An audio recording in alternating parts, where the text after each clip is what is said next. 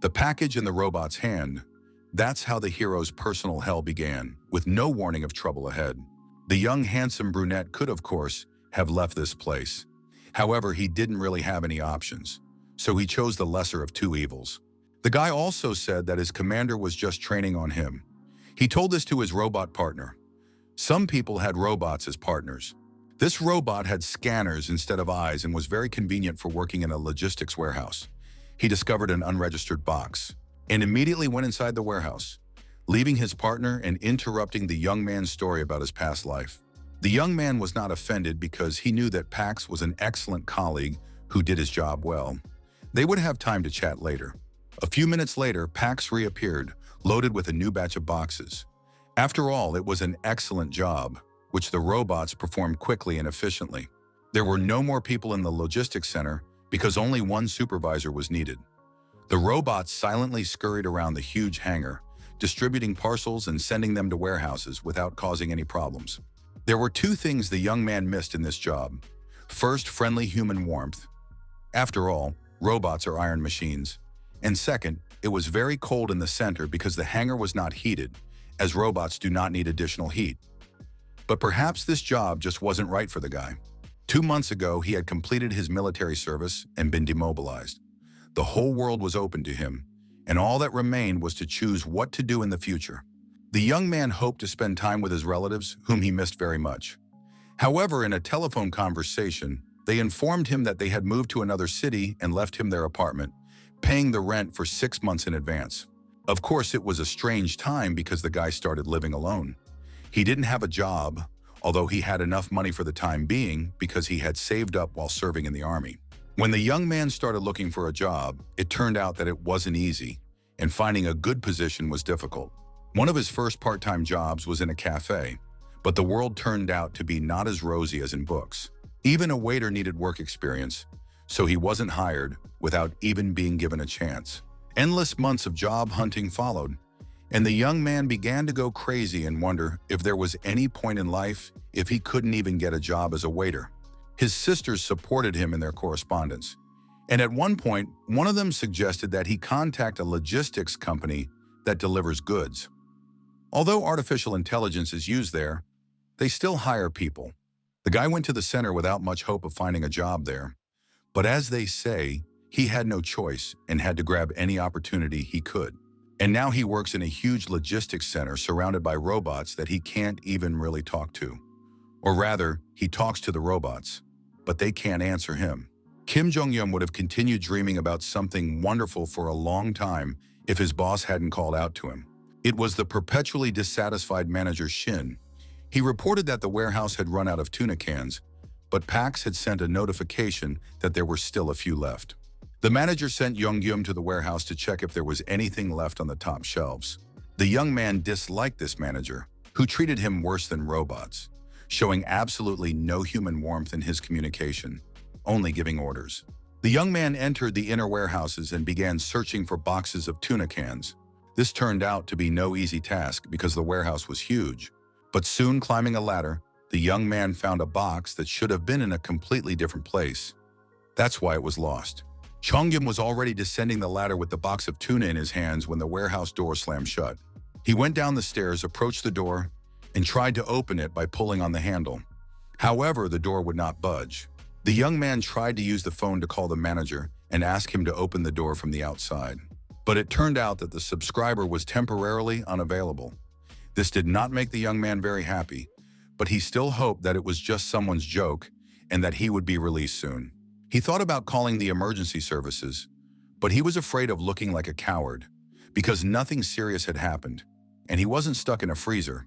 And if he called the rescue team here, he would put the manager Shin in an awkward position. The guy messaged one of his sisters and told her that he was locked in a warehouse. They laughed about it a little, deciding that Yang was managing to relax at work. The girl told her brother that she had heard a building collapse near her house. After that, the connection was lost and the guy became seriously concerned. Now he was worried not only because he was stuck in the warehouse, but also because he couldn't understand what had happened to his sister. The next few moments did not bring any clarity to his life because everything started to shake and an earthquake began. The warehouse was shaking violently and the guy could barely hold on even while sitting down. An alarm sounded throughout the warehouse, illuminating everything around him with a bright red light, and the siren deafened the young man. An announcement came over the intercom that all employees must immediately find shelter and leave the premises. Chong rushed to bang and knock on the doors to let people know he was there. He shouted and called out to someone, but his actions were useless. Putting his pride aside and not caring what his coworkers would think of him, the young man started dialing the emergency services, but soon realized that his phone had lost its cell signal and he couldn't get through to anyone. His mind began to race with possibilities. Perhaps a war had broken out or some kind of disaster had occurred. Of course, in such a situation, there were no good thoughts at all. So the guy was simply torn apart by uncertainty. But what happened next changed his life forever. Someone knocked on the door of the warehouse where Chong was locked up. But they didn't just knock. They left dents from their fists in the iron door. The guy wanted to open the door from the inside, but at the last moment, some inner voice stopped him from doing so. The young man felt that if he made even a sound and revealed his presence, he would die immediately. Because the person who left the dents on the warehouse door was not human, there was nothing to be done.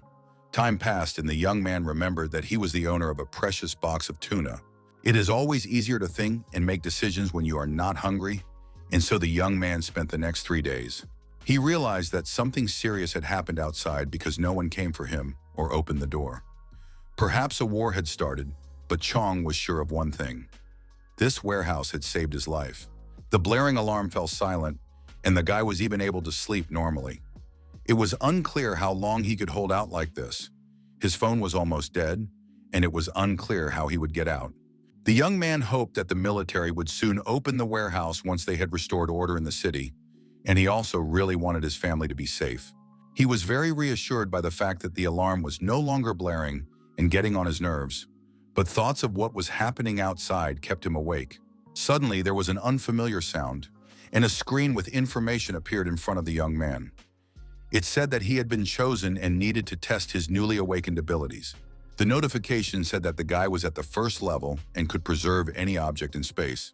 This information greatly pleased and reassured the young man, because he realized that he had completely lost his mind and could no longer distinguish fantasy from reality. But it wasn't so bad, because he was able to hold out alone for 3 whole days, and he chose the one object he wanted to keep for himself almost without thinking. After all, he had nothing with him and nothing to keep. So let the PAX Order Fulfillment Center, where the guy had been working lately, remain intact. In the next moment, space seemed to blur, and he began to fall somewhere, not understanding what was happening. The warehouse was gone. When the dust and smoke settled, the young man could finally see the sunny sky, but the rest did not make him happy at all. The city lay in ruins, with mountains of rubble where the streets had once been. The sky was ablaze with the evening glow, as if mocking the people. Streets, broken asphalt, dead trucks and cars, human bodies. Here on the stones lay the dead warehouse workers, all covered in smoke and dust with no signs of life. At that moment, the space flickered again, and the sound of a save notification sounded. The surrounding scene so shocked the young man that he couldn't help himself.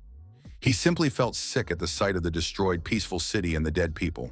Suddenly, the boy's head spun and began to ache, and the alert announced that the process was being updated. The boy had already begun to come to his senses, still crouching on the ground, when suddenly a huge shadow appeared next to his own, catching the young man's attention. Chong froze in horror, not understanding what was behind him, and there, standing in all its gigantic height, was a huge monster, a goblin. Drenched in sweat from fear, the young man tried to stifle a scream, covering his mouth with his fist, and, calming down, remembered that he had heard a loud roar 3 days ago when he was locked up. A huge foot of an unknown object appeared near the boy. It was similar to a human foot, but gigantic in size and covered in blood. It was clearly not a bear or a gorilla. The young man could no longer restrain himself. He ran at full speed, screaming for help and calling for someone to save him. The goblin hesitated for a moment, but realizing that his meal was running away, he let out a wild scream and roar and set off in pursuit. He had no intention of falling behind and pursued the young man, who still couldn't understand who was chasing him. Soon, Chong could see that it was an orc. It was unclear where it had come from and why it was running so fast. The young man didn't have time to come up with a plan, so he just ran through the streets of the city, continuing to scream and ask for help. But he already understood that if this continued, it would be the end of him. Another notification informed him that synchronization was complete and he could enter the subspace. A glowing screen appeared in front of him. The guy ran up to it, and just as the goblin was about to grab him by the shoulder, the young man thought it was too late. However, his head was already in the glowing circle, and closing his eyes, he squeezed them shut and prepared to die. Chongyam stood there, covering his head with his hand and trying to push away the orc, who was no longer there. The boy opened his eyes and found that he was safe, and the huge, terrifying monster was standing on the other side of the passage, as if behind glass, unable to reach the young man. Still reeling from the shock, Zhang saw a drone in front of him and asked if the goblin really couldn't enter. The drone confirmed that without the boy's permission, no living creature, object, or energy could enter or leave the subspace. The young man listened to this information, still not understanding who he was talking to and who was telling him this. The young man looked around and realized that he was in his logistics center, which he had saved when he was asked to save one object. Chongyam couldn't believe his eyes and didn't even know what to ask the drone. After assessing the situation, he realized that the entire logistics center, along with the robots and goods, had indeed been placed in his subspace. Soon, a notification informed him that he had entered his subspace for the first time and received a reward, 1 magic stone. This magic stone was a piece of rock in the shape of a rhombus that glowed and radiated energy. What to do with this stone was not yet clear. Meanwhile, the goblin continued to pound on the entrance to the subspace. He still had no intention of giving up on eating the young man, as evidenced by his bloodthirsty, hate-filled gaze and his jaw with huge fangs, full of saliva and emitting terrifying growls. The boy asked again if the goblin could enter the subspace, but received confirmation that this would not happen. He was then given information about the logistics center and all the products it contained. He was also told about the characteristics of the items that could be delivered. The young man also learned that there were 2 minutes left before the shutdown and that he could use the magic stone to supply himself with energy and support the objects in the subspace. At that moment, Chan had only 1 stone, enough to sustain the entire object for a day. The drone reported that the logistics center located in the young man's subspace was powered by magic stones. Although it sounded unreal, it was true, and Pax became smarter than he had been before the apocalypse. However, before he could answer the rest of the questions, Pax's drones took to the air and flew away.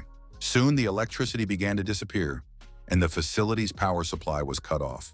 The drone reported that in the event of a power outage, Pax's products could be damaged. The delivery system allowed fresh produce and meat to be stored and delivered, chilled and frozen, as it had been before. But now the situation outside was dire, and the war zone prevented factories from operating, so food became very important for survival. And if the power to the refrigerators where the food was stored was cut off, all the food would be ruined. This meant that the logistics center had to be kept operational. The drone reported that the center was being held up by a single stone for 24 hours. It remained to be seen where the young man could get more magic stones. It turned out that they could be obtained from creatures from another world, who now ruled the streets of the city. Kong realized that they were talking about goblins and various other monsters. The young man gave the magic stone to the robot so that it could keep the logistics center operational. The young man himself turned to Pax for help in getting the necessary items from the warehouse. It was a box of cold weapons, all kinds of axes, knives, cleavers, and the like. The guy picked a camping axe from the box, which could come in handy. It would be difficult to get close enough to the goblin to strike it. Therefore, he would have to throw knives at it. However, there weren't that many knives. If he threw them left and right, they would quickly run out. And anyway, it was unclear whether they would do any damage at all, given that orcs have very thick and muscular skin. So Chan chose a camping axe and decided to try it out on the goblin, who was waiting for him near the exit from the subspace. The young man decided that it was not necessary to kill the orc right away. He just needed to inflict a serious wound on him, and then he would see what to do next. The guy remembered his military past when he served in the special forces and threw the axe at the orc. The creature let out a loud roar, but it didn't even move or budge from its spot. Kong realized that he simply lacked the physical strength to even wound his opponent. Another camping axe beckoned with its light, as if showing that it could be useful in this battle. The guy had no other options. He just wanted to find a couple more axes like that among the remains. While Pax checked the information on camping axes, Chong continued to plan his attack, intending to throw something heavy at the orc because he wasn't sure he could pierce it with an axe. Pax found out that there were 15 camping axes in the warehouse. That wasn't very many. They would have to make them last a long time. The young man asked the robot where he could get them and went to gather his arsenal. Every time the guy picked up an axe, it was immediately duplicated. It turned out that all objects in the subspace were created by converting real objects into information so they could be duplicated. Even if they were lost or broken, they would never run out, which was excellent news. It turned out that this logistics center was an endless supply of absolutely everything. Moreover, the young man did not need to think about how to use resources more economically. He could use as many weapons as he needed without worrying that he would be left with nothing. However, it seemed that the young man would still have a hard time because the orc was very strong physically. Pax explained that this was not necessary because the young man could automatically send orcs outside the space. This could only be done once every 30 seconds, but over time the guy would improve his ability and be able to reduce the delivery time. Chongyum had to think about the necessary item and say the word delivery, and the item would be sent automatically. This was the young man's unique ability, which he could improve in his next missions. The effect was immediately tested on the goblin. Everything worked perfectly. In a second, the body of the huge creature lay lifeless in the middle of the street. The current delivery speed was 60 kilometers per hour. Pax told the guy that it could also be adjusted and increased. To increase the maximum speed, it was necessary to improve the delivery ability. This could be done with magic stones, and the guy could get magic stones from the bodies of slain monsters. A plan for further action began to take shape in the young man's mind.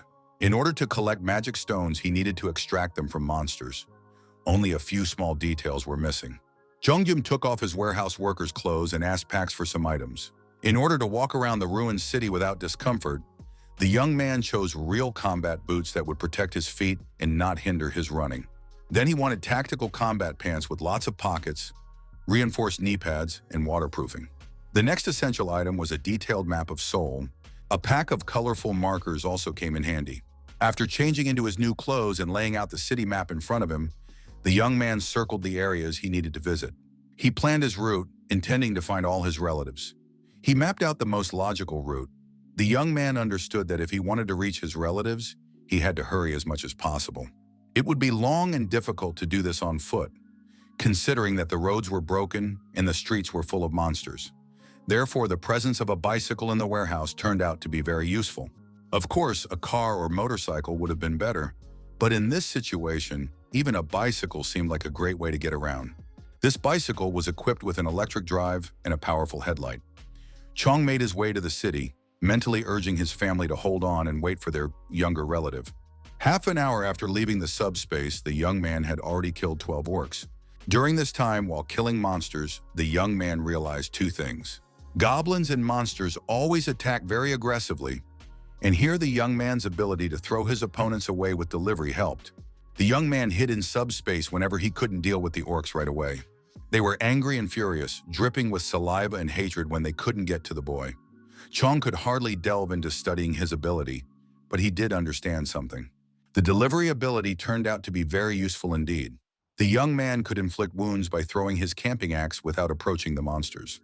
However, he had to practice because he regularly missed due to the long distance and the long reload time of 30 seconds. But his performance improved each time with the help of magic stones.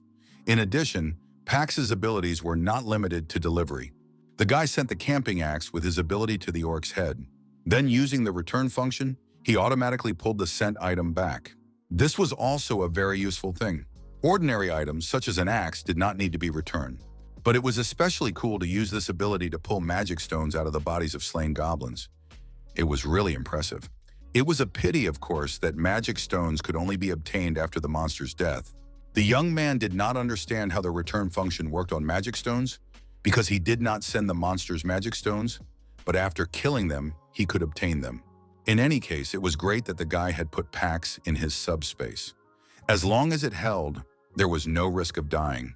Therefore, he needed to bring his whole family here as quickly as possible. But there was something else that Jean Guillaume had managed to figure out at this stage. Among the creatures that were beyond reason and did not belong to the human world, there were not only orcs and goblins. Flying creatures like dragons, which devoured goblins like flies, posed a huge danger. The young man understood that killing such a flying monster would not be easy because of its size and wings.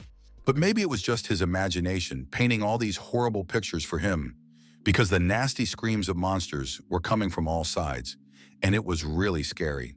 Suddenly, a sound like a human scream reached Cheon-gyom's ears, and he even made out the word, "help." Soon he saw a man running in his direction. This man was alive but very frightened. He was being pursued by a huge flying dragon, which had almost caught up with the fugitive. The monster spread its tail and struck the man in the back. The stranger fell to the ground, and at that moment another man ran after him, trying to help his friend and get him off the road. While saving his friend, the man did not notice that the dragon was already approaching him. A huge mouth filled with long, sharp teeth opened above the man, ready to bite off his head like an apple. And now there was no chance of salvation.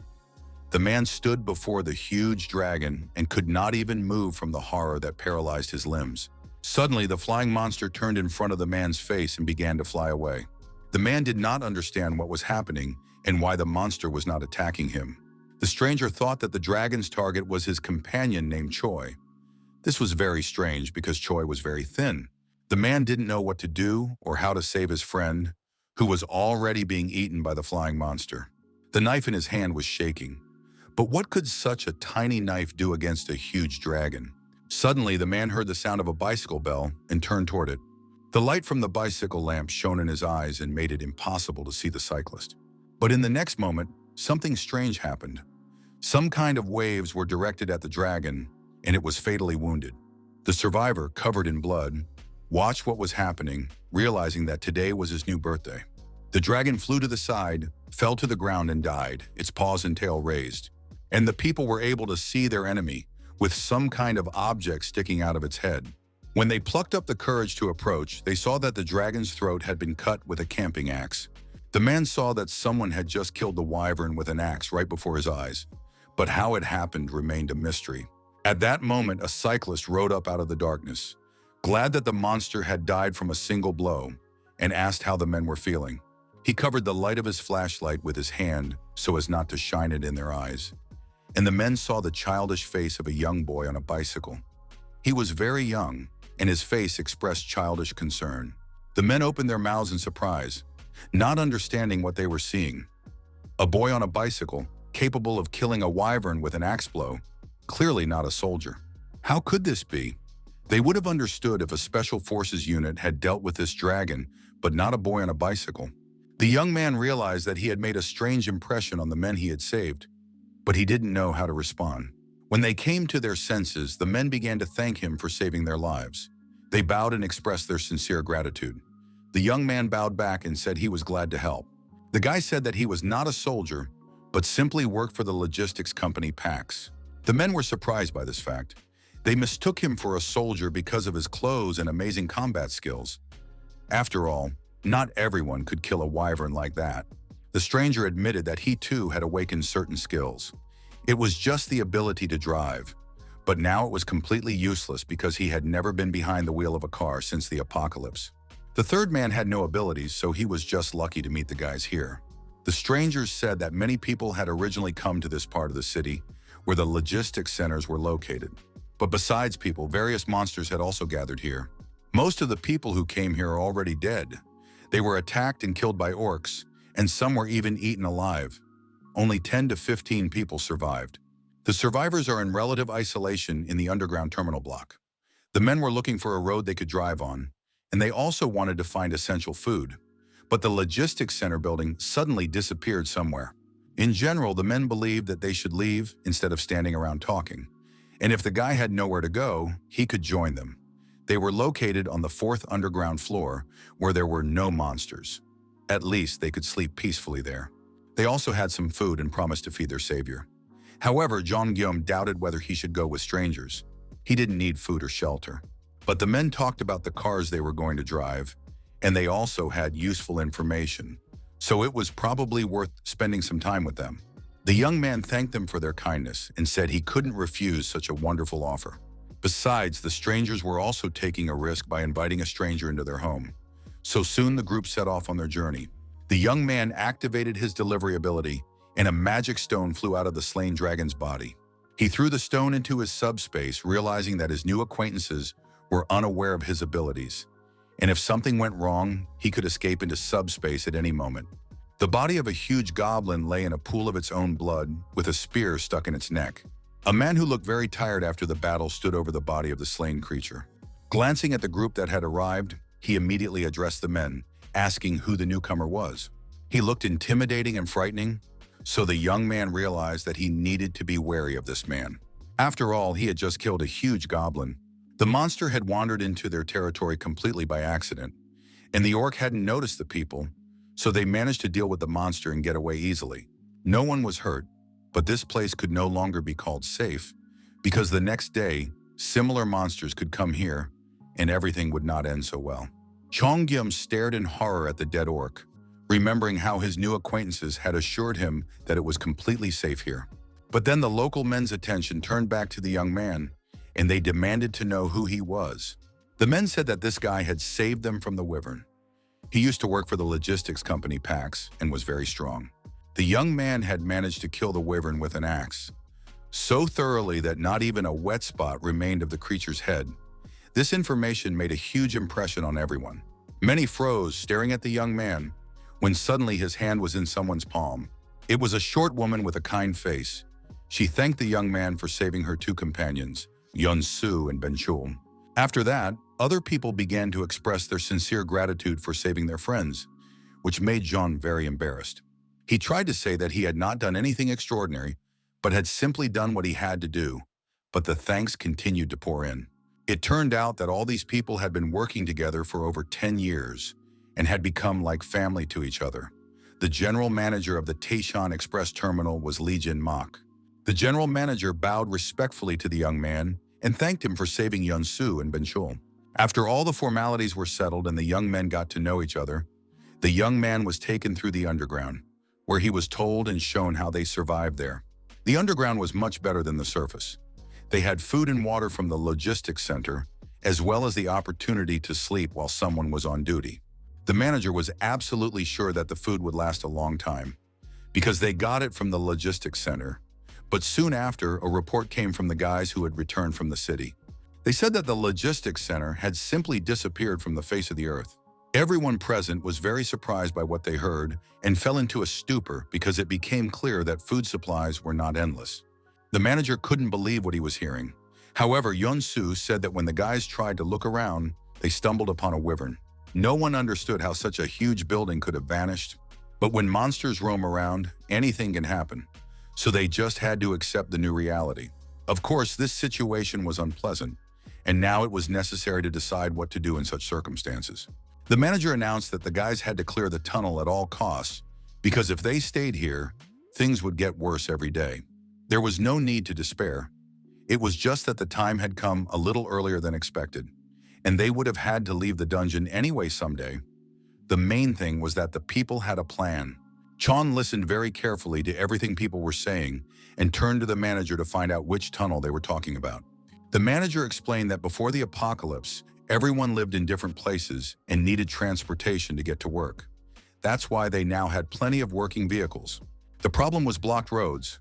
The road to the north was blocked by a golf course. The eastern direction was littered with containers, and the southern highway was destroyed. The tunnel to the west remained the only option, but a flock of wyverns had settled there. Until today, people had been living off food from the logistics center, but now they had to force their way through the tunnel. The manager told the young man that he didn't have to go with them. After all the roads were blocked only to vehicles, and on a bicycle he could leave this place in any direction. However, Jongyum said that he needed normal transportation because he was going to search for his family and believed that he had to help people. The young man confirmed that he would definitely go to help and do everything necessary to clear the tunnel for himself and the others.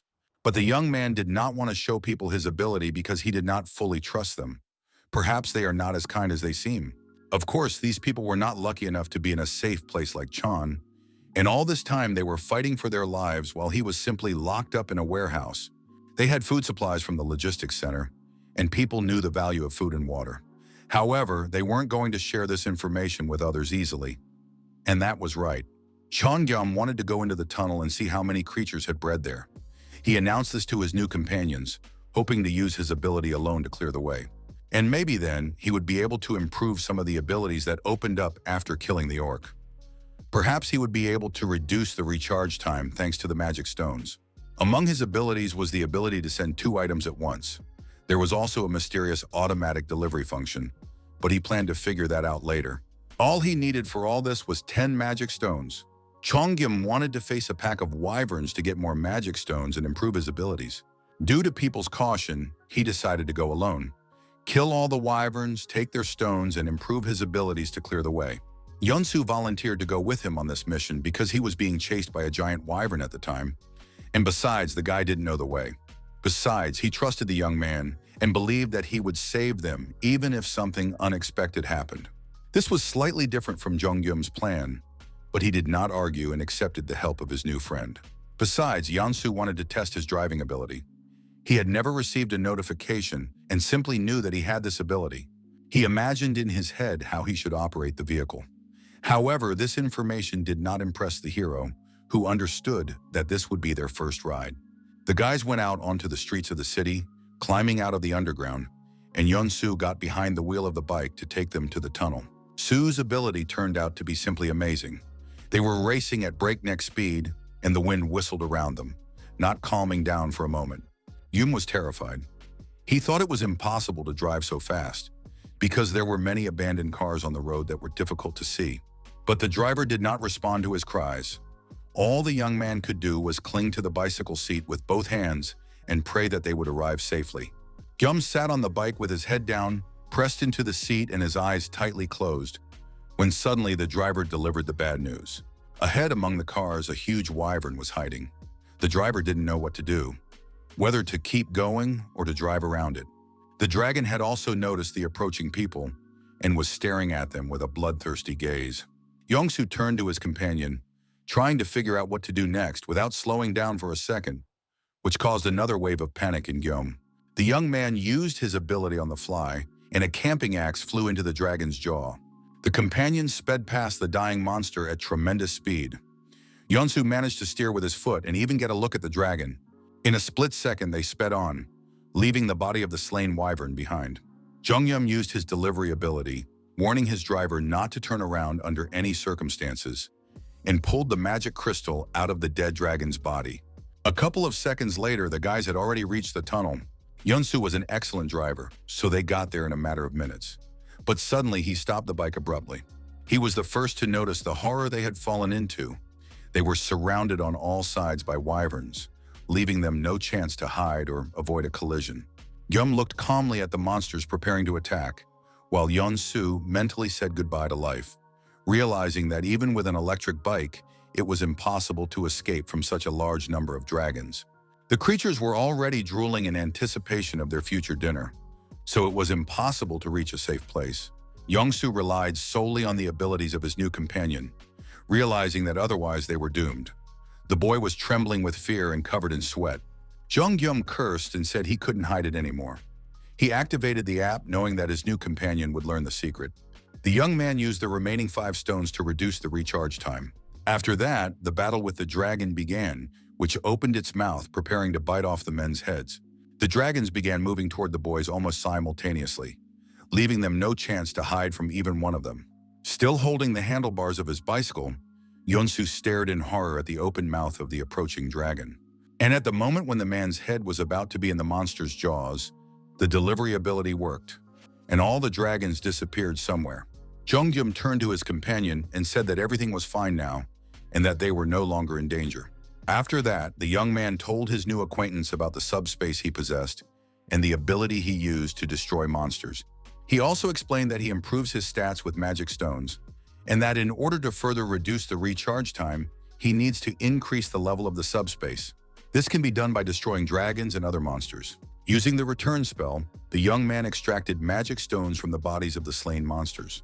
Jongyum warned Yongsu not to stray from him and to prepare his camping axe so that he could use it at any moment. Yongsu's head was swarming with questions about the logistics center, packs, and the abilities of his new acquaintance. However, that wasn't so important right now.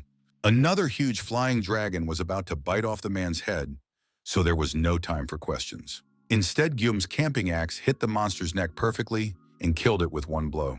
Having dealt with one wyvern, the young man began to fight the other, while the cyclist stood spellbound and stunned.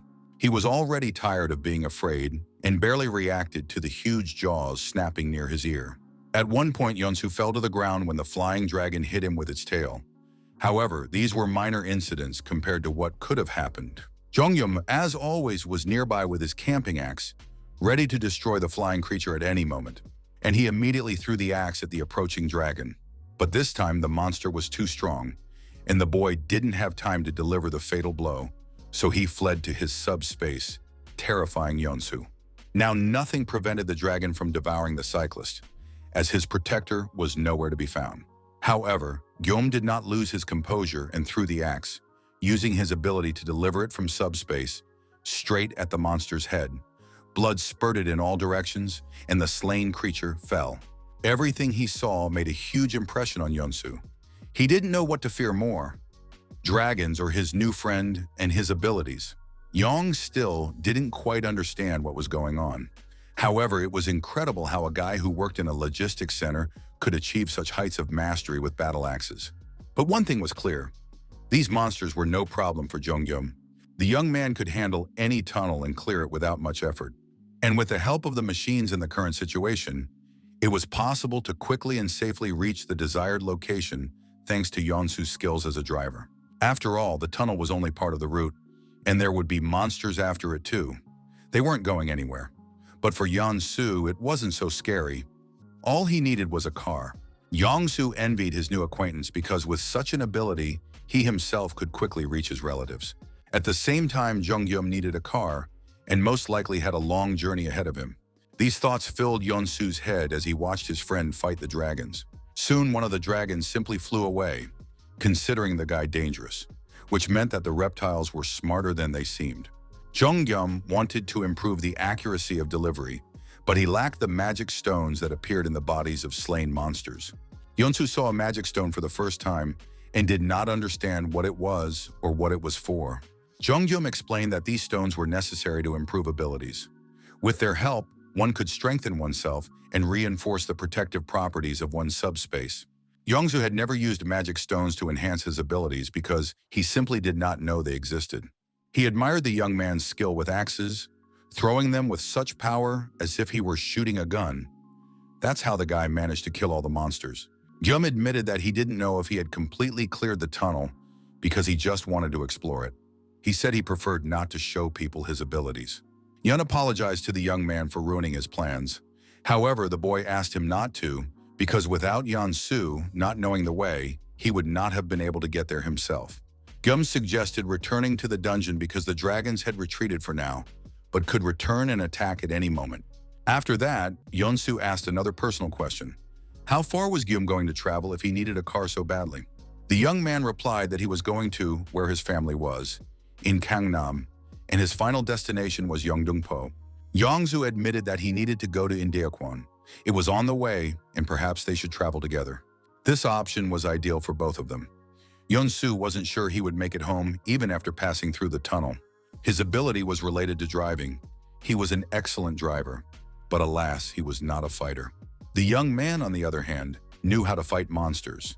And if they were going the same way, why not join forces?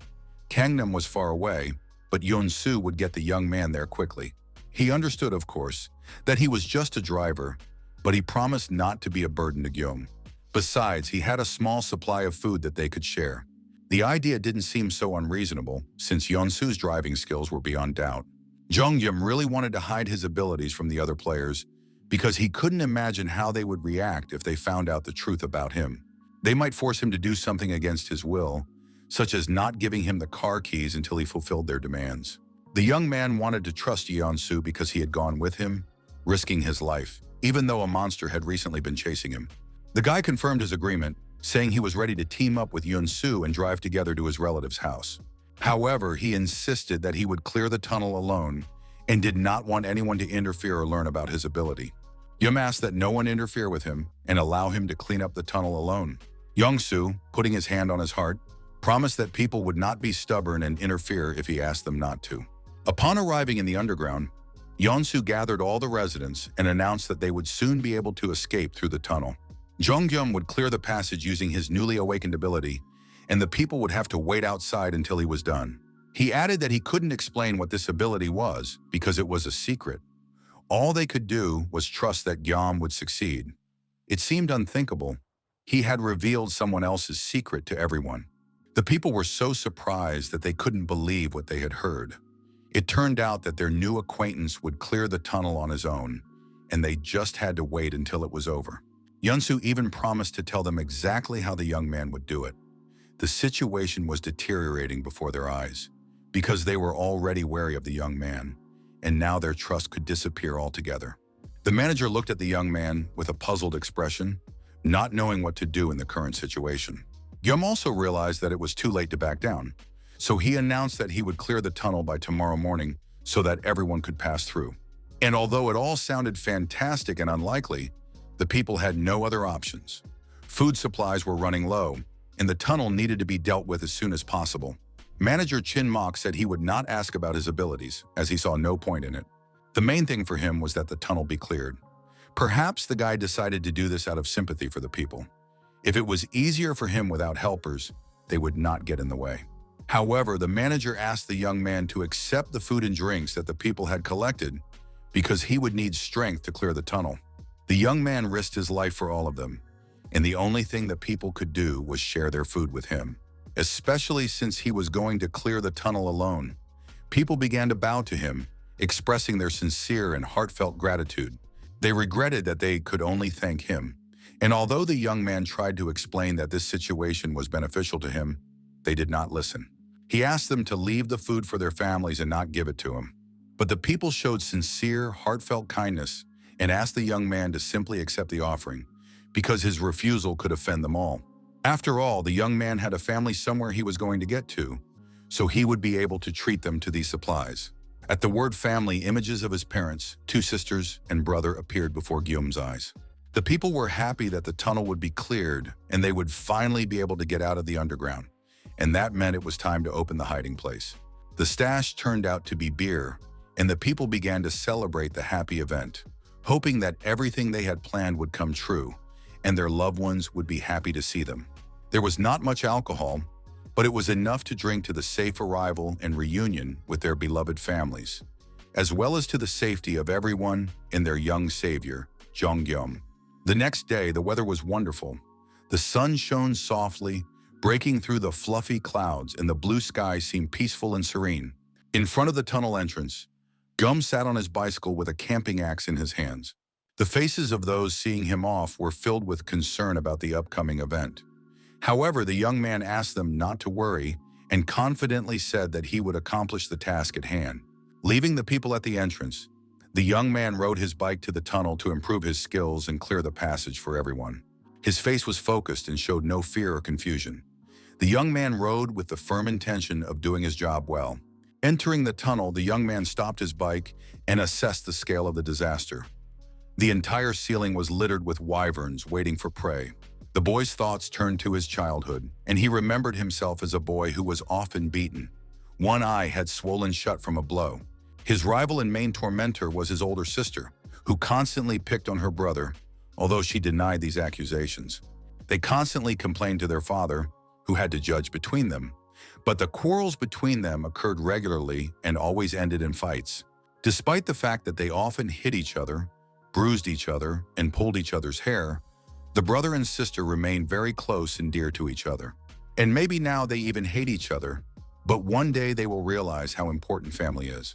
Dad would have continued lecturing the children for a long time if Mom hadn't intervened, wanting him to help her with the housework instead of endless conversations. The night before, when people got drunk and relaxed, they all, in one way or another, began to remember their families. And even the manager was in tears thinking about his children. Soon everyone fell into a drunken sleep, and loud snoring echoed through the dungeon. It was simply impossible to sleep in such conditions. In addition, some were already thirsty and wanted water. In the middle of the night, Yunsu had to replace his colleagues on duty when he noticed that Gyum was nowhere to be found. The guard said he had gone outside to get some air. Yongsu went in search of his new acquaintance and soon found him near some huge trucks. He was worried that the young man wasn't resting because a difficult day and a battle in the tunnel lay ahead. Perhaps he just didn't feel comfortable sleeping underground. But the guy said he just couldn't sleep and had been busy gathering small gifts for all the inhabitants of the underground. Their kindness sincerely touched the young man. He didn't load the trucks completely to make them easier to drive, but in principle, the supplies should have been enough. It was the last of 15 trucks that he had already loaded with food and essential items. Gyum asked him not to tell anyone about this until the tunnel was cleared.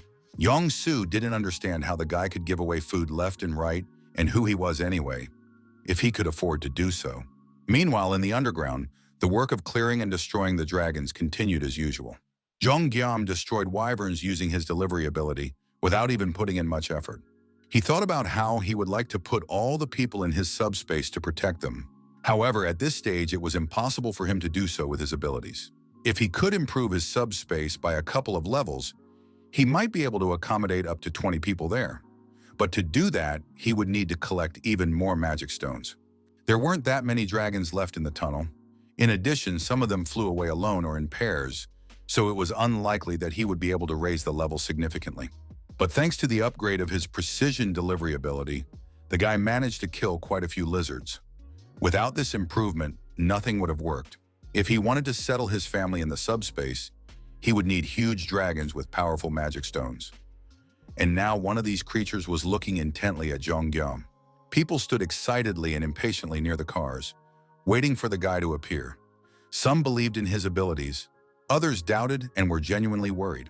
Thoughts of helping him arose, but that could only ruin everything. So they decided not to interfere and just wait for his return. Soon Jong-gyam himself appeared from the tunnel. His shirt was splattered with blood and his face was gray from dust and smoke. However, as he drew closer, he radiated satisfaction with the work he had done, and the sun's rays illuminated this pure, sincere, and kind young man.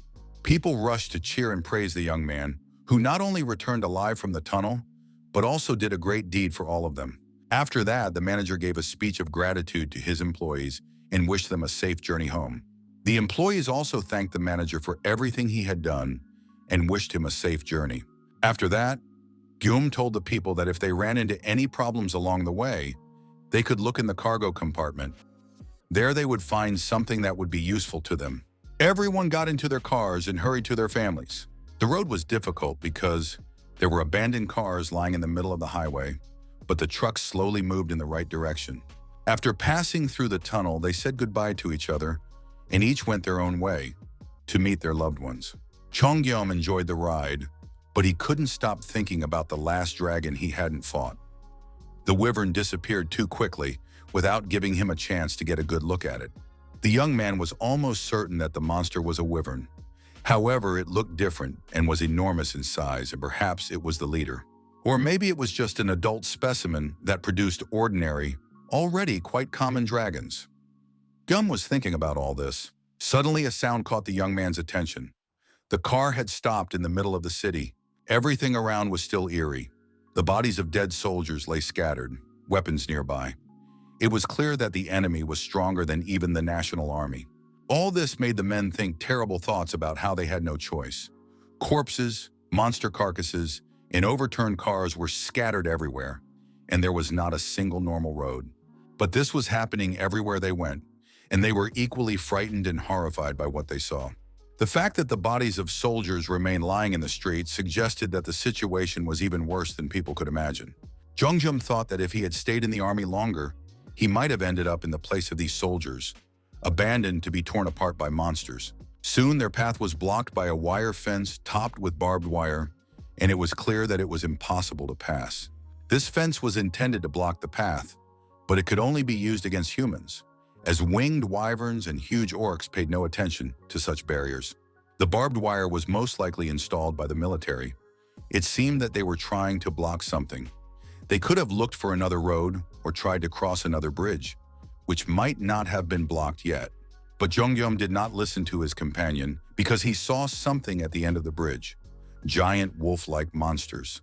The young man immediately figured that if he killed these creatures, he would be able to improve his subspace, although Yeon-soo was already about to turn back at that moment. However, before he did so, a daring plan formed in Guillaume's mind.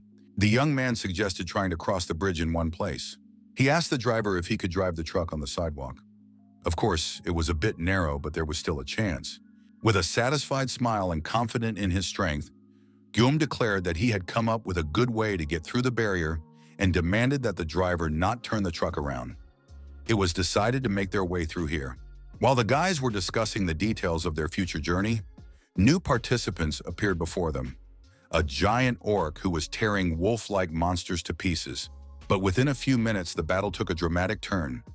The pack of wolves devoured the orc in a matter of seconds. The monsters tore each other apart, ripping flesh and spraying blood in all directions. The humans watched with their mouths agape, amazed at the bloodthirstiness and power of the monsters. Yangsu asked his partner again if he really wanted to cross this bridge. Guillaume said that when he was a child, he used to play a computer game where 3 races were at war with each other. In this game, you could customize the maps and additional options as you saw fit. Guillaume's favorite map was one where you had to fight off hordes of monsters using limited resources. Now they were in a similar situation. The driver turned the truck so that the rear end was facing the desired spot in the wire fence. He did everything as Guillaume had instructed and broke through the wire fence with the rear of the truck. Their actions attracted the attention of the monsters, who were already finishing off an unlucky orc that had crossed their path. The young man had wanted to try out the new option for a long time, but he didn't think the opportunity would come so quickly. He ordered Tax to use all the remaining magic stones to improve the truck's performance. Soon his delivery speed increased and automatic delivery was activated, allowing him to destroy several monsters at once. The young man was ready to face the pack of wolf-like creatures that were already rushing towards him, intent on tearing him apart. Guillaume began fighting the pack of monsters with huge refrigerators, which he threw, knocking the monsters down in midair. Almost immediately, he received 12 magic stones and thought that it was not in vain that he had improved the range and accuracy of delivery after clearing the tunnel. He could have thrown an axe, but the delivery direction was only slightly adjusted. These wolf-like monsters were very fast, and even if he threw an axe at them, they could dodge it at high speed. Moreover, they did not stop attacking, even when they saw the death of their fellow creatures. Given the situation and the speed of delivery, it was best to throw refrigerators at the monsters. They couldn't dodge them in time. In addition, the refrigerator was not only large and knocked down several monsters at once, but also weighed a decent amount, thanks to which it crushed the creatures. This was made possible by improved automatic delivery. The process of destroying monsters became very convenient, and it was almost impossible to keep track of it. The huge creatures did not have time to reach the young man, meeting their death in midair. The flying refrigerator spared no one. Yongsu sat locked in the truck's cab and watched the battle unfold in the rearview mirror. Monsters and refrigerators flew through the air. The sight was enough to drive anyone mad. No one had ever seen flying refrigerators before. At the same time, Yunsu understood that there couldn't be that many refrigerators in the truck. Where did they come from? And what was going on in general? Perhaps they were somehow reappearing. Of course, Guillaume took the axes from the slain monsters. But what about the refrigerators? It was unclear. Yunsu's head was bursting with thoughts, while Guillaume suggested a snack. It dawned on the driver that the young man's supplies were endless. This knowledge struck him as much as everything else. He thought the guy was collecting axes because there weren't many of them, but it turned out there was a whole wagon load. Guillaume said he was picking up the axes so they wouldn't lie on the road and hurt someone. Perhaps Yunsu just didn't understand everything correctly. However, the young man did not deny that his supplies were endless, and the guys agreed to have a snack while the refrigerators continued to destroy monsters. Yunsu continued to argue that he still didn't know what abilities the guy had, but it didn't matter anymore. They were enough to get the job done. Yongsu said he was very grateful to Guillaume for clearing the tunnel and helping them get to the city. If they crossed the bridge, they would reach his home in about an hour. Yunsu hoped that nothing had happened to his family and believed that they were all right. To distract himself from his sad thoughts, Guillaume said that Yunsu couldn't appear in front of his family looking like that. It would take some time to destroy the wolf-like monsters, so the boys could find some clothes for Yunsu. At first, the driver was embarrassed, surprised that the young man was even helping him with clothes. However, he didn't have to beg him for long, and soon he voiced his preferences. Now there was a very cool guy behind the wheel, wearing aviator sunglasses and a stylish jacket that resembled the uniform from the movie Top Gun.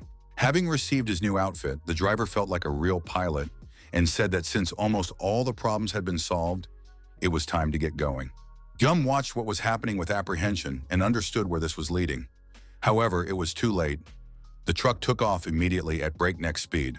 It raced across the bridge, crushing the surviving monsters and not slowing down for a moment. The truck raced so fast that it left no chance for anyone. The frightened creatures were left far behind. Less than half an hour later, the truck reached its destination before John Gum lost consciousness from motion sickness. What his companions saw was very sad. Houses were destroyed, streets were littered with debris, windows were broken, and there were no signs of living souls. The buildings were in terrible condition, but there were no corpses in sight. The absence of dead bodies on the street gave him hope that Yeonsu's family was all right. However, when all that remained was to open the door, the man was terrified. The truth he might find behind that door paralyzed him. Perhaps it would have been better to remain in ignorance than to confirm that his family had perished. Jonghyun guessed how his friend felt and offered his help. He understood how eager he was to see his family, and now the man was paralyzed with fear. He was afraid to find dead bodies inside. Gyum volunteered to help his friend. He put his hand on the driver's shoulder, which was covered in sweat from tension and fear. Jonghyun asked permission to ring the doorbell instead of Yeonsu. No one wants to confirm the death of their family, even if the probability is low. In Yeonsu's place, no one would want to open that door. Gyum asked his friend to get ready and was about to knock on the door when something happened. The door swung open silently, and the men looked at what was hidden behind it. A beautiful young woman and a little 5-year-old girl were standing on the threshold of the apartment. They were frightened, but immediately recognized Yeonsu. The woman couldn't believe her eyes. She couldn't believe that the man she loved, whom she had mourned for the past few days, was standing in front of her, alive and well. In a burst of joy and happiness, Yeonsu rushed to his beloved women. He hugged his wife, and his daughter clung to his pants and pressed herself tightly against her father. What followed was a touching scene: tears, sobs, joy, and happiness. The woman said that she heard voices behind the door and saw a man who looked like her husband through the peephole. When the initial emotions subsided, everyone remembered Gyum, who was standing quietly nearby, trying not to disturb the happy family. Yeonsu introduced the young man as his savior, thanks to whom he was able to get here safely. But Gyum was already very far away in his thoughts. The guy had lost a lot of strength fighting monsters. He hadn't slept the night before the tunnel cleanup, so his eyes closed and he simply fell asleep. Gyumu dreamed of his father, who was sitting very seriously. They were at his grandfather's funeral, and his father told him that parting does not always bring only sadness. The more time people spend together, the stronger their feelings of affection, gratitude, and regret become. Therefore, the moment of parting does not necessarily have to be sad. His father felt more gratitude to his parent for allowing him to experience true love. After all, when you give without asking for anything in return, it's hard to understand. But someday, Gyum will grow up and realize that love is not easy to receive and not easy to give. Then he dreamed of another fight with his older sister, who was practicing her moves on her little brother. She justified herself by saying that she didn't hit him. She put a pillow there to soften the blow, but the boy still ran to his father to complain. However, Dad didn't take either side because he knew that one day the children would stop fighting and understand how important and valuable family is, and that the love in their hearts is the most important thing. Years passed. The children grew up, and it became more and more difficult to gather everyone around the table. After some time, the children grew further apart as they grew up. The older brother advised Kim Sol to join a boxing club. Finally, it was time for Gyum to go to middle school. He was very happy and proud of himself. However, the boys did not want to be friends with him because their suits were more expensive, and so were their phones. Gyum got his older brother's jacket, which was full of holes and worn out.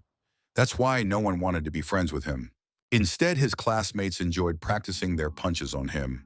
Besides Gam, there was another bespectacled boy who was regularly beaten up by the other boys and couldn't defend himself, so they were both considered weaklings. During one such fight, when a classmate was about to deliver a powerful blow, someone grabbed his arm and stopped his fist in midair.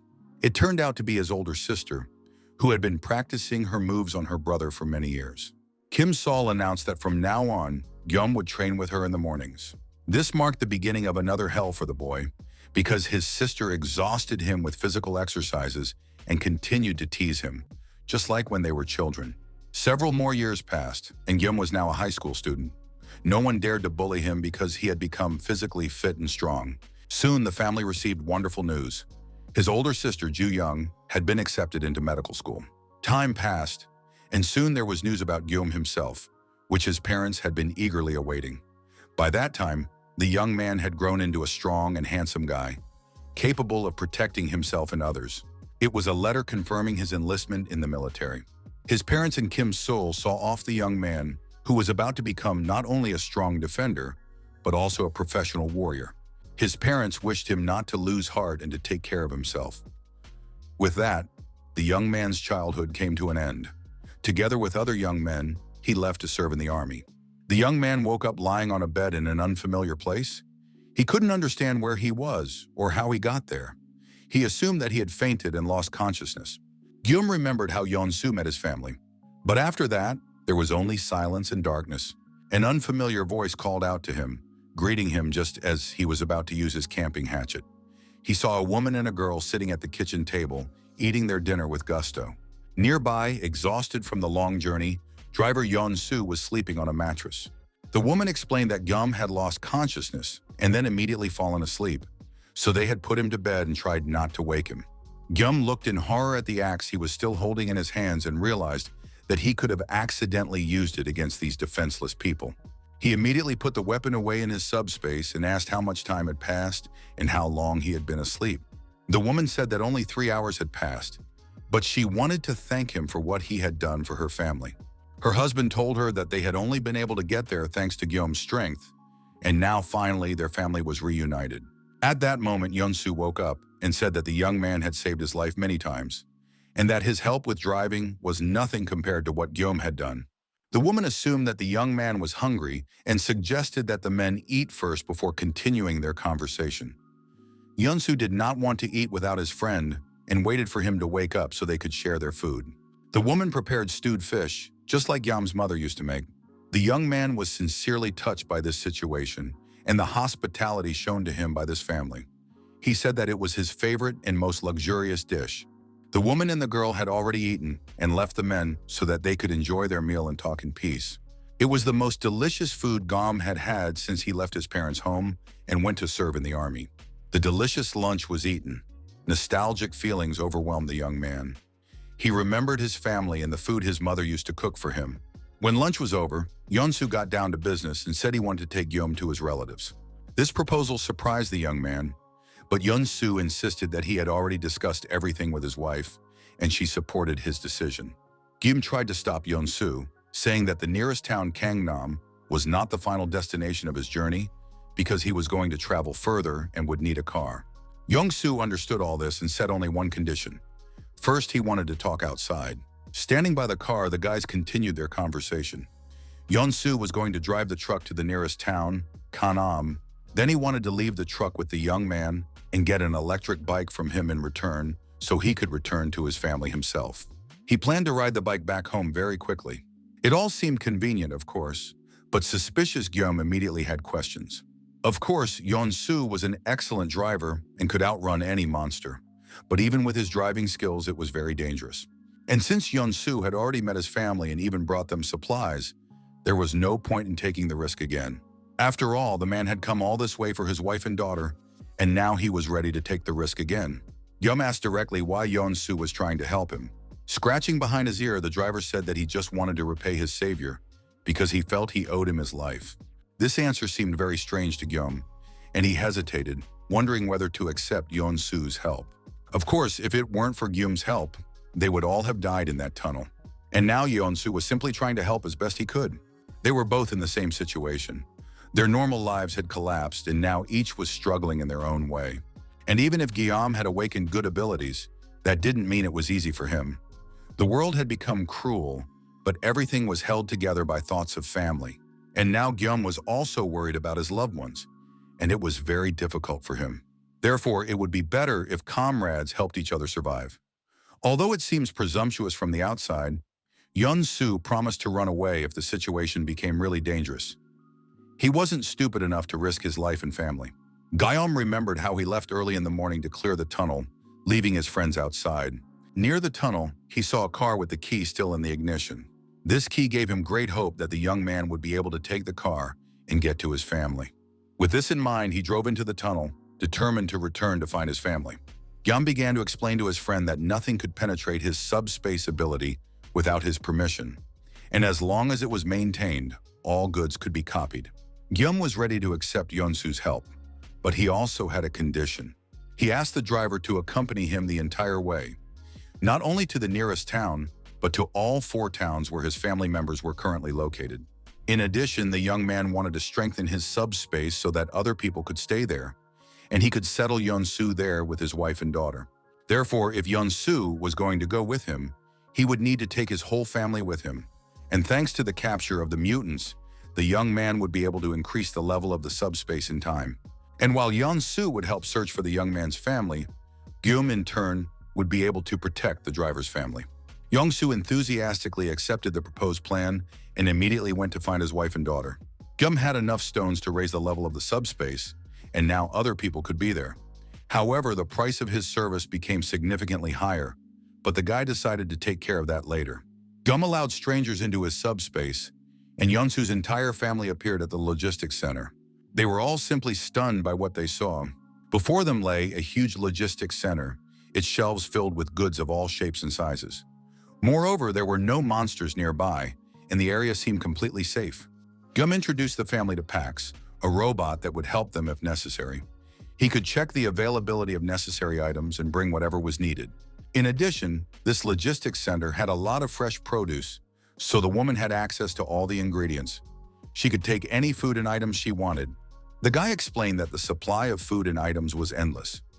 Everything was duplicated every time something was taken, so there was no need to be shy. They could use absolutely everything.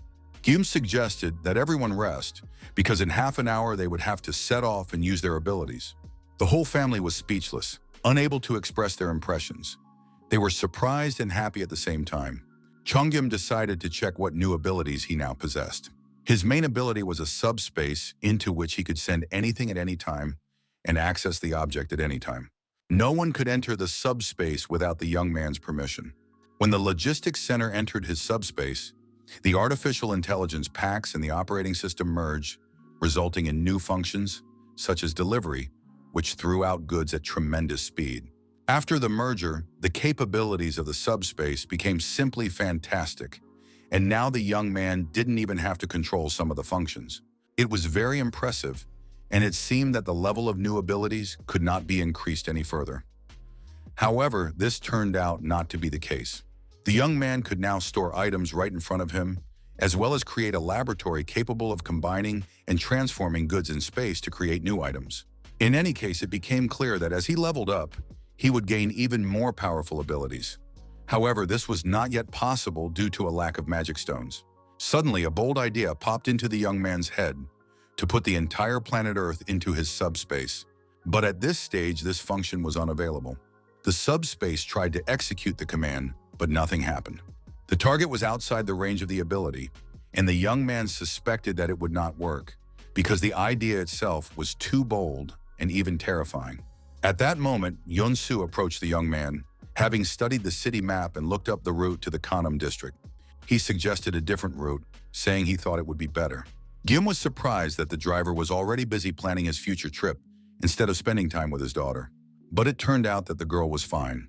She had gathered her favorite toys, played to her heart's content, and was now fast asleep, feeling completely safe. Yeonsu thanked the guy again for his help, but he replied that everything was fair.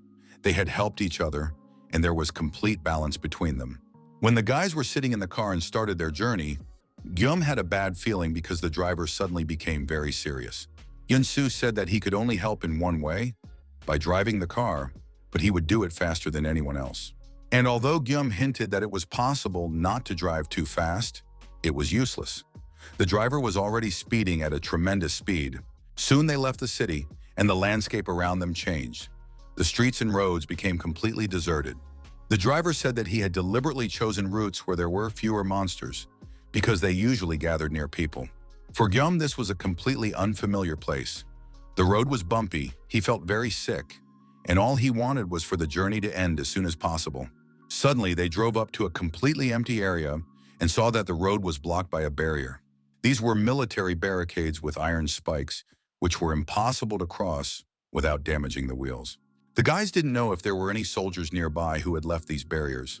But then Gyum saw the headlights of the car that was chasing them in the side mirror. The equipment and weapons in that car did indeed belong to the military, but the people inside were clearly not soldiers. It seemed that they had set up an ambush and were watching the truck approach.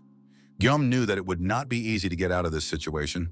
He opened a small compartment under the steering wheel so that Yeon-soo could hide in it. Gyum himself moved to the driver's seat, deciding that if the strangers wanted to kill them, they would have started shooting right away. He estimated that there were 3 armed men. When one of them approached the driver's window, Gyum asked what was going on. The stranger replied rudely that it was a check. He demanded that the young man get out of the car and open the trunk for inspection. The young man obediently complied with the armed stranger's demands, and they saw that the car was filled to the brim with goods. They were happy to see such a successful catch and realized that the young man was a courier. After that, one of the bandits, probably their leader, told Gyum that now all this belonged to them. He also demanded to know where the young man was taking these goods. Chong Gyum honestly admitted that he had taken everything from the logistics center, but it was now impossible to get there. All the roads leading to the center were destroyed and blocked. However, he was willing to bring supplies to these people if they needed them. The leader was interested in how many more supplies were in that logistics center. While they were talking, one of the bandits hinted that they had no choice. Time was running out. But suddenly the soldiers became agitated and began to discuss that it was too late and time was running out. Therefore, they needed to take the food and stop talking. They took the truck and were about to harm the young man. Before Jung Gyum could escape into his subspace, he received a powerful blow to the solar plexus. It was very unexpected and painful, and the young man fell to his knees because his breathing was labored and excruciating pain spread throughout his body. His further impressions were only auditory because a bag was placed over his head. He heard how he was taken somewhere and explained to someone that he had brought food from the logistics center. As soon as the bag was removed from the young man's head, a bright light blinded him, and at first he could not see anything. When his vision returned, he realized that he was sitting on a chair with his hands tied behind his back in the middle of the room, and there was an unknown man sitting at the table. A guard was standing next to Gom, and a little to his left, he noticed another prisoner with his hands tied behind his back. The stranger was lying in a pool of his own blood, showing no signs of life. The commandant of the place spoke to him, saying that his men had told him about the truck with food that the young man was driving. According to the military, the young man was the only one who could get into the logistics center, and now the commandant was interested in whether this was really true. Why only he could get into the center and where it was located. Jung Gyum confirmed that he had picked up food at the Kunpo Center, and of course the commandant himself wanted to get into such a place. The young man also had questions. He wanted to know where he was and what was going on. It turned out that he was on military property. The commandant himself did not remember exactly which military structure this unit belonged to, the Communications Command or the Command Communications, but it did not matter. The military man himself had not served here before, and he was not going to explain anything about what was happening. But it would soon be 6 o'clock, so the young man could see everything for himself. That would be easier than explaining. At that moment, the whole room was illuminated by a red light, and the commandant announced that they had arrived. At the same time, there was a terrible, familiar sound that even Gyum recognized. It was the wyverns flying over the military unit. For some reason, they did not touch the soldiers, as if they did not notice them at all. There were many dragons varying in size, and soon their huge numbers practically blocked out the daylight. The young man watched in horror as the huge wyverns flew past the window. The commandant said that these creatures were extremely dangerous. In addition, they were unusually strong, because the commandant himself possessed strength. But during attacks and battles with wyverns, all his abilities were blocked by the dragons. The commandant drew Gyum's attention to a soldier who was lying there in the room, his hands tied in a pool of his own blood. This guy was a real soldier, and the army had a plan to attack the wyverns with weapons. However, it didn't help, and all the soldiers who were recruited to fight the monsters died. This particular soldier wasn't killed, he just wasn't feeling well, and probably knew a lot of useful stuff. But now he wasn't in the best shape because he hadn't been fed in a long time. Now the commandant ruled this place. He reported that the military base was full of weapons, but there was no food at all, so Gyum had to take his men, go with them to the logistics center and get food. If they succeeded, the young man would be accepted into their ranks. This would be beneficial both to the bandits and to him because they would be able to protect him from the monsters. Chongyum began to say something strange about how this place seemed perfect, and therefore he wanted Pax to send the ministry's communications command to the subspace. It seemed like complete nonsense, and the soldiers nearby decided that the guy had simply gone mad. The next moment, the young man found himself with everyone around him in a completely different place. They were sitting on chairs under the open sky, against the backdrop of high mountains and a ruined city. The sun shone brightly on everything around them, creating a peaceful landscape. The men looked around in confusion, not understanding what had happened and where the building they had been in had disappeared to. Jonghyun was still sitting on a chair with his hands tied, and next to him was a guard with an automatic weapon. The commandant looked around in confusion, not understanding how this was possible and where the building had gone. At that moment, the young man sitting on the chair with his hands tied was seized by another attack, and he vomited right in front of him. This was a side effect of being packed into subspace. The rope had to be cut quickly before it was too late, but then there were sounds that needed no explanation. A huge flock of wyverns was approaching the people, and all eyes were fixed on these sources of death flying straight at them. The dragons were impressive with their gigantic size, enormous wingspan, and powerful, well-developed musculature. Their mouths were full of sharp, long teeth, and their ever-hungry mouths were ready to start their meal. The people rushed to flee as soon as their stupor passed. Gyum tore the ropes and tried to pull himself together to meet the dragons, preparing his camping axe. The commandant came to his senses and shouted at his men not to run away, but to start shooting at the small wyverns with their firearms. Then, according to his plan, they would take down the large ones together. If the weapons didn't help, he would use his strength. However, it turned out that all his subordinates were traitors and cowards. They simply ran away, leaving their boss alone with the huge dragons. The commandant realized that he had no choice but to fight when he found himself face to face with a giant wyvern. The dragon's attention was drawn to Gyum, who, supporting the wounded soldier, was retreating into subspace. Chong allowed subspace to let the soldier in. The stranger was in very bad shape. He was exhausted and could barely move his legs. Gyum managed to safely enter subspace while the others were distracted. But next time, he should think about the consequences. The side effect could rob him of his senses. The young man was preoccupied with what was happening outside. He saw that the commandant was not afraid at all and was standing in front of the wyvern, not even trying to run away or hide. The dragon itself watched the man with obvious interest, following him with its gaze.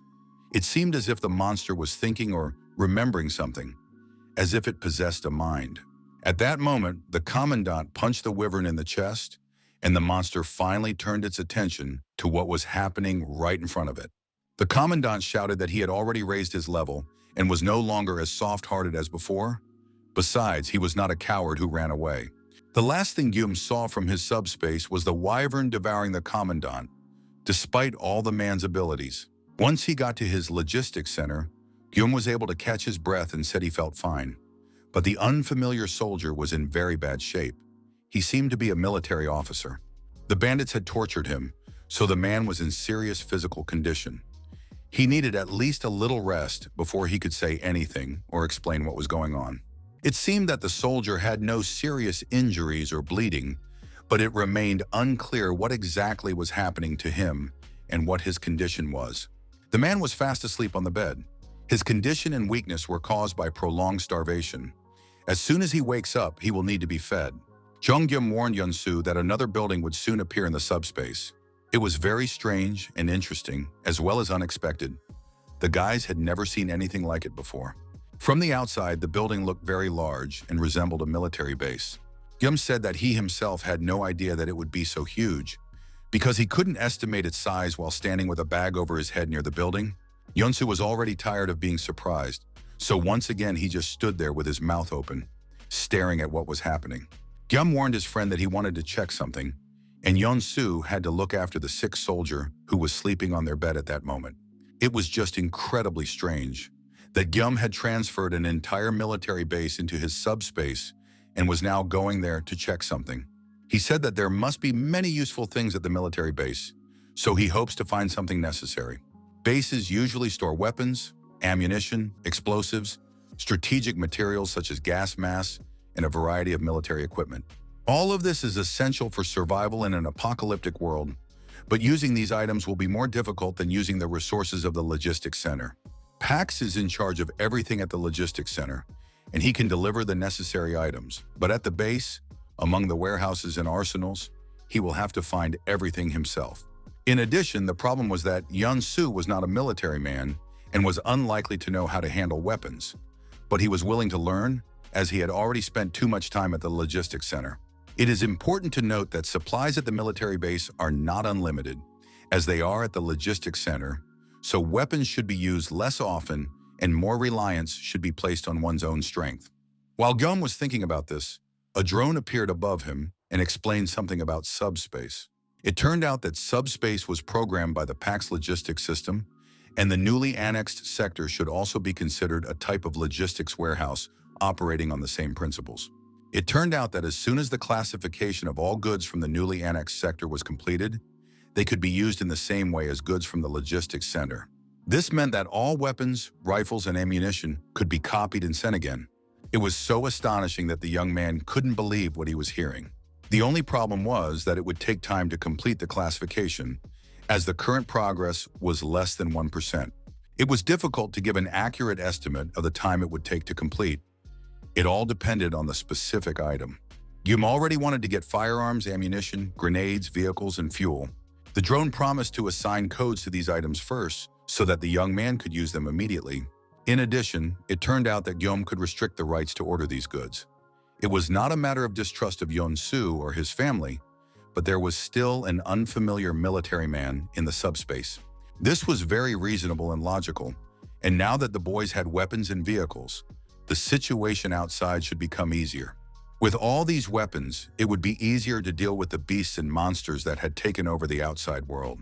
Of course, one would hope that these creatures would be frightened by the weapons and disappear on their own, but that was unlikely to happen. There were too many monsters to get rid of, and it was unlikely that Guillaume would be able to deal with the giant wyverns on his own. Therefore, the only suitable option was to enlist Yun-Su in military service. He had served in the army in his youth, and now it was time to remember his combat skills. The guys examined their newly acquired military arsenal. Guillaume explained that if the barrel broke, they should just throw it away and take a new one, because they had an unlimited supply of ammunition. It would have been ideal if the automatic weapons came with ammunition, but unfortunately the military base did not have any, so the guys had to assemble their weapons by hand. Of course, they hadn't fired in a long time, but there were so many targets in their subspace that they could easily practice their skills on them. Yun-Su took aim and decided that it would be quicker to show his skills than to explain them with words. A huge volley of fire burst out of the subspace, and the wyverns began to fly apart. The guys didn't spare any ammunition and literally showered the monsters with fire. After a few minutes of such active firing, the barrels of the automatic weapons were red hot. Guillaume was generally pleased with what he saw, and Yun-Su admitted that firing rapid volleys was quite difficult. Nevertheless, the guys did quite well. They killed the small wyverns, whose huge bodies lay in a pile in front of the entrance to the subspace. And although they did not see a single dragon showing signs of life, Guillaume was dissatisfied with what was happening. The young man did not understand where the large and impressive dragons that had been there initially had gone. This greatly alarmed him. As it turned out, his doubts were not in vain. The huge wyverns were indeed intelligent, and one of them lay in wait to attack the humans as soon as they emerged from the subspace. No matter how hard the guys tried to peer into the darkness, they couldn't see the enemy. Then Guillaume came up with a plan to make bait and release it outside. If no new dragon appeared after the bait was released, they would be able to move on, and if the wyvern showed itself, they would ambush it. Soon the bait was ready. The guys made a mannequin out of whatever they had on hand and placed it on 4 remote-controlled cars. Using the remote controls, they activated the movement, and the mannequin lying on the cars drove out of the subspace onto the street. In the next moment, the giant wyvern's huge claw pierced the mannequin through and through. The guys were convinced that the wyvern was indeed hiding in ambush, which meant that it possessed intelligence. There was no longer any point in hiding, and the monster, realizing that it had been tricked, stared hatefully at its rivals. Guillaume took aim with his rifle and gave the order to fire at the target. It jumped back from the entrance to the subspace, trying to avoid the fiery flames that rained down on it. The monster was very large, so ordinary bullets did little harm to it. They couldn't penetrate its powerful muscles. When the smoke cleared, the wyvern, alive and unharmed, lunged at the boys, opening its mouth and preparing to devour them. They were, of course, protected by their move into subspace, but the monster still made a terrifying impression. It remained standing and withstood a hail of bullets. The wyverns seemed to have incredibly thick skin. Guillaume remembered how the commandant had told him that all his attacks on the wyvern were blocked by something incomprehensible, and now the commandant's words finally made sense. He too began to suspect that it was not the skin that was the cause, but something external that blocked all attacks, preventing damage. There really was something protecting the wyvern from any damage. Jean Guillaume decided not to hide in subspace and to go on the offensive. He left Yonsu in cover and jumped out himself. The guys had an endless supply of weapons, and now it was worth remembering that. Jumping out into the street, Guillaume unleashed a barrage of ammunition on the huge wyvern. The whole area was ablaze and shook from the explosions. The guys threw lemons, grenades, and other explosives almost non-stop. The shells exploded near the wyvern, and soon the entire area was shrouded in smoke from the grenade explosions and gunfire.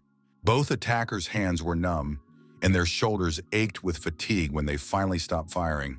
The boys hoped that would be enough.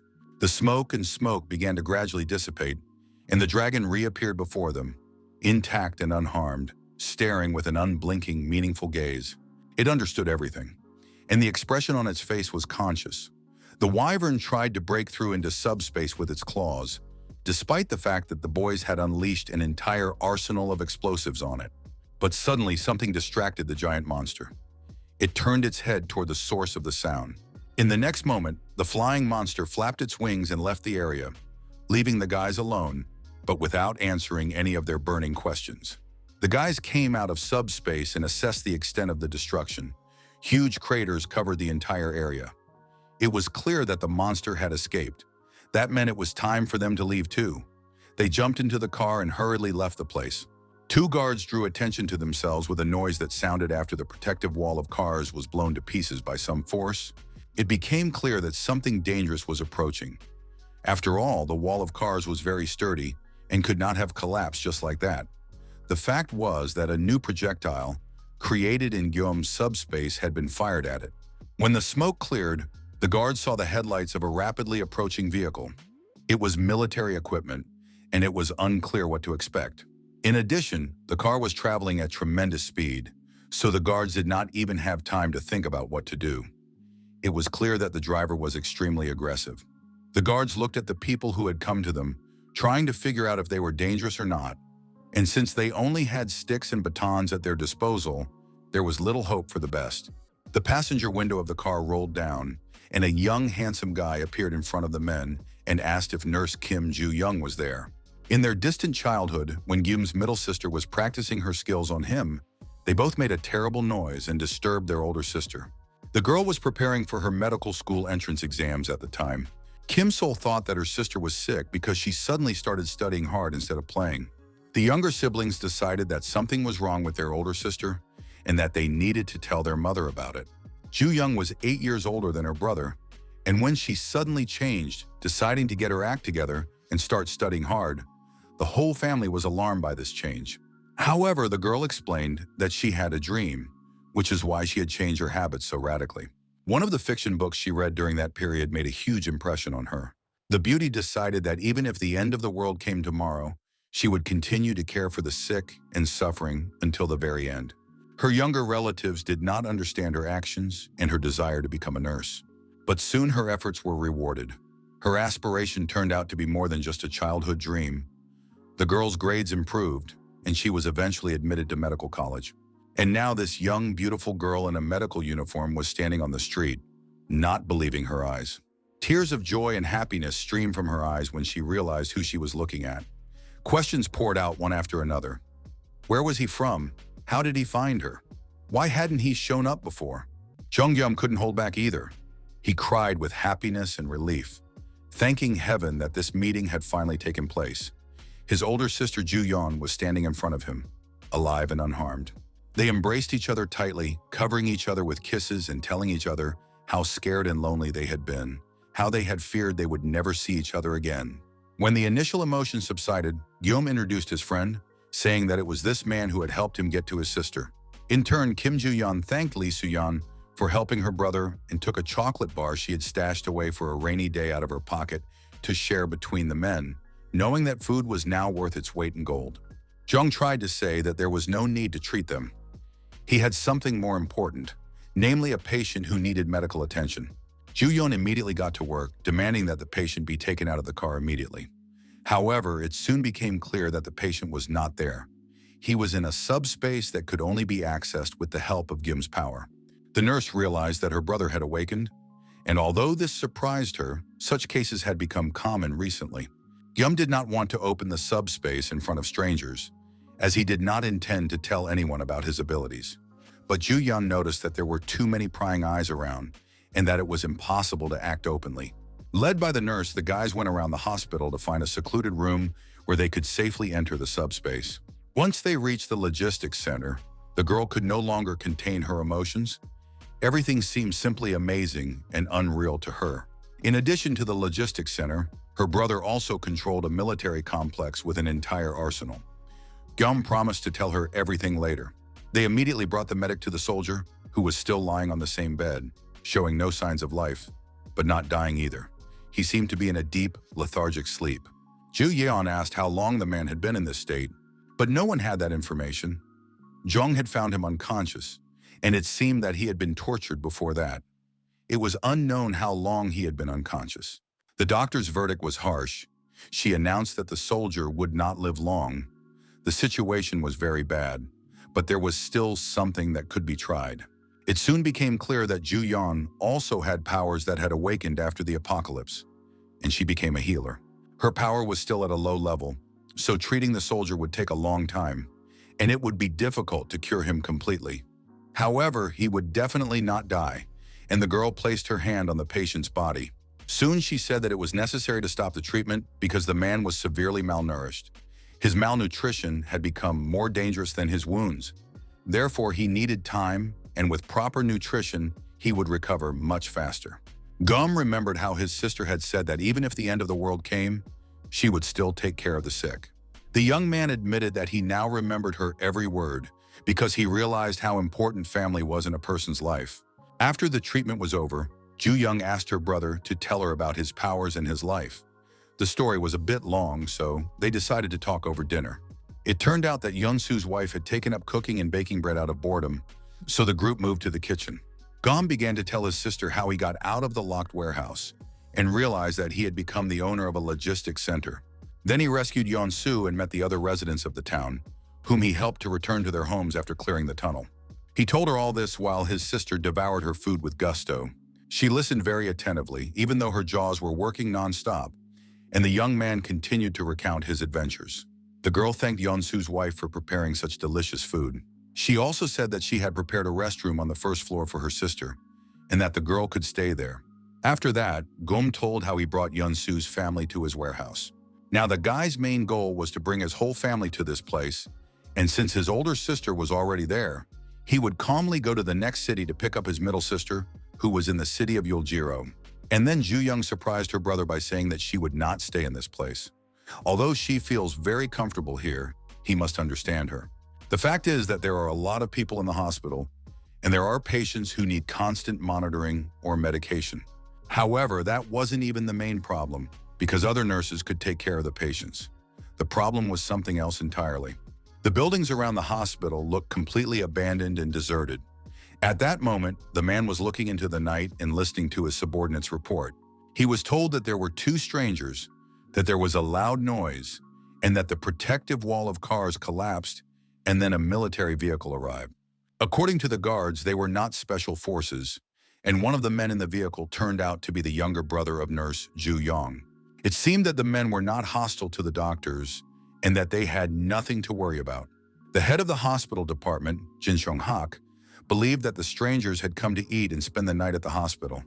Their food could be controlled, and nurse Kim Joo-yeon could also be used.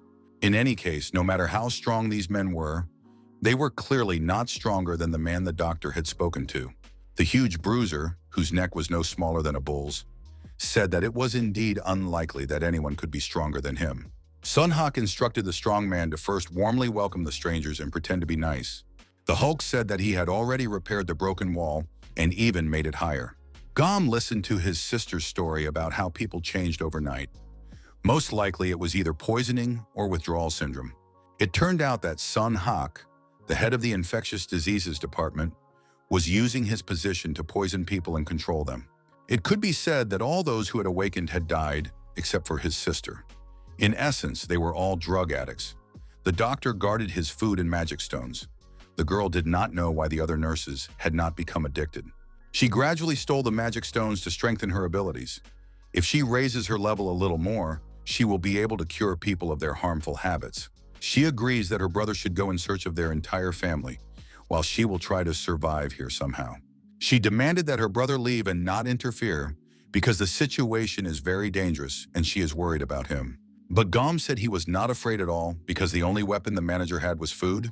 Gom will deal with this part as quickly as possible, so during this time, it is necessary to take a closer look to find out what abilities her brother has. And to stop the pointless arguments with his sister, Gum activated the delivery, and boxes full of food and medicine piled up into huge stacks. The most essential medicines were also stored here to make life easier for the patients and get rid of the evil head nurse. Soon, a subordinate came to the head of the department and reported urgently that the nurse's younger brother had brought food. This information did not please the doctor at all, and even the fact that there was a lot of food did not impress him. He believed that two people could only bring a small amount of food, considering that they had arrived in a simple military vehicle. However, the reporter said that the guys did not hide the food, but shared it with everyone. But when the supplies ran out, the nurse's brother would also come to the hospital and start asking for a share. The doctor believed that the task had become easier because they didn't even have to do anything. But then it turned out that the military had more supplies than the doctor. This was very strange and even unbelievable. Currently, all hospital food was delivered from outside, and it would hardly be enough to fill an entire truck. And these two arrived in a military vehicle, so it's unclear how they could have more food. Most likely, there is an ability at work here, an ability to produce something. Or maybe the guy can shrink objects and then return them to their normal size. Either way, this man is very interesting, and he must be won over to our side. The doctor handed his subordinate a bottle of medicine so that the nurse could make the younger brother drink it. And if that didn't help, the brother would have to be killed. Late at night, canned food and energy bars appeared near all the patients. Jungum personally delivered it and now wanted to deal with the man who had kept the patients without food and manipulated them. Gyum left the ward trying to find the stranger who, according to his sister, he would recognize at first glance. Jungyum wanted to find the right person as soon as possible so he could finish his business here and go in search of the rest of his family. His sister Ju Young's plan was to neutralize the weapon in the hands of the head of the infectious diseases department. Although it would have been easier to slip something into his food to subdue the drug addict with abilities, the girl did not know what abilities the poison patients had, and she did not understand whether the doctor himself was a threat. There were people who could open cans or do laundry for others. It sounded like a joke, but it turned out to be true. There weren't many people in the world whose abilities were a threat in themselves, except for one man named Sun Hyung-gu. After chaos reigned in the world, this man had traveled a long way from afar because he was worried about his mother, who had been hospitalized. And now Gayam was able to meet this man in person. His strength lay in his extraordinary physical power. He was simply huge, and it was immediately obvious. This guy built a mountain of cars near the hospital with his own hands. Soon, a big guy named Hyung-gu appeared in front of Gyum and asked if he was the nurse's younger brother. It turned out that Hyung-gu wanted to talk. He was so tall that Gyum looked like a junior high school student next to him. The big guy wasn't aggressive and stayed totally calm when he heard that Gyum also had business with him. The guys went outside. The big guy stood there, and the look in his eyes was just inhuman. It was immediately clear that the man was under the influence of some kind of drugs. He got straight to the point and said that Gyum had only two options for his future.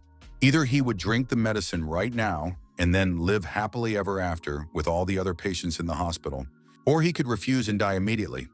The big man warned him that escape was impossible. Gyum did not understand why the man had brought him to such a gloomy place, because he had no intention of fighting or running away. With a physique like his interlocutors, he would catch the young man immediately. Running away from him was pointless, and fighting him was even more so. But Gyum decided to offer a third option, and that's the one he chose. The information about the third option caused confusion and incomprehension in Hyung-goo's eyes. It turned out that this option was to lure the bully into a trap. Hearing this, without waiting for any action, Hyung-goo rushed toward the young man to grab him, twist him around, and fulfill his promise. But the guy just dodged slightly, showing no fear. In the next moment, space distorted, and the subspace forced the thug to helplessly grab at the air with his hands. Hyung-goo didn't have time to figure out what was happening when suddenly a charged bowling ball flew out of the subspace at tremendous speed. One ball wasn't enough for such a giant, so the young man threw a few more and managed to knock him off balance, forcing him to bend over. Be that as it may, Hyung-goo was still human and felt pain like any other person. When the giant crouched down, Gyum began throwing heavy 20-kilogram barrels at him and warned the giant not to stand up. Otherwise, the barrel would hit him and break his bones with its weight. Soon the barrels began to line up around Hyung-goo in the form of a tall and sturdy fence. But the giant did not lose hope of escaping. At one point, he grabbed the barrels with his hands and tried to squeeze and break them. His strength was enough to destroy the entire structure, which greatly impressed Gyum. He had never encountered such a strong man who could catch barrels falling at tremendous speed and stack them in an orderly fashion. However, strength was Hyung-goo's only ability. As he dismantled the barrels flying at him, he arranged them in neat rows around himself, without even thinking about what this would lead to. Soon Gyum thanked him for his help with the arrangement and asked him not to be upset, saying that he just needed to wait a little while and he would definitely be freed as soon as everything was cleared up. By the time the barrels stopped falling, Hyung-goo found himself surrounded by them in several layers around the perimeter and firmly trapped. Gyum said he was worried about the guy and hoped he wouldn't get seriously hurt or hit the railing. But in his opinion, Hyung-goo was strong and should be able to handle it. After the matter with the thug was settled, Gyum entered the hospital to deal with the main culprit of the problems in this place. The guy told his sister that he had already met with the thug and that everything had gone very well. He warned that Hyung-goo was in the barrel tower and had agreed to wait there for further developments. Ju-young told her brother that she had already distributed food to all the patients, and now all that remained was to wait for Yeon-su's return. At that moment, Yeon-su himself appeared. He had a terrible headache and could barely move, completely bent over from feeling unwell. He didn't understand what was happening. His head was splitting. Could this be a symptom of poisoning? And had he also fallen victim to this hospital? Ju-yeon confirmed that this was most likely the case, as severe headaches were the main symptom. Yeon-su didn't understand how this could have happened, because he had simply shared his food with people and heard a few words of gratitude. Then an attentive nurse noticed a cut on the young man's arm that didn't seem to have been there before. It seemed that someone had stabbed Yeon-su with a knife and poisoned him. Although the wound was shallow, it was enough. Yeon-su didn't notice anything because the person probably just bumped into him by accident. His friends decided to immediately go to the subspace to rest there. It was necessary to isolate Yeon-su from his family and keep him locked up for a while. This was extremely unpleasant because Gyum did not know how the poison worked. But if Yeon-su completely succumbed to its effects, the situation would become critical. Therefore, it was necessary to urgently meet with a doctor and find out how to cure their friend. Gyum decided to send his friend to the recreation room and, just in case, block the windows and doors. However, this proved impossible. The subspace did not want to let in the unidentified energy that was trying to penetrate from the outside along with Yeon-su's body. At that moment, it became clear that Yeon-su's head no longer hurt. But then Hyung-goo broke out of the barrels and, together with his friends, tried to enter the subspace. Gyum did not allow the bully to enter, and he fell down nearby, not understanding what was happening. Everything that was happening seemed very strange to everyone present. In addition, it turned out that the subspace was invulnerable not only to physical attacks from outside, but also to mental influences. After the poison's effects had worn off, the bully visited his mother and confessed to her what he had done. His mother reassured her son, saying that he was not to blame for what had happened. The young man promised that he would return as soon as he had finished all his business. Yum suggested that the bully go with them, but Hyung-goo decided to stay at the hospital to put things in order. He was confident in his abilities. In reality, Hyung-goo's memories were still too fresh. He was ashamed that he had followed the chief physician's instructions, and he felt guilty. The young man wanted to thank Gyum and apologize for the harm he had caused. The big guy said he would always be indebted to Gyum, but he still had a couple of personal issues to resolve. The head of the department was checking the data of his subspace in his office when his favorite subordinate, the big guy, entered the room. The doctor didn't understand why the connection to his powers had suddenly been severed. But first and foremost, he wanted to tell Hyung-gu something important. He sincerely, almost imploringly, asked the big guy to spare him. However, Hyung-gu had his own opinion on the matter and was not going to listen to the doctor's instructions anymore. One blow from his powerful fist was enough to dot the I's and cross the T's and put an end to the vile man forever.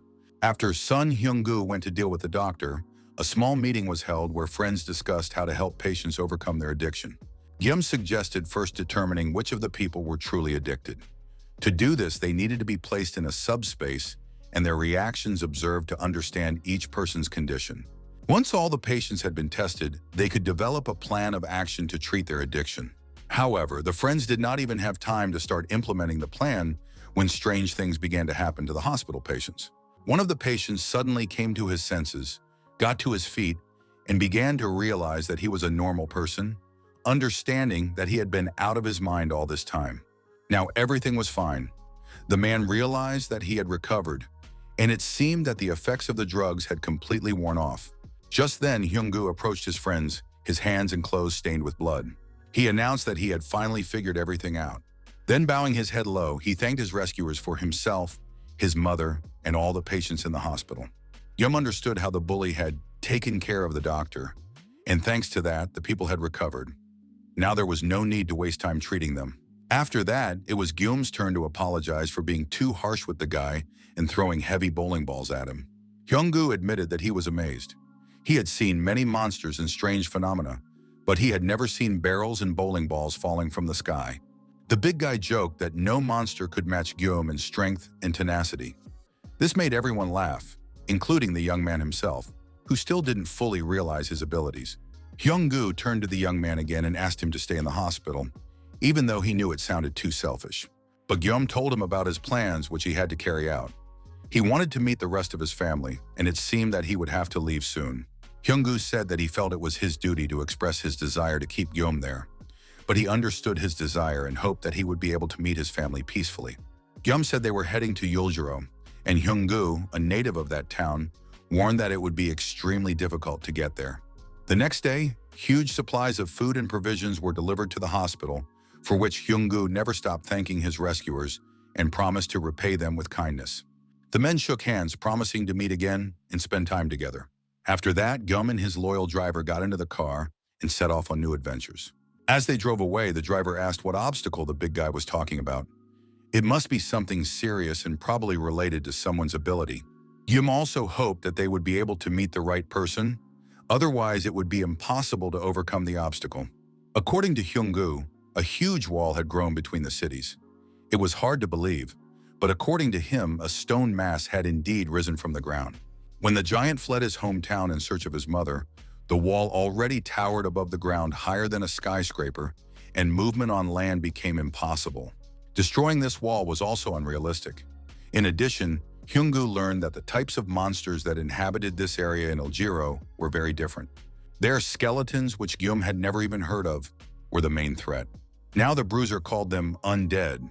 Not only did they resurrect after being killed, but their bodies continued to roam the area. Monsters that never died, and a giant wall towering above the skyscrapers made Yuljiro an extremely dangerous area in every respect. But the strangest thing was that Gyum wasn't the least bit worried about his second sister, who lived in that area. On the contrary, he was confident that the girl could handle the monsters even without any abilities. At that moment, a call came from subspace from his sister, who was caring for a soldier. She told her brother that the soldier they had been caring for seemed to have regained consciousness. The girl wanted to know when Gyum planned to return so she could talk to him in person. The return was immediate, as the soldier might have valuable information. He thanked everyone for saving him and introduced himself. His name was Han Kyung-ho. He was a lieutenant colonel and headed the Ministry of Defense's Information Corps. Han admitted that he did not understand where he was, because outside he could see the headquarters of the Armed Forces Command. However, there were no familiar buildings around, so the lieutenant colonel was completely confused. Jim explained that they were in the break room of the logistics center employees, in a subspace created by his own power. Outside this subspace was the town of Hanam, and now they were heading toward the bridge. What he heard astonished the soldier. His sister added that, in simple terms, it could be explained as follows. The entire space around them had been created thanks to this guy's abilities. In fact, they were now in Kanem. The lieutenant colonel asked if they would mind dropping him off here. It was clear that he couldn't yet wrap his head around the information about the subspace and movement in everyday life. In addition, Galm immediately began to explain that he had no intention of harming the soldier. Khan was sure that he did not consider the guys a threat because they had saved and healed him. It was not a matter of mistrust, but something else. He couldn't even explain it himself, but he knew he needed to contact the Joint Chiefs of Staff as soon as possible because there was a serious problem. At that moment, the robot Pax brought banana milk and a sandwich to treat Lieutenant Colonel Khan. It was a very clever gesture on the part of Gom, who had recently served in the army and knew that soldiers were always hungry. He said he would release the lieutenant colonel as soon as he had eaten. And when a person who has been without food for a long time finally gets it, they become kinder and more talkative. The lieutenant colonel was no exception. And when his favorite food was placed in front of him, he began his story. Once, creatures from another dimension began to appear simultaneously all over the world. By creatures, he meant not only monsters. Beasts from another world attacked everything in their path, including those who had come with them from another dimension. While the government was responding to the monsters and trying to destroy them, the monsters began to search for and recruit awakened people, and from those recruited, they formed new units. These squads were very effective at destroying monsters, and at first it seemed that the zone would soon stabilize and be completely cleared. But the main problem arose when that very monster appeared. No weapon, grenade, or shell could defeat this dragon. The military tried to join forces, but by that time, the strength of all the groups had been greatly weakened by the powerful monster, and the Defense and Communications Command did not even send a response. This was very strange. The lieutenant colonel contacted other groups that were fighting monsters, but they did not come to their aid, and in the end, there was no way out. It became clear that if things continued like this, they would all die because of this dragon. Therefore, it was decided to move forward towards the Defense Communications Command. Many comrades died and were wounded in the relentless pursuit of the monster, and the military had to turn to the awakened ones to advance with them. After several long journeys and dangerous battles, they finally reached the command post. But as expected, the command post was already empty, and it soon became clear why. Documents found in the archives of the command building indicated that a plan for a coup d'etat had been devised. After that, Lieutenant Colonel Khan tried to contact the Joint Chiefs of Staff, but fell into a trap. The dragon pursued him, and the awakened ones he had called for help killed the regular soldiers and seized control of the command. One of the corps is currently preventing the government from gathering troops, and the head of the command seems to be on their side. All of this is being done in secret, so Lieutenant Colonel Han must report the betrayal as soon as possible. Gum was, of course, saddened by the news of the coup, but he needed to go to Ilgir to pick up his sister, so he promised to give the soldier a ride to the bridge over the Han River. The lieutenant colonel thanked him for his help and said that they could drop him off right away and not to worry about him. Meanwhile, Lieutenant Colonel Khan was trying to figure out who this guy was who had saved his life. After all, if he had encountered a dragon and survived, it meant he possessed incredible strength. But from his appearance, it was completely unclear what abilities he possessed. At that moment, a huge goblin appeared in front of the entrance to the subspace, but the guys didn't even pay attention to it. However, in the next moment, a huge barrel flew out of nowhere, knocked the goblin off his feet, and threw him a long way. The lieutenant colonel realized that he didn't understand anything. And when a military vehicle appeared out of nowhere, Lieutenant Colonel Khan was left speechless and emotionless. Gum told the lieutenant colonel to eat and rest. While they drove in the right direction, Khan would be able to watch what was happening through the open portal. Gum launched a stack of discs and even summoned a military vehicle. It was beyond comprehension. It was impossible to explain what kind of power could achieve such an effect. Lieutenant Colonel Khan decided that perhaps his mind had not yet fully recovered from his injury. Another huge goblin jumped out right in front of the vehicle and was about to attack. But the stack of 20-kilogram discs did its job and knocked the monster down. It was boring to die alone, so the barrel and discs, stacked together, knocked down 3 monsters at once. Lieutenant Colonel Khan watched this spectacle as if he were at the movies, not believing his eyes that such a thing could happen. The last to appear on the scene were the magic stones, which automatically flew out of the bodies of the slain monsters and were sucked back into the portal. Lieutenant Colonel Khan first thought he was imagining it all, but it turned out to be real. The young man shot heavy objects at tremendous speed, striking the monsters. He managed to shoot up to 4 times per second in different directions, while restoring the number of discs and managing to extract the magic stones from the slain creatures. It was truly an incredible display of power, a real show. So Lieutenant Colonel Khan decided not to sit back and watch what was happening live. He got out of subspace. The car was driving across the bridge, but suddenly it became clear that it would not be possible to cross the river. The bridge had been destroyed. Gom's mood remained excellent. He explained to the Lieutenant Colonel that they would definitely find another way. It would just take a little time. Lieutenant Colonel Khan thanked the young man again for his help and said that he was in no hurry, so it would be better to return to subspace for now. The Lieutenant Colonel was impressed that the car had made it in just an hour, considering they had to drive on a destroyed road and fight monsters. It was amazing, and it became clear that it wasn't just Gom's abilities that played a role in this miraculous feat. The driver behind the wheel had incredible skill. The Lieutenant Colonel quickly returned to subspace because he almost threw up everything he had eaten the day before, but he managed to draw conclusions about the abilities of his new comrades. They were both simply incredible, and their teamwork made a truly strong impression. The guy stopped at the next bridge, trying to assess the situation and figure out if they could get across that way. However, there was some strange noise coming from behind the hill. Ahead was something resembling a wall, and it was impossible to drive through it. This wall was apparently so huge that it could be seen from afar. Gum wasn't sure he could destroy this wall because it was too high, but first he had to at least get to it. The guys decided to drop off the Lieutenant Colonel since they were passing by his military unit anyway. So they did. The Lieutenant Colonel, who arrived alive and unharmed at his destination, thanked his rescuers. The guys, in turn, wished the Lieutenant Colonel all the best, hoping that everything would work out well. Chongyam announced that all their interim business was complete, and now all that remained was to go to El Giro. Unfortunately, he couldn't move the wall into his subspace. He didn't have enough level.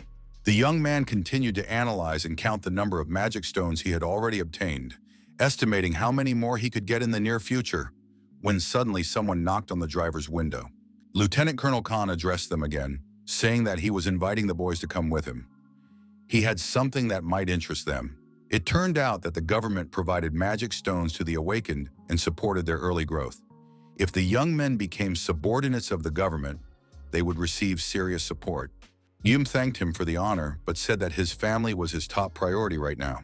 He could earn the magic stones himself while traveling to El Giro.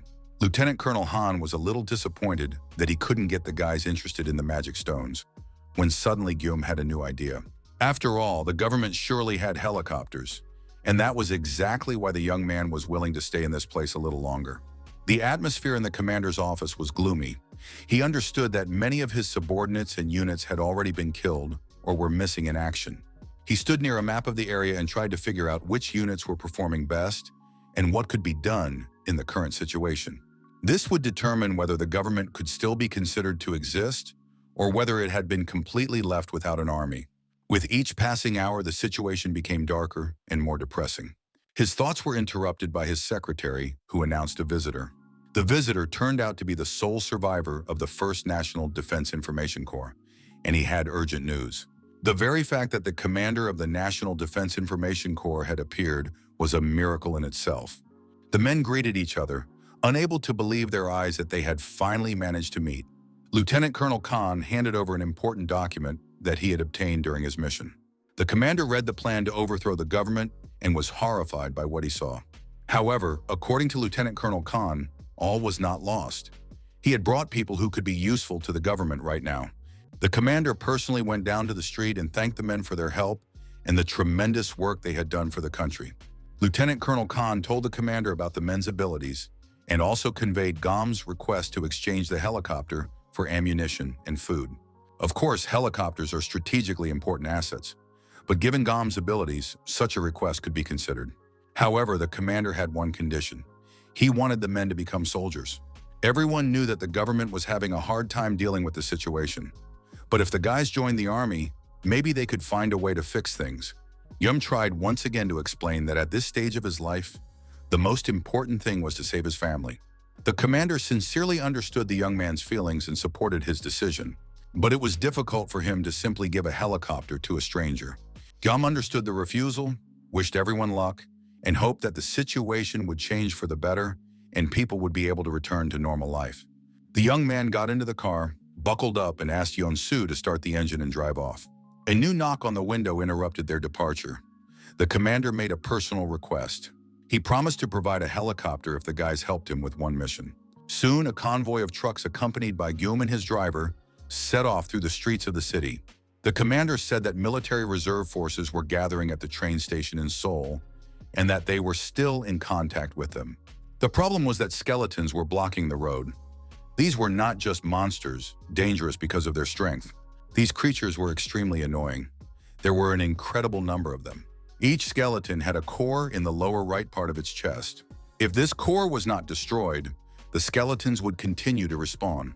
In other words, the commander wanted Gyum to destroy the skeletons and help the isolated soldiers escape. This turned out to be easier than easy. The flying disc dealt perfectly with the fragile bodies of the skeletons. Soon the road was littered with bones, and the convoy of trucks continued on its way. Cut off from the rest of the world, the soldiers at the station greeted their rescuers with joyful cries of, "Hurrah!" The guys immediately settled into the trucks that had been brought in. When everyone was seated and ready, the convoy set off in the opposite direction. The ordinary skeletons were easy to deal with, and the men fought them with weapons. But the commander warned that there was something to keep in mind. From time to time, unusual skeletons would appear. They were called skeleton knights, and if you encountered one, it was best to avoid combat as much as possible. It was strongly recommended to retreat without hesitation, regardless of how much damage Gyum could inflict on a skeleton knight. A huge stack of discs flew into the skeleton knight's body. However, the monster did not even stagger or move from its place because the attacks had no effect on it at all. This surprised even Gyum and Yeon-soo, not to mention the soldiers sitting in the trucks. This skeleton knight really resembled a medieval warrior. His body was encased in armor, he held a sword and shield in his hands, and a red cloak hung over his shoulders. In addition, he began to speak in an incomprehensible skeleton language. After that, the monster stuck his sword into the asphalt and took out some magic stones. Clenching his fist, he turned these stones into magical dust, which scattered around him. Then the skeleton knight spoke in human language, greeting the young man and saying that he was glad to meet a representative of another world. The skeleton knight introduced himself as Gwyn, one of the 12 knights serving the king. Gyum realized that by breaking the magic stones, the monster had gained the ability to speak. The skeleton noted that the greeting in the form of flying discs was very original and asked why humans had invaded his territory. The skeleton knights stated that they were at different stages of development, but that there were mutual morals and ethics, so it was probably not a good idea to greet strangers with flying objects. Gwen said that throwing discs at him was useless. Such a weak weapon could only damage dull orcs. His words were followed by a new wave of flying discs, and the monster realized that no one else was going to communicate with him. Gyum had no other options or backup plan, so he focused all his power on throwing the discs as fast as possible. The skeleton knight did an excellent job of deflecting the flying discs with his sword and shield. The next moment, the monster decided to counterattack and rushed at full speed toward the trucks. The guys were in shock, while Gyum continued to wonder how the skeleton knight was able to handle all these projectiles as if he were cutting soft tofu. But then an idea popped into the young man's head. He needed to throw another object at it that could cause damage and bounce off the sword. Gyum activated track delivery and programmed it to be delivered directly to the chest.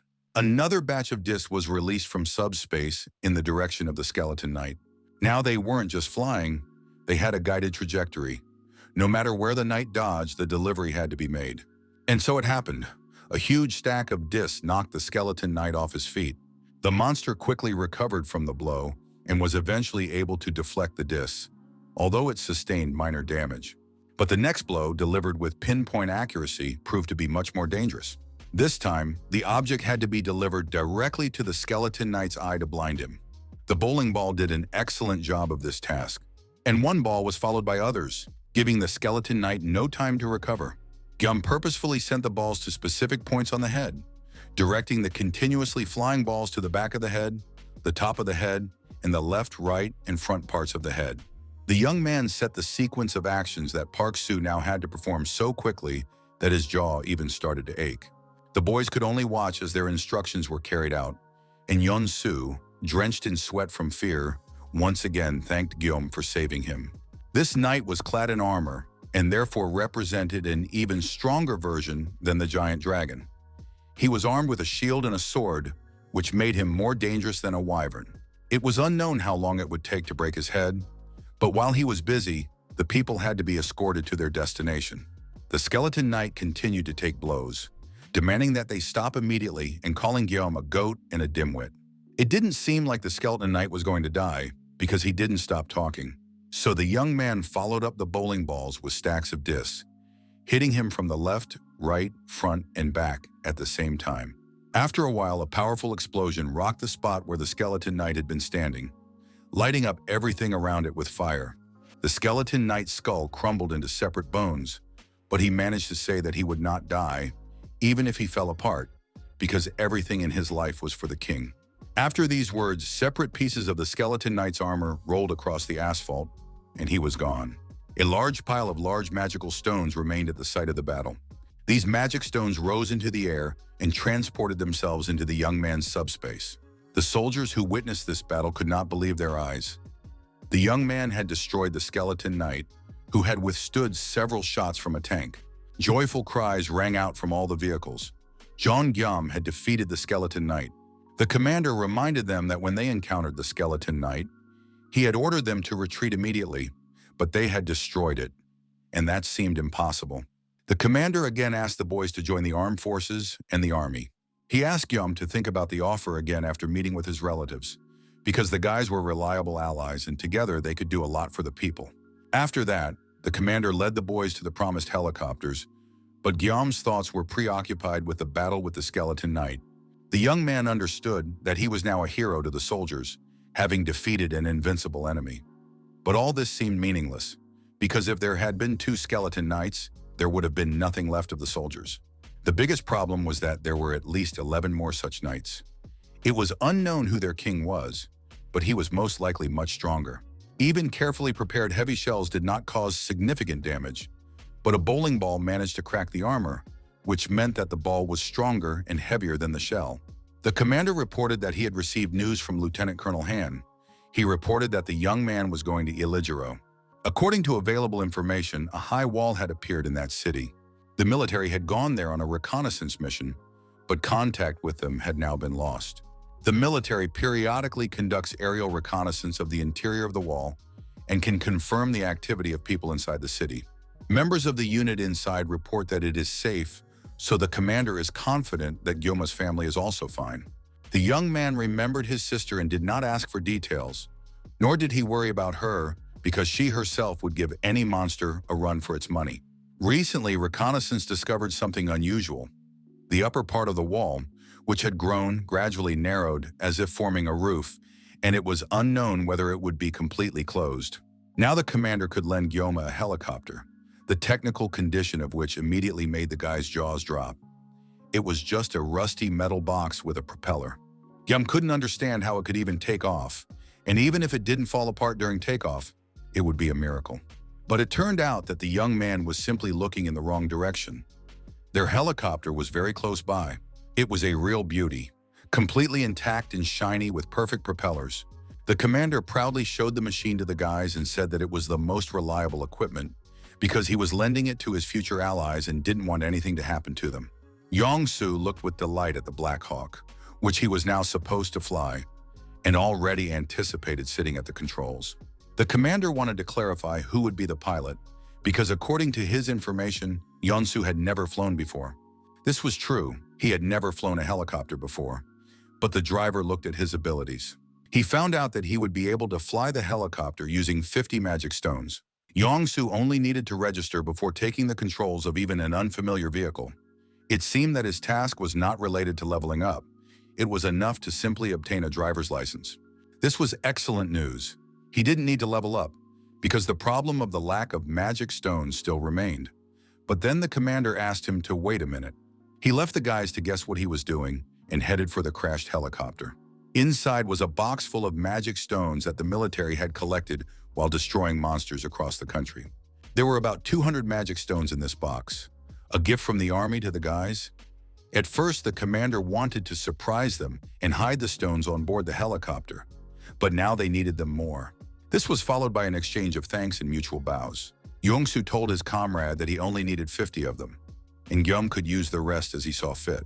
Using the stones, Yongsu declared that they could now depart, as he had fully grasped how to operate the machine. Gyum already imagined the hell that awaited him in the near future, and understood that all his requests to fly slowly would be ignored. Yongsu recommended that he prepare himself mentally before takeoff, but there was almost no time left, so it was better to just relax and ignore it. To distract himself from the impending horror, Gyum decided to check his stats. He learned that the large magic stones he had received from the Skeleton Knight were equal to 100 ordinary stones. It turned out that the guy had earned a huge amount of energy by killing skeletons and could now increase his level. He also studied information about the amplifying stone. It turned out that such stones had additional properties. Specifically, this one could be attached to an object and enhance its abilities, giving it a fiery property, like the Skeleton Knight. The young man used this stone to enhance a bowling ball, which now became fiery and could pierce and ignite everything around it. The drone suggested registering this item, and it was the right decision, because the young man remembered that the most powerful blow in the battle with the Skeleton Knight was delivered with bowling balls. By this time, all the preparatory work had been completed, and the helicopter was ready for takeoff. The commander said goodbye to the guys, expressing his hope that they would save their loved ones and return safely. But the information about his new skills and improved abilities no longer pleased Gyum, because the helicopter had begun to rise. The commander watched the guys depart with admiration, his mind racing with thoughts of a shared future with these super soldiers. The commander gave the guys magic stones for the Black Hawk and hoped that they would be able to discuss cooperation at their next meeting. However, Gyoma's frightened expression slightly confused the commander. A thought even flashed through his mind. Had he made a mistake by allowing the guys to use his helicopter? After the upgrade and level increase, the logistics center became even more powerful and modern. It still had one drawback. It only performed one function: storing objects and items. It was still difficult to store unregistered items, such as a helicopter, but it was considered a military object, which meant it could be registered in the military equipment category. The commander had almost left the helipad when he heard the sound of the helicopter returning. And indeed, it turned out that the guys were coming back. Could something have happened to the helicopter? Damage or breakdown? However, the helicopter had simply flown into subspace. The airflow became depleted, the image flickered, and new helicopters began to descend from subspace onto the pad. The guys flew off to do their business, and several military vehicles remained on the landing pad. The commander couldn't believe his eyes. What was happening was real, and Gyum's ability had once again amazed everyone. Soon, a huge wall appeared on the horizon, tapering upward like a cardboard box. And inside the city, in one of the cathedrals, whose windows were decorated with red mosaics, something sat on a throne. Most likely, it was the king of the Skeleton Knights, for he wore a crown on his head and sat on the throne, propping his cheek with his hand. The king of Skeleton Knights had received terrible news. No matter how much he thought about it, he couldn't understand how it was possible. The initial level of the earthly dimension was only 8th, and in order to get to Earth, he had to lower his own level. But an unknown mage famous for his arrogance had risked lowering his level and come here, to the place where the king lived, and had also killed Gwen. According to what Gwen told his king before his death, the knight tried to talk to the mage, but the mage immediately attacked him. This mage was very dangerous, and another skeleton knight named Lancelot was ready to cut off his head and bring it to his king. However, it is likely that this mage came to Earth to take the initiative before the opening became full scale, so he really needs to be destroyed. Since the murder took place outside the castle, there is no need to kill the mage. However, it is necessary to obtain a strengthening stone with which it will be possible to go to the wizard. At that moment, it was reported that people had entered the castle, but the Night King decided that it was just another crazy flying toy of the people and did not react, believing that the roof would close soon. Huge flying mice met the helicopter pilots in the air. They were quickly dealt with using energy discs, and the helicopter safely flew over the wall. Yuongsu said that they had almost reached their destination, but landing would be difficult, and not because there was no landing pad. It turned out that a skeleton knight was fighting another monster below. So the helicopter hovered over the battlefield, unsure of what to do next. A real battle was unfolding below them. A skeleton knight in blue armor, wearing a helmet and wielding a sword, was fighting an unknown enemy. He was opposed by a stranger who was not afraid of fire attacks.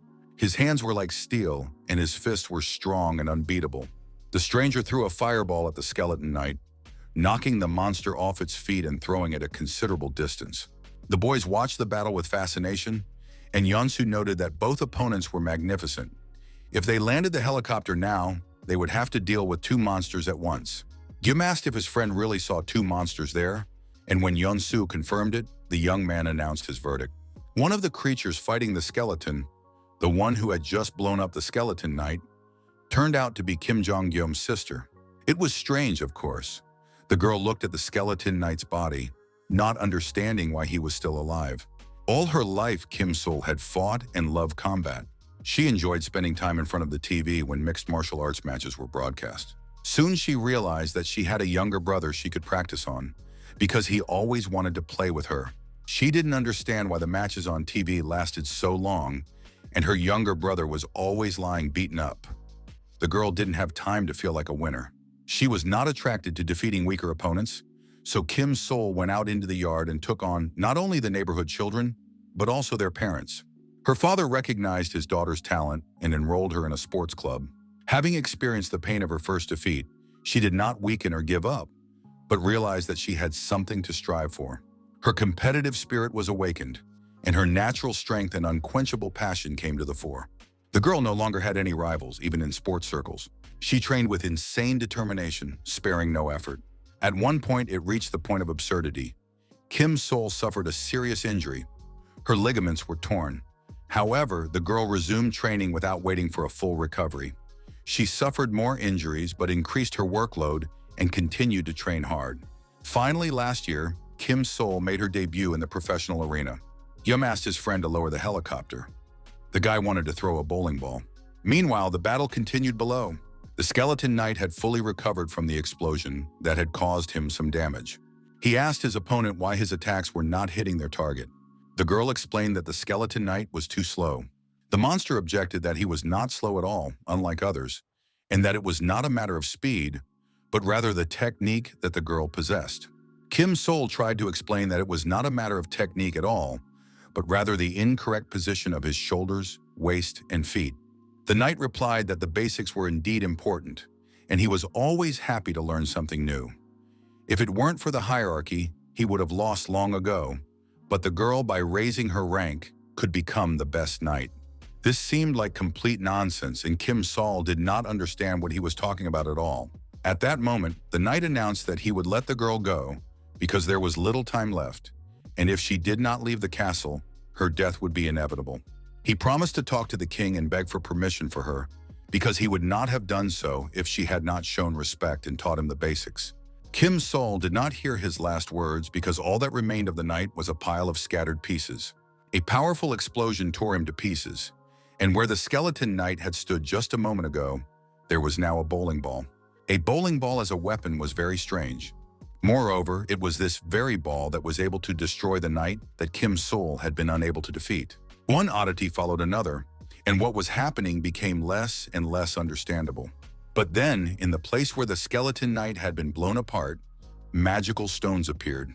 They were quite large and rushed upward, to the place where the wall had not yet closed, and then disappeared into subspace. Soon a helicopter descended from the sky, which in theory should have shed some light on what was happening. When the blade stopped spinning, the helicopter door opened, and a new monster appeared. This monster was the handsome Kim Jong-gyum. Kim Sol was very happy to hear her brother's voice, who, as expected, was glad to see his sister alive and well. She greeted the third monster with surprise. Soon they were in subspace, and Gyum and Juyeon watched their sister, afraid to disturb her. They had already discovered that Kim Sol's ability was to create a transparent barrier. And while this barrier was active, her physical abilities were greatly enhanced. Gyum said they were very lucky. All three had awakened their abilities and survived. Now they could go to where their parents were. Kim Sol immediately began to resent the fact that Gyum was in charge and calling the shots. Gyum did not argue with his sister and said that he had to leave because the castle ceiling would soon close. It was closing too quickly, so they had to hurry. When the boys arrived, the ceiling was already beginning to close. In addition, Guillaume wanted to collect some magic stones, so he had to leave urgently to get out of the castle in time. But the guys were too late. Right before their eyes, the ceiling closed, and it became almost dark around them. They immediately started the helicopter and began to ascend, hoping to escape through the gap. As they flew up, fireballs flew out of the subspace toward the roof. They covered the gap with fire, trying to break through it so that the helicopter could leave the castle. However, even such a powerful attack did not leave a single scratch on the wall. It did not seem likely that the roof would ever open again. The young man did not want to put this place into subspace, and besides, he did not have enough magic stones because he had spent them on the helicopters he had given to the military. Moreover, it was unclear whether such a huge castle would fit into subspace. Or maybe the young man would be able to place not only the castle, but the entire town of Iljiro into his subspace.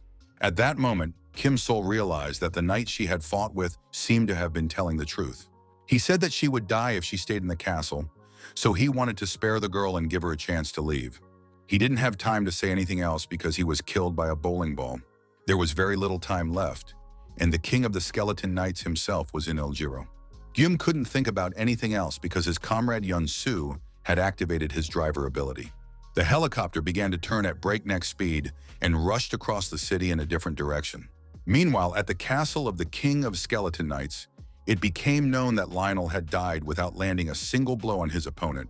Most likely this was due to the intervention of the mage, but Lionel did not explain anything, simply presenting everyone with a fait accompli.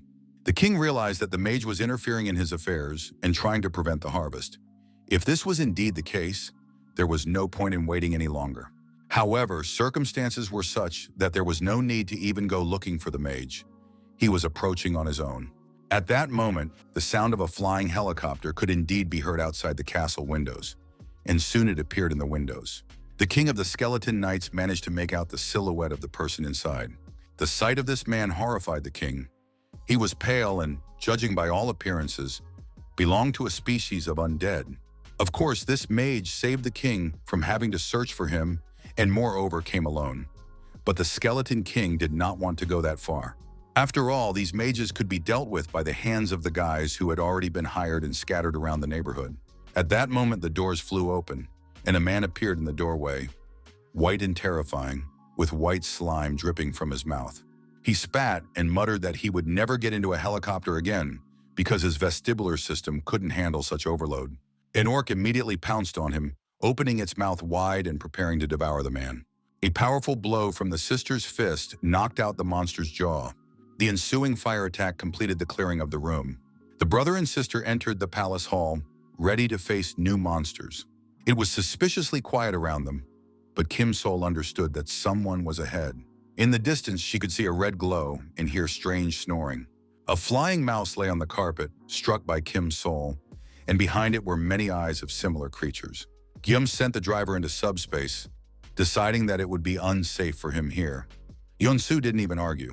Kim Sol, on the other hand, was absolutely delighted. She would have been very disappointed if there had been only one monster. She announced to her brother that she would be the first to engage the monsters and rushed into the attack. In an instant, her boot crushed the head of a flying mouse, which didn't even have time to squeak or do anything to defend itself. The bats scattered in all directions from the blows of the girl, who was clearly enjoying what was happening. She not only hit them with her fists, but also launched fiery attacks to seal her success. At one point during the battle, one of the vampires crept up to her neck, hoping to bite through her skin. With a blissful smile on her face, Kim Sol unhooked the monster from her neck and slammed it forcefully onto the ground, striking it several times from above. Anyone watching from the sidelines could see that Kim Sol was having a great time. Guillaume stood helplessly in the doorway, unable to see anything clearly. There were too many enemies and he needed to come up with a plan quickly. There were many enemies and Guillaume couldn't stay on the sidelines. He began to analyze the situation, trying to come up with a way to help his sister. Meanwhile, Kim Sol continued to destroy the bats, doing so with her eyes closed and practiced movements. For her, it was like a game where she made the task more difficult for herself and systematically destroyed all the small monsters. Suddenly, all the bats turned away from the girl because they were attracted by a sound coming from the portal. The fact was that Guillaume had turned on an electric mosquito and pest repeller, which, as it turned out, also worked on bats. It was amazing and very useful, because the young man, sitting in his chair, watched as hordes of bats died. The spirit of the skeleton knight sent by the king to watch the battle studied everything and was amazed. He went to report to his king and told him everything he had just seen. In addition to the wizard, who used unfamiliar objects, there was another man whose abilities were on par with those of a knight. The king clutched his head in horror, for he would have to fight not only the wizard, but also such a strong man. The king realized that he could not cope on his own, and it was time to call on the knight Lancelot for help. Lancelot was also amazed that they had encountered a 7th-level wizard on Earth. Everyone would be shocked when they found out. It turned out that the wizard was at least level 8, and even if the king had the same rank, the wizard's power was still greater. In addition, the man fighting alongside him ensured their victory in any case. One of the skeleton knights named Tristan gave his life to the king, and now the Lord of Skeletons was able to strengthen all ranks. The king of the skeleton knights used Tristan's magic stone to summon the most powerful sword in his service. He gave it to a knight named Lancelot, who was about to go into battle. In the current situation, the king had no choice, and all hopes were pinned on this battle. Kim Sol was offended by her brother for interfering in her battle and not letting her enjoy the process of destroying the bats, so she broke the insect repellents. Then she took the wires from them and wound them around a baseball bat, thus creating a new weapon that did not yet have a name. She was pleased with her invention and was about to test it on the bats that were still alive. Kim Sol immediately felt that the space had become more powerful and thanked her brother for the weapon, believing that this electric baton would be perfect for crushing heads. Jongyum warned that when combining a reinforced item with another, the power decreases, the class drops to semi-rare, and the characteristics receive a minus. But even in this case, the item, albeit semi-rare, was still valuable and could be useful in battle due to its uniqueness. She scratched her neck again, and her brother noticed. Then the girl confessed where she got the bite. Everything was fine until she entered and exited the subspace. Perhaps she would soon turn into a vampire or some kind of monster. The girl did not feel any changes in her body yet, and perhaps the subspace helped her get rid of the poisoning. But just in case, Kim Sol asked her brother to kill her if she turned into a vampire, because she didn't want to become a monster. They talked like this until they heard voices coming from the depths of the hall. Someone sitting on a throne confessed that the name Arcane made him cry, and he was surprised that the famous wizard had come in person to such a poor place. The king of the skeleton knights asked the wizard why he had interfered in other people's affairs and started causing problems. The brother and sister were astonished. They realized that they were in the presence of the king of skeletons, and at the same time were glad that they would not have to search for him and waste time. The king continued, saying that he would like to hear a direct answer from his guests, and even if they had come from Arcane, he was now in a position where he had no choice. Kim Sol did not understand what he was talking about, what Arcane was, and what was going on here in general. The king said he had been a fool to try to talk to the guests. It seemed they had no intention of engaging in dialogue, so the only thing left for them to do was to die right here and now. After that, the Lord of Knights summoned Lancelot and ordered him to kill the visitors.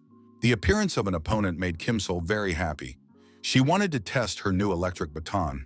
She asked her brother not to worry about her and rushed to attack the skeleton knight. The rivals crossed weapons. The knight had a sword in his hands and Kim Sol was armed with an electric baton. The tension grew, and the girl realized that the baseball bat with wires and her strength were not yet having the desired effect. And in the next moment, she was left completely unarmed. The knight cut the bat in half with his sword. It was surprising because the baton was a semi-rare item, yet it broke so quickly, as if it were made of ordinary rubber. Kim Sol immediately understood what was going on.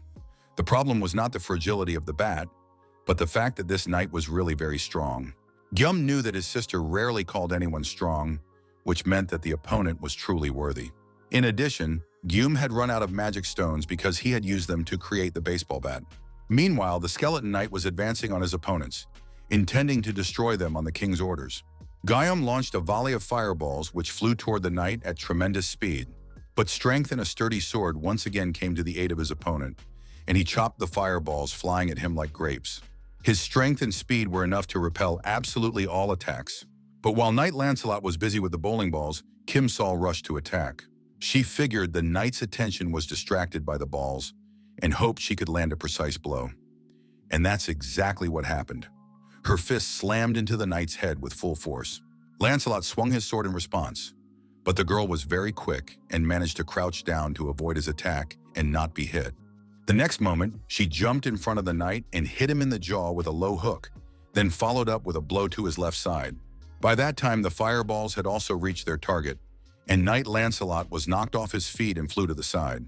But the hope for a quick end to the battle was short-lived, because the opponent immediately got back on his feet, completely unharmed, without a single scratch on his body. Gyum was amazed at this outcome, because the blow had hit the knight squarely in the head, yet there was not the slightest damage left on him. The young man realized that this skeleton knight belonged to the same species and rank as the huge wyvern they had failed to defeat. He activated the return function and, together with his sister, instantly moved into subspace. Kim Sol was, of course, unhappy that her brother had interfered in her fight, but the young man believed that the situation was too dangerous and that they needed to think about how to deal with it. It was absolutely obvious that the bowling ball strikes did not harm the knight. He was an opponent who could not be defeated yet. The king of the skeleton knights gave the order to catch up with the humans and kill them, so the knight even tried to break through the subspace with his spear. Gyum and his sister were amazed at how the knight was trying to get inside the portal. It became clear to them that their opponent was indeed very strong and dangerous. Standing in front of the screen, Gyum began to consult with his subspace's operating system. It was decided to attack the knight with fireballs from a minimum distance in order to inflict maximum damage. But the result was just as disastrous. Even the balls flying right in front of him did not stop the knight. He continued to chop them with his sword like grapes, as if he felt neither the power nor the force of the weapon's blow.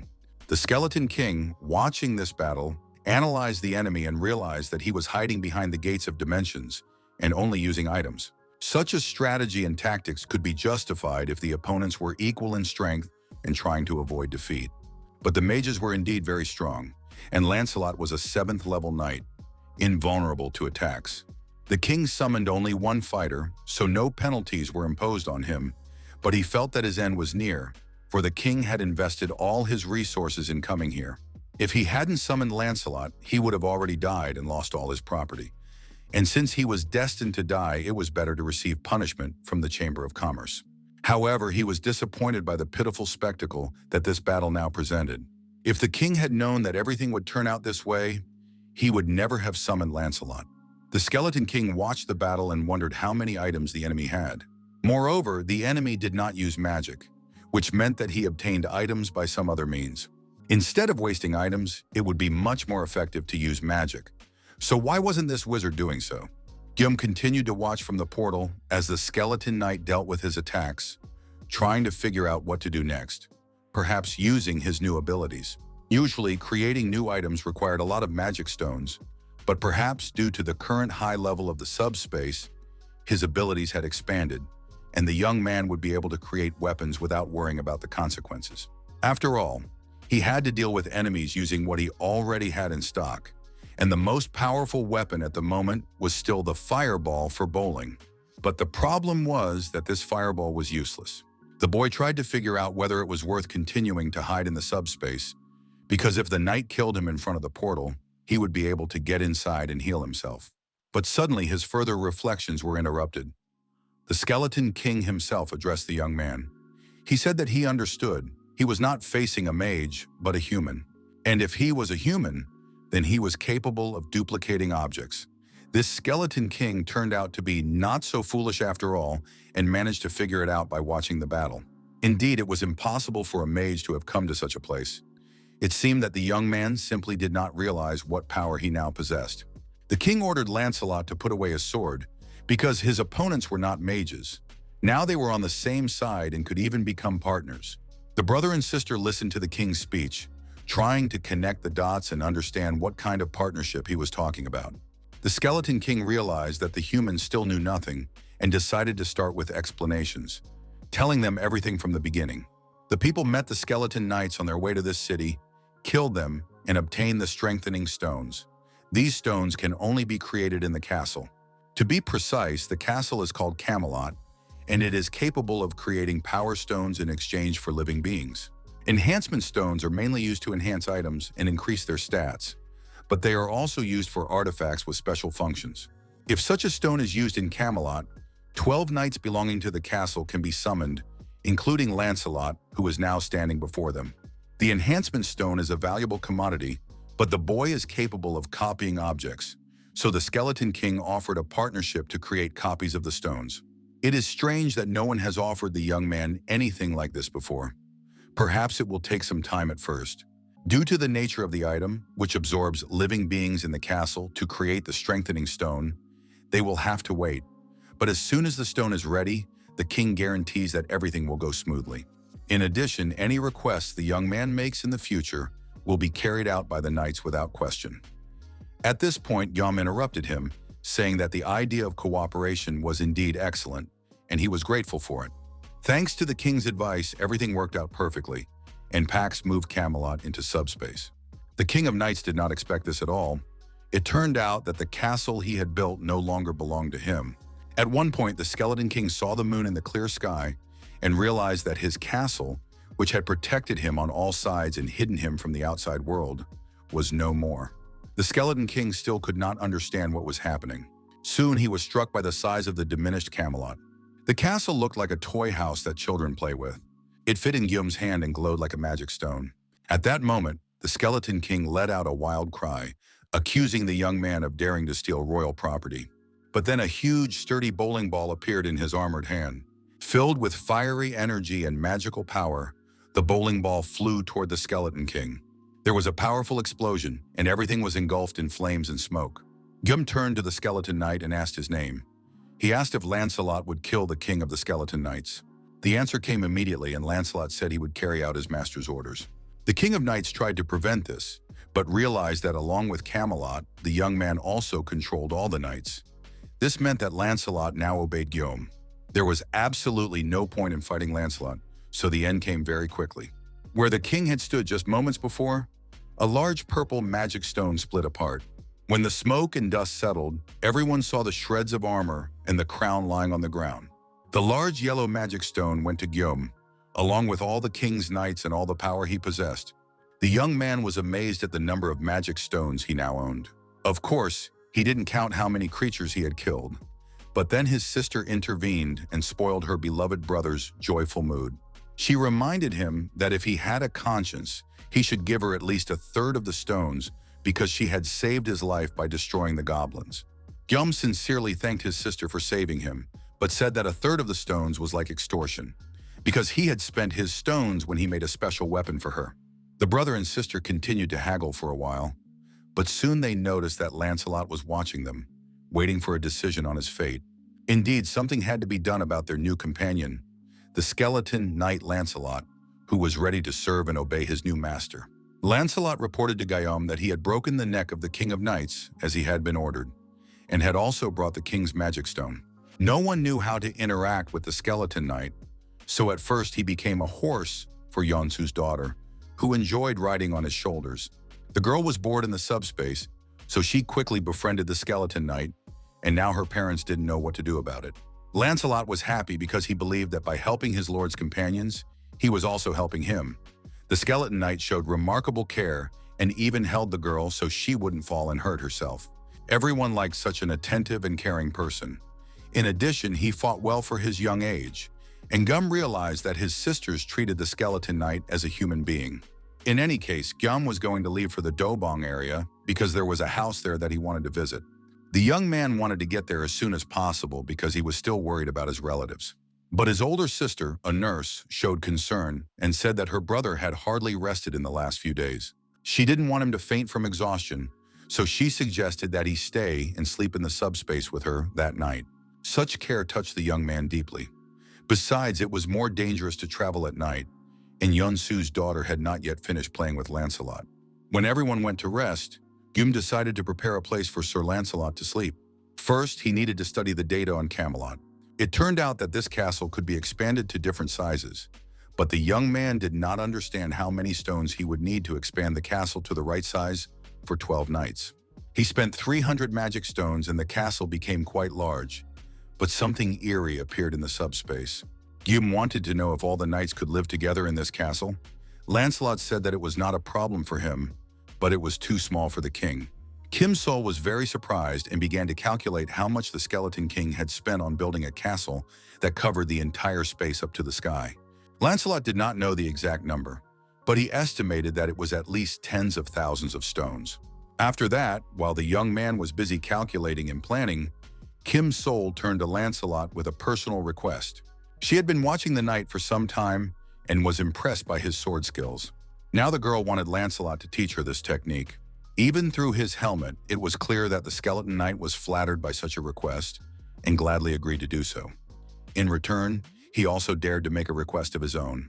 He really liked the punch to the jaw that she had used in battle against him. Lancelot wanted to learn this move. It would have been difficult for Kim Sol to find a better friend. And so the night passed, and even when Guillaume went to bed, he realized that Lancelot had become a member of Kim's family.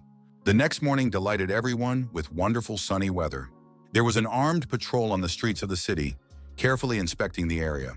The soldiers did not understand what was happening and could not believe their eyes. The guys watched what was happening from their subspace and realized that someone else had decided to set off on a journey, even though it seemed a little strange. Soon they saw the fuselage of a helicopter beginning to land not far from the subspace. This was especially surprising because only they and Lieutenant General Yu had helicopters. The helicopter door opened and Commander Yu indeed appeared. The men greeted each other warmly and joyfully, and the Lieutenant General said that he had been looking for the men for a long time when he saw that the city's fortress wall had disappeared. Guillaume hoped that the military man would not try to lure him back into the army, but the Lieutenant General had important news. He wanted to warn the boys at all costs that they could no longer travel by helicopter, because the rebels who had staged the coup had captured the air defense base. And now they were shooting down everything that flew through the air. The situation was as follows. The Joint Chiefs of Staff held a meeting based on the documents and information obtained by Lieutenant Colonel Khan. It became known that the First Corps had captured the capital's defense forces and was shooting down all drones and aircraft that appeared in the air. The military analyzed the firing points and confirmed that powerful air defenses had been installed there. The military was in a difficult position because security was very tight, and the Lieutenant General remembered that the guys were going to fly to Yijeonbu, so he hurried to find them. If the guys flew there anyway, they would have to make a big detour. However, the commander did not have accurate information about the distant terrain and unfortunately could not recommend any route. The news was indeed worse than they would have liked, but the guys were grateful to the commander for the warning and decided to discuss their travel plans again. If the goal was simply to get to Yijeonbu, they could have flown around and made a detour, but Guillaume also needed to stop in the city of Dobong. This meant that a clash with the rebels in Dobong was inevitable. The problem was that, in a sense, the rebels were even more dangerous than the monsters. It turned out that his brother, his wife, and his parents were now threatened not only by monsters and beasts, but also by militarized rebels. The young man realized that there was no time to waste and that they had to move out immediately, so he immediately summoned Lancelot. Lieutenant General Yu was once again so surprised that his jaw almost dropped and his eyes bulged. Guillaume explained to the commander that they had indeed defeated the King of Knights and were therefore able to remove the wall. This knight, who was now in the young man's subspace, was able to help them in this matter. The Lieutenant General was shocked when he realized that the Skeleton Knight was now working with Guillaume. Since the young man needed to go to Dobong and a clash with the rebels was inevitable, Lancelot could be of great help to them. The young man suggested that they all come up with a plan to destroy the rebels. Coming up with plans and strategic military operations was Lieutenant General Yu's favorite thing to do, so he gladly agreed to participate. The anti-aircraft defense system's anti-aircraft guns were hidden in dense green forests and guarded by equally green guards. In addition, the green rebel guards guarded the cages in which the people were locked up. Their condition was deplorable. They were either dead or on the verge of death from exhaustion and dehydration. This was the scene that the Skeleton Knight's spirit saw. Lancelot carefully studied the area and estimated how many rebels were in the vicinity.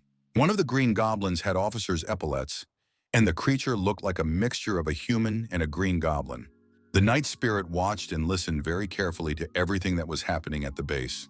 One of the options available to Camelot Castle was to summon skeleton knights. A knight in ghost form had no physical contact with anything, but could pass freely through walls and fly through the air. If you summon a knight in one form, physical or spiritual, you can change his incarnation at any moment. In other words, summoning a ghost proved to be the best means of reconnoitering the enemy camp, so Lancelot conducted reconnaissance of the enemy's positions. He determined the number of forces, the location of anti-aircraft guns, and the characteristics of the enemy. In 2.5 hours, Lancelot obtained complete information and returned to base. However, it became clear that some military units had been transformed from ordinary soldiers into goblins. In addition, these creatures kept people in cages and sacrificed them. The world was changing rapidly and getting worse by the minute. Lancelot reported that one of the goblin commanders was a very important officer and that they were planning to organize an additional transfer of personnel. This was invaluable information that Lancelot had obtained by observing everything with his own eyes. But at the same time, it was difficult for people to comprehend, as they could not even imagine that someone would be capable of capturing civilians and plotting such a thing. It seemed that the rebels had joined of their own free will, but it remained unclear why they were holding civilians captive. Lancelot heard the military talking about the priest. The skeleton knight also believed that people were being held to cause repulsion. He explained that all beings in the dimensions have their own ranks, which are called hierarchy. This power which the hierarchy possesses gives the right to protect oneself from beings lower than oneself. The lower the rank in the hierarchy, the stronger the repulsion. For example, an attack from the 9th rank has no effect on a creature of the 8th rank. That is, they sacrifice people to get a higher rank in the hierarchy. Using sacrifices to gain rank is a method used by beings with low intelligence. It is a kind of trick, and when such tricks are used by low-ranking beings, in many cases they involve deals and contacts with beings of higher ranks. Lancelot could not say exactly what kind of deal was involved in this case. However, in any case, it doesn't matter, because these creatures make sacrifices, and for that alone they must be destroyed. The lieutenant general believed that things were not so simple, and that the rebels' plan was probably more dangerous than it seemed at first glance. The information Lancelot brought back was excellent, and the probability of success had increased significantly because now they knew the location of the brigade commander and the anti-aircraft guns. However, the main problem lay elsewhere. The rebels' line of defense turned out to be much stronger than expected, and as soon as the operation began, they would surely call for support. If the First Corps joined in, there was a chance that it would escalate into a full-scale war, and that option was completely unacceptable, because they were few in number and needed to capture the base before reinforcements arrived. But to do everything quickly on their own, they needed air support. An attack from above would help them capture the base quickly, but this was almost impossible due to anti-aircraft guns. Gyum understood that he did not have time to wait for support because his older brother's house was in that area. He had to finish everything quickly and go there. Of course, Lancelot was a 7th level knight and could destroy everyone on his own, but the area was too large, and reinforcements would arrive before Lancelot could clear everything himself. The spirit of the knight Lancelot suggested summoning another knight to solve the problem of the anti-aircraft guns. But this required enhancement and magic stones, and right now Guillaume didn't have any such stones.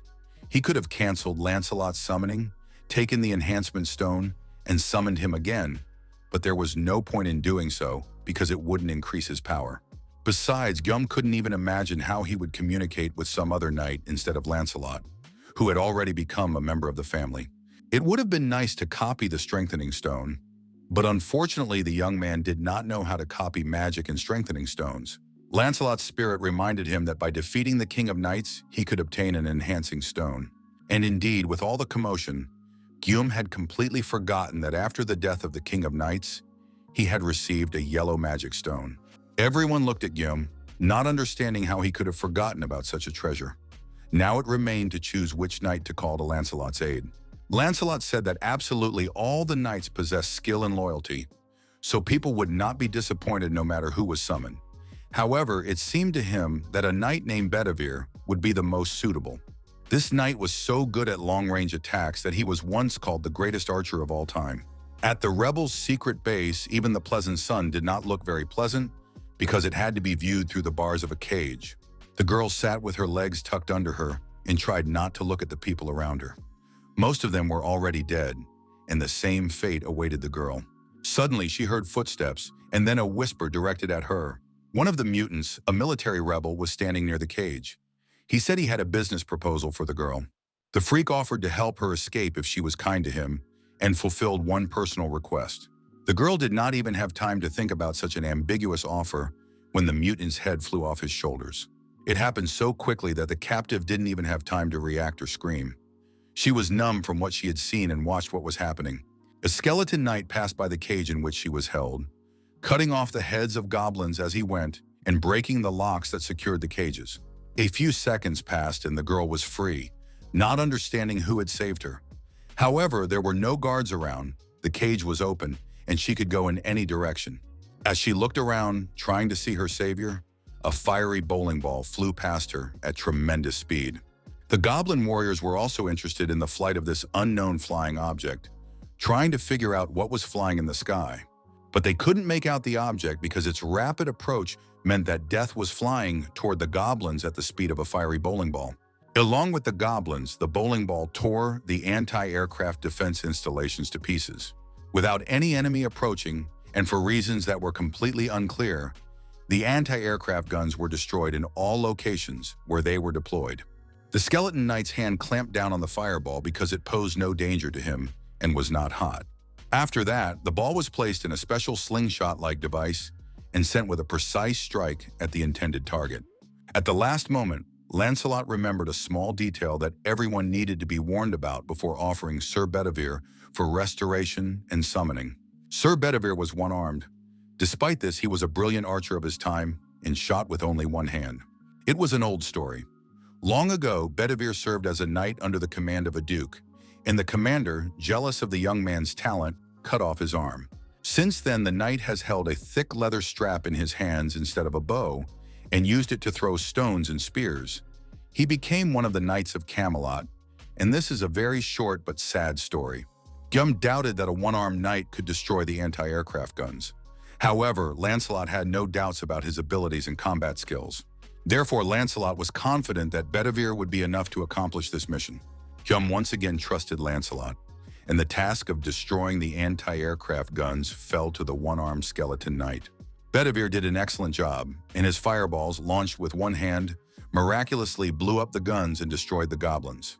One of the goblin commanders, who was at the main detachment's location, saw explosions through the window, occurring where the anti-aircraft defenses were stationed. A strange commotion broke out among the goblins, and it seemed as if something was interfering with them. The space around them became unstable, but then it became clear. The commander saw that his lieutenant had already been killed. A skeleton knight with a long sword in his hands was moving towards him across the room.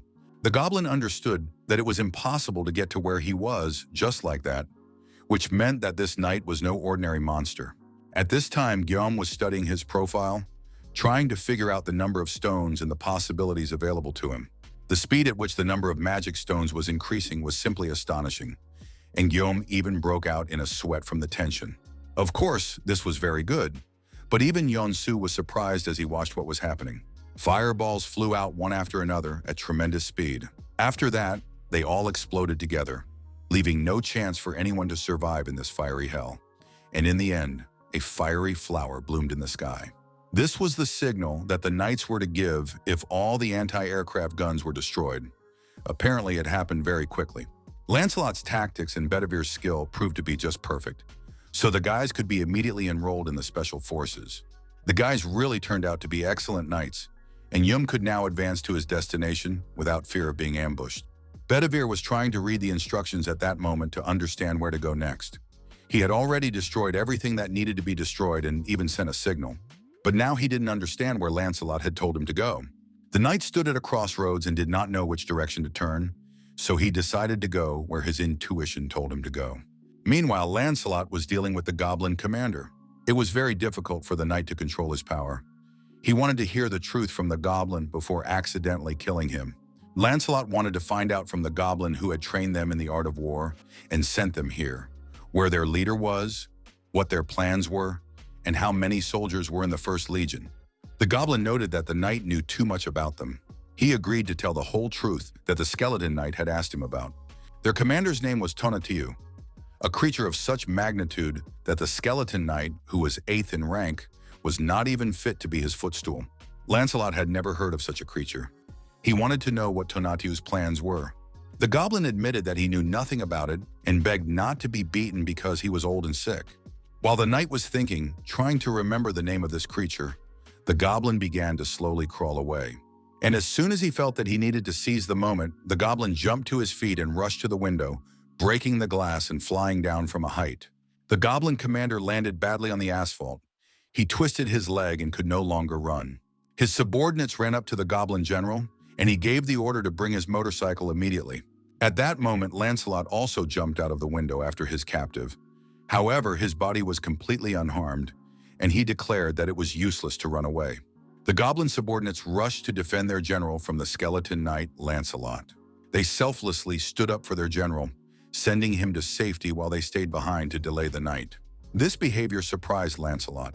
The fact that the goblins were willing to sacrifice themselves was strange. However, they believed that it was better to be like that than to be empty-headed like a skeleton. One of the goblins, aiming his rifle, told Lancelot that he'd better not be so arrogant, because there were several 8th level representatives in their squad. And the goblin who said this, if he ate a dozen more people, would become equal in level to Lancelot. The goblin confirmed that all the soldiers who had turned into goblins did the same thing. They ate people and raised their level. In the world that had emerged after the apocalypse, intelligent people tried to adapt, and this was one way to survive. Knight Lancelot cut off the goblin's head with a light swing of his sword, believing that killing such creatures was not difficult for him because they deserved to die. At this time, the general, accompanied by one of his subordinates, continued to retreat from the battlefield while the knight was busy with the goblins. The general was already hoping that his escape had been successful when the blades of a helicopter appeared above him. Yongsu announced that he was going to land right away, but Guillaume, who was severely seasick, was completely confused and did not react to this at all. The goblins were terrified when they saw the helicopter. They decided that government troops had arrived. The brigadier general did not have time to answer his subordinate's question about what to do. His subordinate's head had already been cut off by Lancelot's sharp sword. Lancelot stood next to the goblin, making it clear that running was useless. By this time, Guillaume had regained consciousness and joined his comrade. However, the goblin brigadier general had no intention of dying. He grabbed a handful of magic stones and swallowed them. After that, his transformation took place, and the monster became an 8th level creature. He grew in size, became even more powerful and embittered. His eyes glowed with hatred and burned with fire. In order to raise his level, the brigade general completely lost his humanity, and his body now resembled that of a gorilla. This happened because he tried to raise his level too quickly. After all, it was the shortest path. The brigadier general stood facing his pursuers and was no longer going to run away because he did not feel threatened by them. Lancelot's level was only 7. But Lancelot was not upset because he knew that Bedivere would deal with this guy perfectly well. At that moment, the one-armed knight was on the roof of the building where everything was happening. He happened to be in the right place and was glad that he hadn't followed the plan, but had gone where his feelings led him. The spinning, flaming bowling ball hit its target and tore the brigadier general to pieces. The lieutenant general of the army also arrived at the scene and was delighted with how the two knights had destroyed the key target and saved the civilians. In addition, all that remained of the brigadier general, who had become a goblin, was a pile of dead muscles.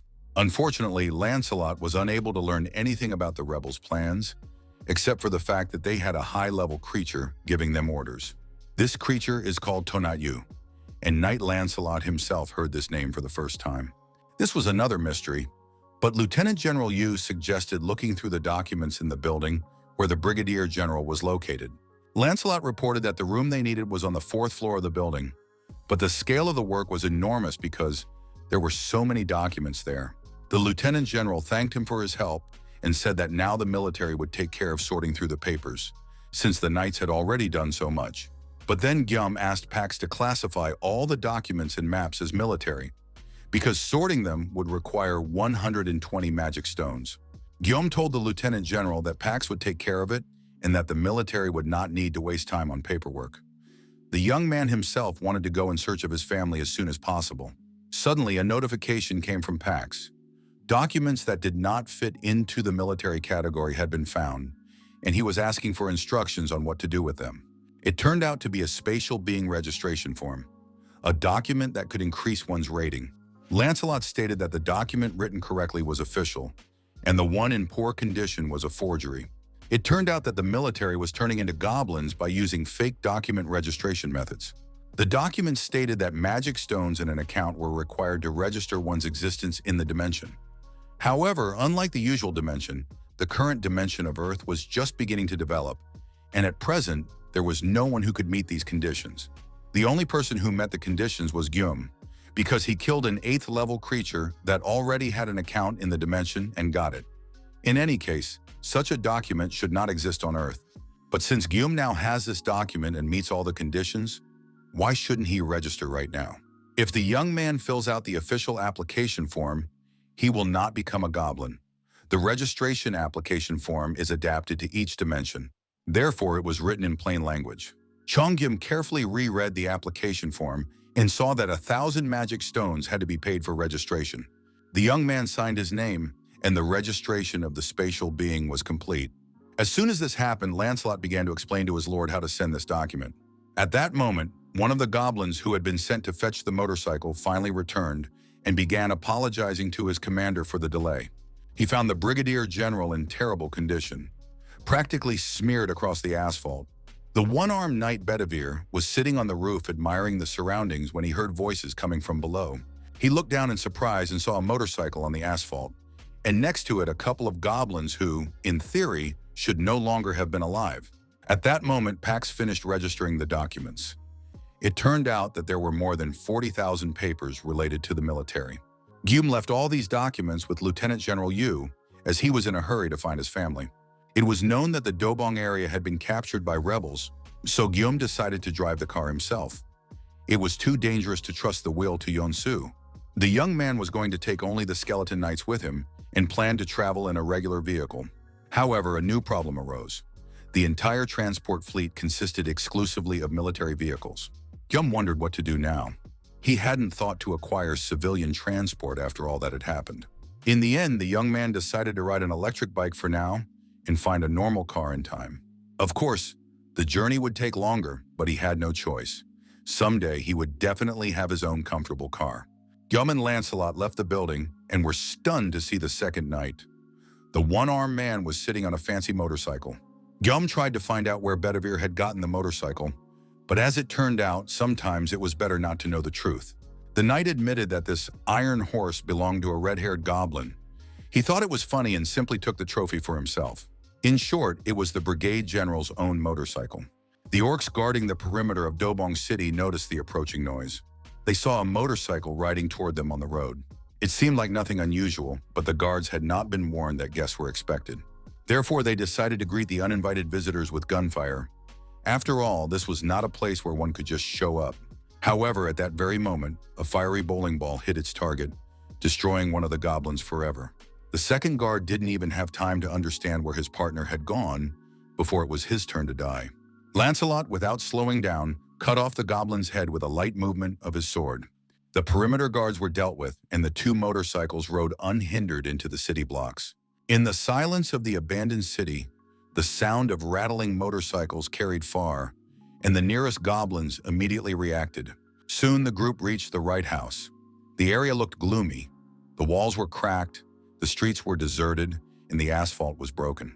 Climbing up to the right apartment, Gyum began knocking on the door and calling out loudly, shouting that it was him, his brother, Jong-gyum. No one answered.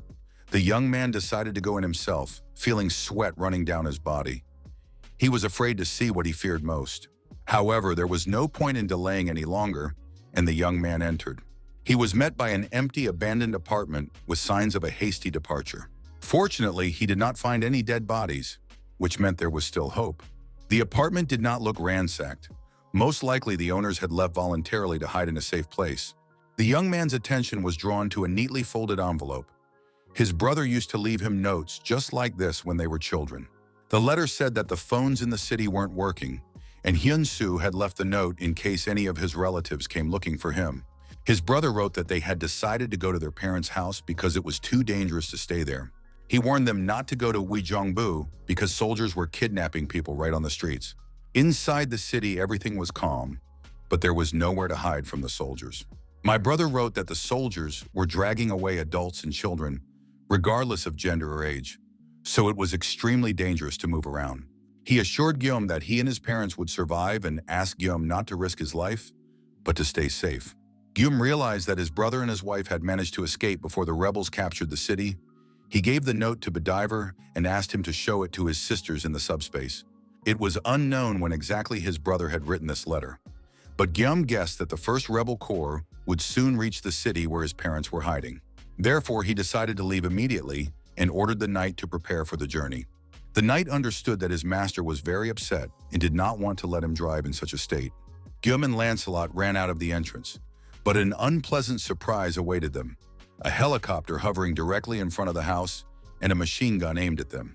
A goblin sat at the controls and confirmed via radio that he could see a man and a skeleton and was ready to open fire.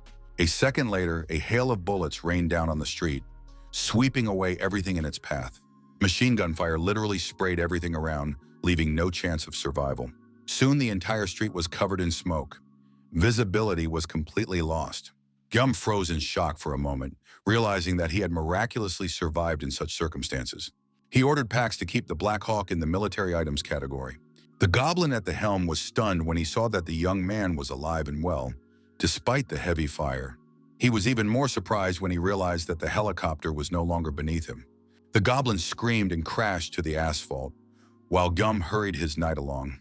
He didn't want to linger for a second. The young man thought about how they had destroyed many rebels on their way here, and even captured a helicopter with rockets and guns. Now all his thoughts were occupied with his family. He wanted to find them as soon as possible. The sunset sky shimmered with fiery hues. Meanwhile, somewhere nearby, the goblins were discussing that the priest would distribute the victims according to their numbers, and they reminded each other that several days had already passed. Therefore, the goblins needed to hurry and look for new victims. But no matter how hard they tried, they still couldn't destroy this strange building. Lieutenant Park Han-jun's number of victims had already reached 300. However, he still couldn't destroy the building. He didn't have enough level. He had to either ask another goblin for help or come up with another way. Lieutenant Park ordered his subordinates to find and bring new victims to make up for the shortfall. Everyone knew what had happened to Sergeant Kyung Gyu-min. Now he was just a goblin. There was only one thing left to do with him: eliminate him. The huge goblin, who had been human not long ago, rushed off in search of new victims. Meanwhile, a group of motorcyclists approached the goblins chatting on the street. The guy riding the first motorcycle was yelling at the top of his lungs for the damn creatures to get lost. "This is my house," he yelled. "I'll deal with all of you now." Behind him rode a skeleton knight, clutching a sharp sword in his hand. When the motorcyclists sped past the goblins, the monsters' heads were already rolling on the asphalt. The decapitated bodies twitched for a few more seconds, flooding everything around them with blood. The motorcyclists drove up to a hardware store surrounded by barricades. The entire facade was covered with steel sheets, with only one tiny hole left, from which muffled whispers could be heard. A man sitting on a chair watched through this hole and told the others what was happening outside.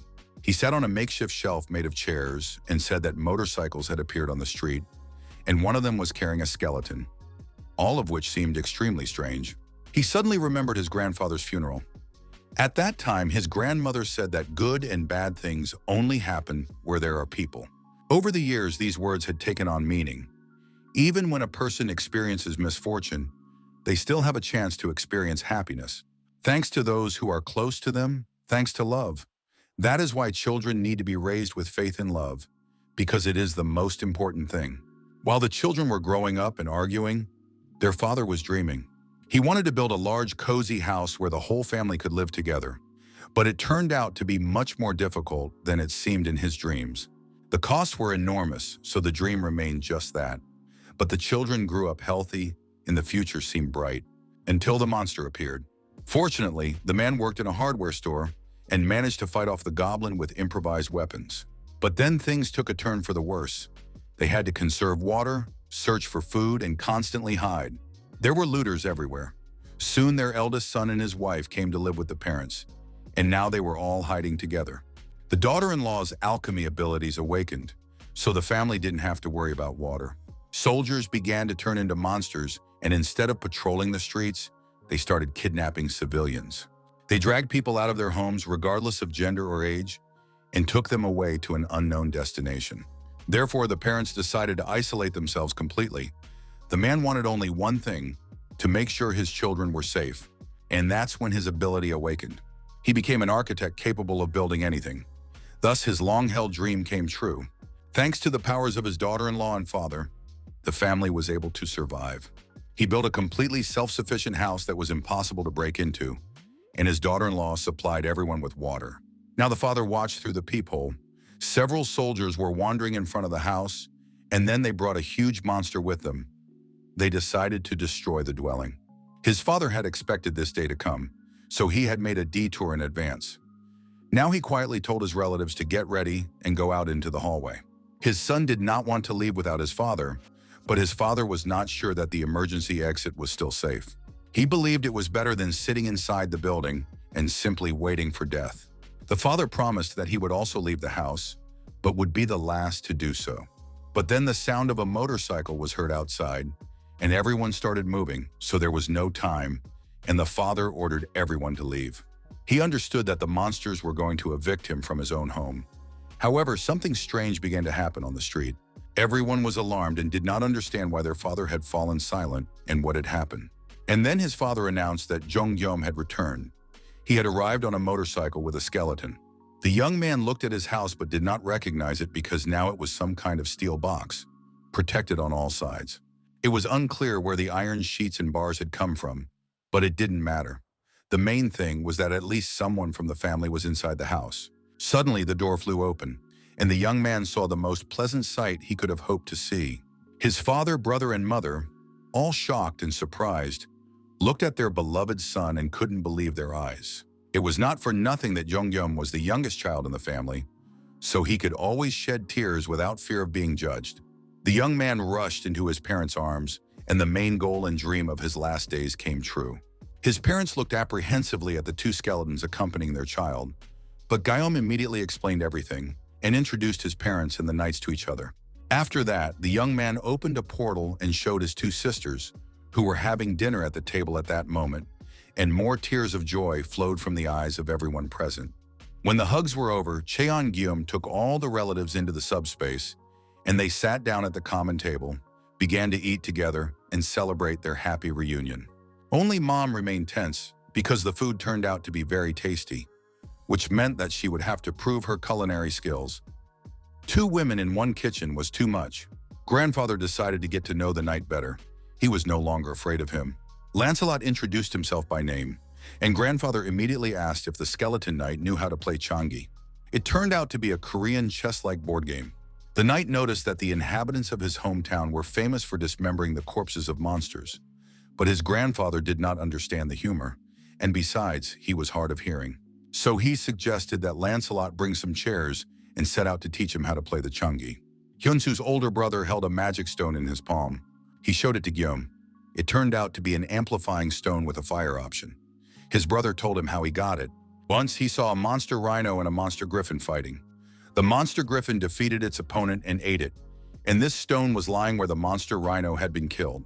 His brother gave Guillaume this magic stone because he thought he needed it more, and the guy didn't refuse such a useful artifact. Guillaume reminded his brother that he could get anything he wanted and advised him to take care of his wife's family so that they would be comfortable and want for nothing. The brothers were happy to see each other, especially since they had hardly communicated during most of their childhood due to their age difference. Hyunsu thanked his brother for the warm welcome and went to his wife to tell her relatives about all the conditions. Guillaume noticed the scar on his older brother's face and realized that he had been through a lot. However, the main thing was that he had survived. His father caught him thinking about this and remarked that his son's abilities were simply excellent. His father said that he was sincerely happy and grateful to his younger son. Not only was the whole family now safe thanks to his abilities, but they were also able to eat their fill. But his father reminded him that good and bad things only happen where there are people.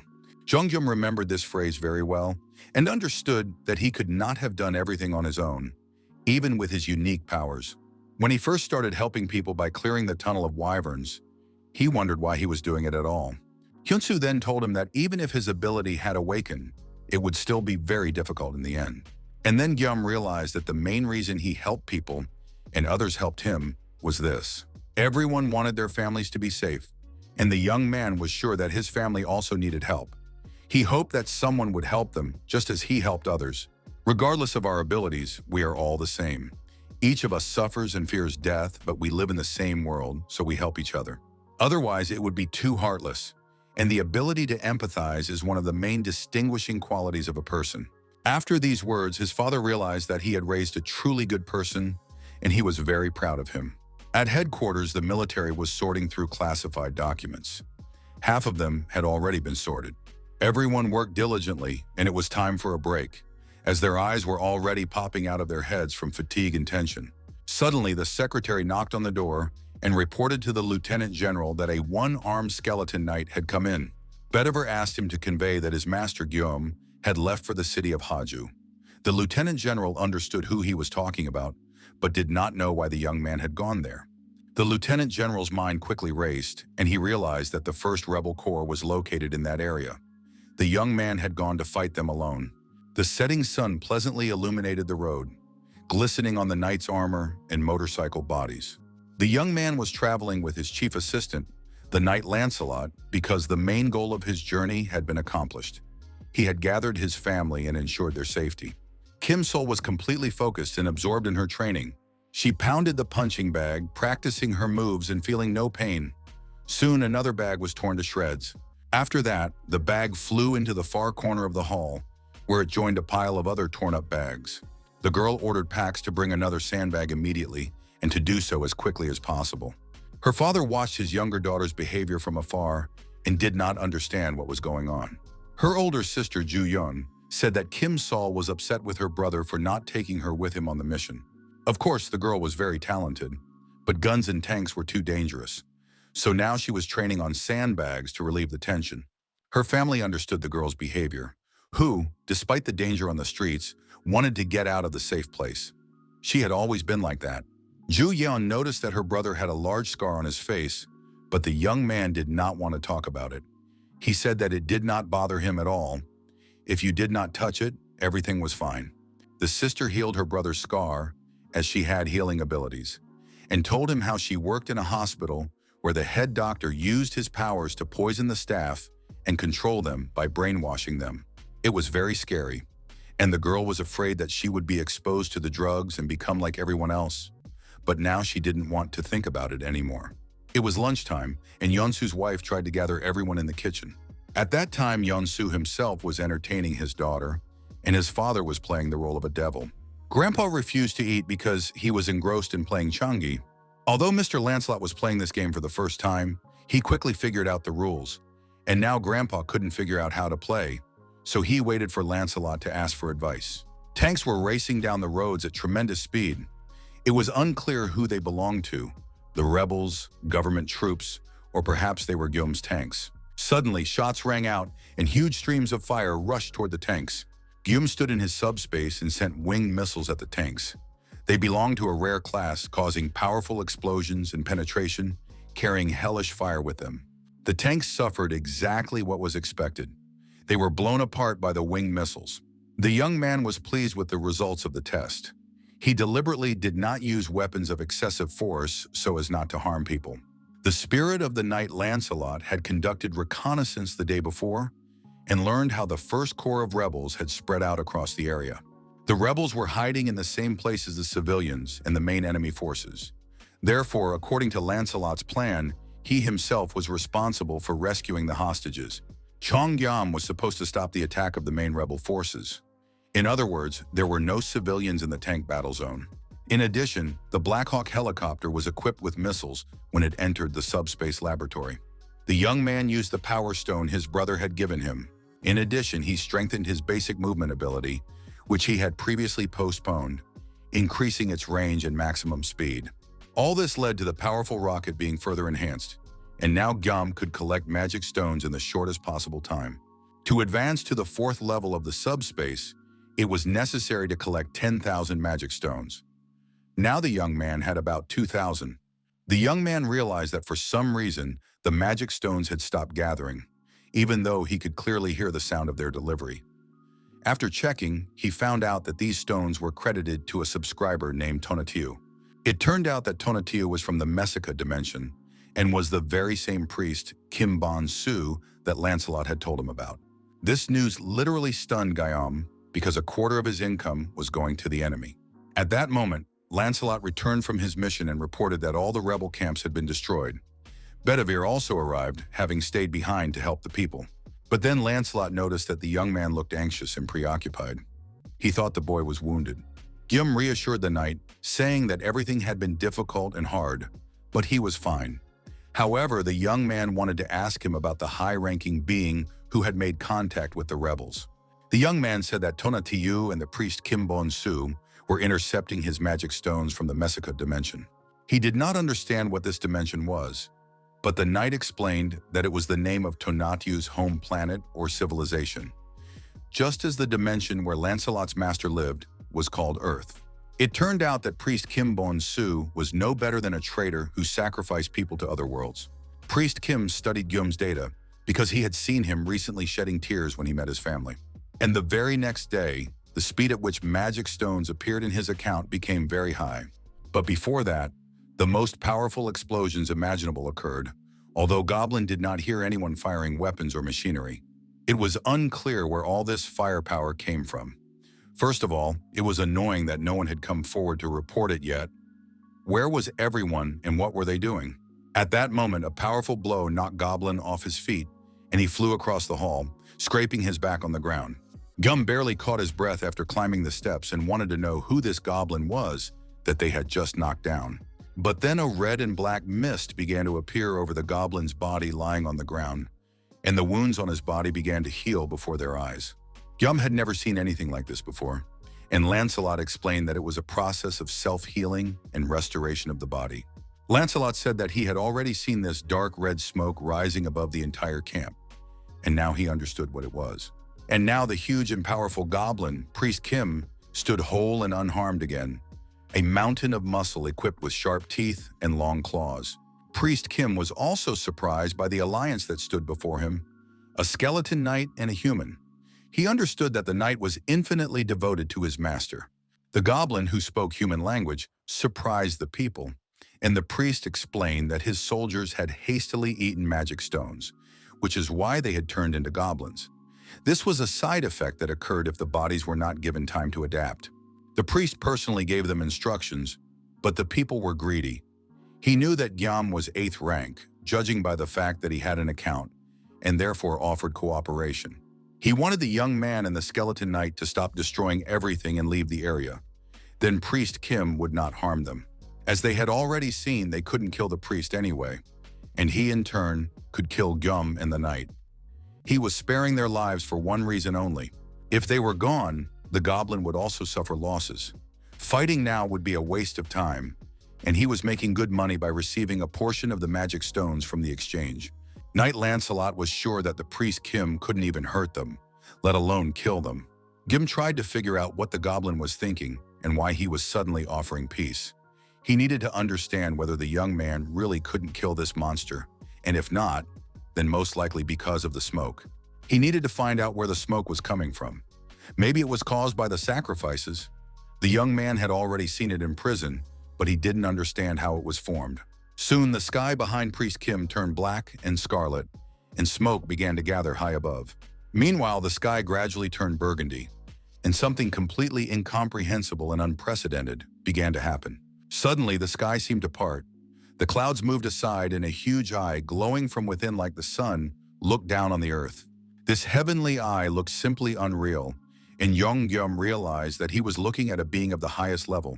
Priest Kim guessed that his guests did not expect to see such a thing, and apparently were encountering a high-level being for the first time. Beings who never communicate directly and always act through intermediaries due to hierarchical restrictions. But soon Tonatiuh himself would arrive here in person. Priest Kim was the only one who could help bring about the appearance of a higher-level being. The goblin hoped that now people understood how foolish they were. Nevertheless, Priest Kim was willing to give them another chance because he felt sorry for losing Guillaume's unique abilities. After all, they were too valuable to simply disappear. He added that if the boy knelt down now and begged the priest to let him become his right hand, but he didn't have time to finish.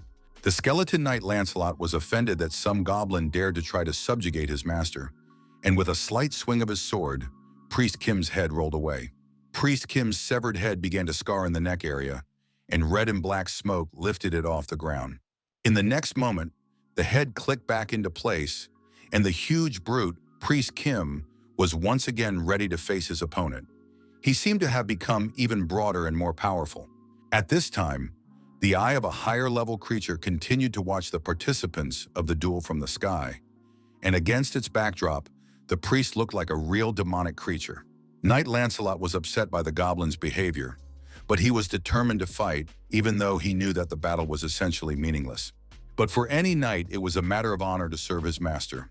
Priest Kim was not going to give up either, and this skeleton knight had already infuriated him. He decided not to wait for an attack, but rushed into battle himself, his huge muscular body hurtling toward the knight at tremendous speed. But then Lancelot remembered the lessons Kim Sol had taught him, lessons in hand-to-hand combat. The knight took a stance, putting away his sword. A powerful punch landed squarely on the goblin's nose, and its huge snout twisted to the side, spilling blood everywhere. It was clear that the goblin was immortal, but this was an excellent opportunity for the skeleton knight to practice the recent tasks he had received from Kim Sol. Everyone understood that Priest Kim was immortal and impossible to kill, but it was perfectly possible to beat him up. And now Lancelot was going to do just that. The knight put the goblin's severed head back in place and immediately cut it off again. He tried very hard, but it was clear that the goblin would regenerate endlessly. Guillaume understood that it was impossible to defeat Tanashi without trying to understand him. Perhaps there was a way to at least disrupt his regeneration. And then Guillaume remembered the big guy from the hospital, who had been quickly cured of his daze. The young man ordered Lancelot not to kill the priest Kim again. He ordered the knight to throw the goblin into subspace right now. With a slight movement of his hand, the knight carried out his master's order, throwing the goblin towards the subspace portal. Zhu Yan received a notification about the return through the portal and thought that her brother had finished his business quickly this time.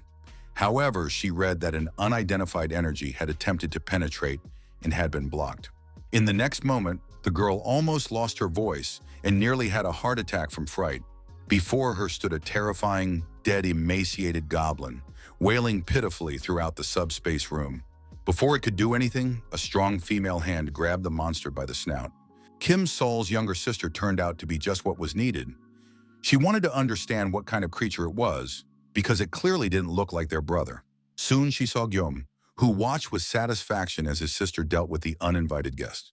The young man quickly shouted at the system to close the portal immediately. Chongyam gave the order to eliminate Priest Kim. The order was carried out instantly, and a thin, terrifying, emaciated creature with no teeth, hair, or muscles flew out of subspace onto the street. Priest Kim looked pitiful. He could no longer recover or even stand up. Guillaume, looking at his sister's fury, thought she was even more terrifying than Tanacha. The young man received a notification that the account owner had been changed, and the magic stones were automatically added to Guillaume's account. The numbers were huge, and the young man was amazed at how much the priest had managed to earn if he had received so many stones. Moreover, this time, there was no notification about the transfer of some of the stones to Tonatiuh. The boy looked up at the sky and saw that the eye was gone. Only a lone moon lit up the sky. Priest Kim had said that he was the only one who could summon Tonatiuh, and by killing the priest, they had severed the connection between them. Since the Supreme Being had failed, it was unlikely to return here. Chongyam sat exhausted on the ground and did not understand why he was so tired. After all, he had not even fought. Suddenly, a familiar voice was heard from afar, and soon as always on time, the lieutenant general appeared before the boy and the knight, bringing reinforcements. He hoped that they were not too late and would be able to protect Guillaume and help his knight. Lieutenant General Yu wanted to see the tank commander immediately and was surprised when he was shown the goblin lying on the ground. The young man tried to explain in a few words what had happened, but in general he was just happy to meet the military and hoped that everything would be fine with them. The commander was informed by radio that reconnaissance inside and around the First Corps had found the mummified bodies of rebels. According to intelligence reports, there were no survivors. The lieutenant general gave the order to rescue civilians and clear the area. The commander turned to Guillaume and said that he did not know how he had done it, but this time the young man had accomplished the task. The lieutenant general bowed his head low, expressing his immense gratitude. He did not straighten his back, continuing to talk about how foolish he had been when he first asked the young man to join the army, thinking only of the advantages. All these advantages turned out to be completely meaningless to Guillaume because the lieutenant general underestimated the young man's abilities and influence, assessing the situation only from a military point of view. Now the lieutenant general felt very foolish, but he still wanted to ask Guillaume to continue helping people. He felt ashamed and awkward asking for this, but many people were still in a difficult situation. Some had lost their families and loved ones. Some had suffered serious injuries, and some were anxious because they had not yet revealed their abilities. The damage caused by the monsters was severe due to the incompetence of the government and the military, but now more than ever, people needed help.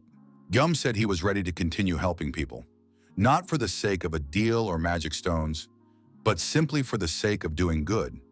He did not want to join the army, but he would help as his heart dictated. Lieutenant General Yu's face lit up with a happy smile.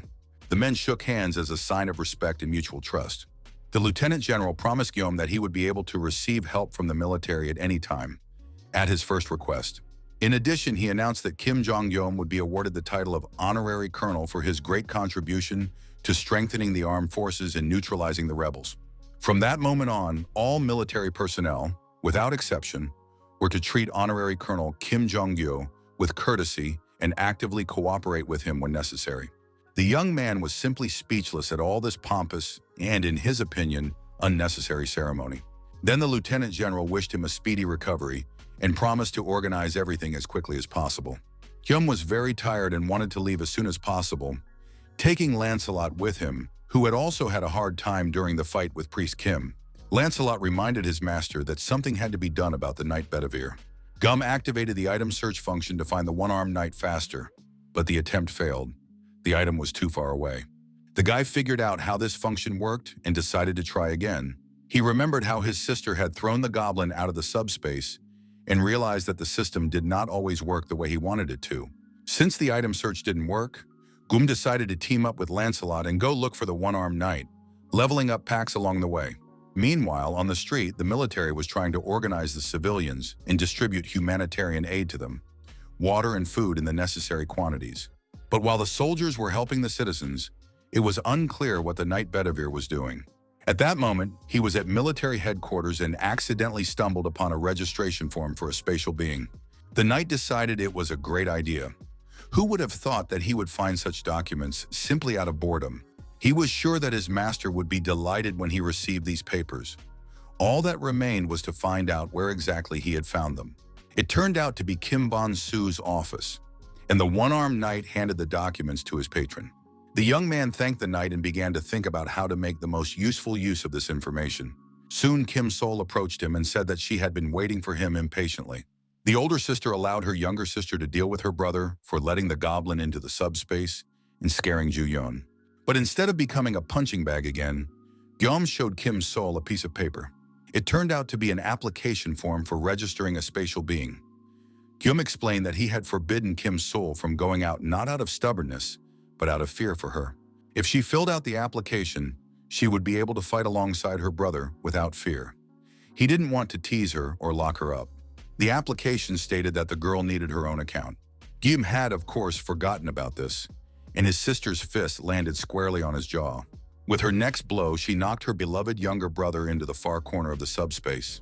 The young man remembered that in such situations, quick feet are the best help, and he ran away while his sister rushed after him.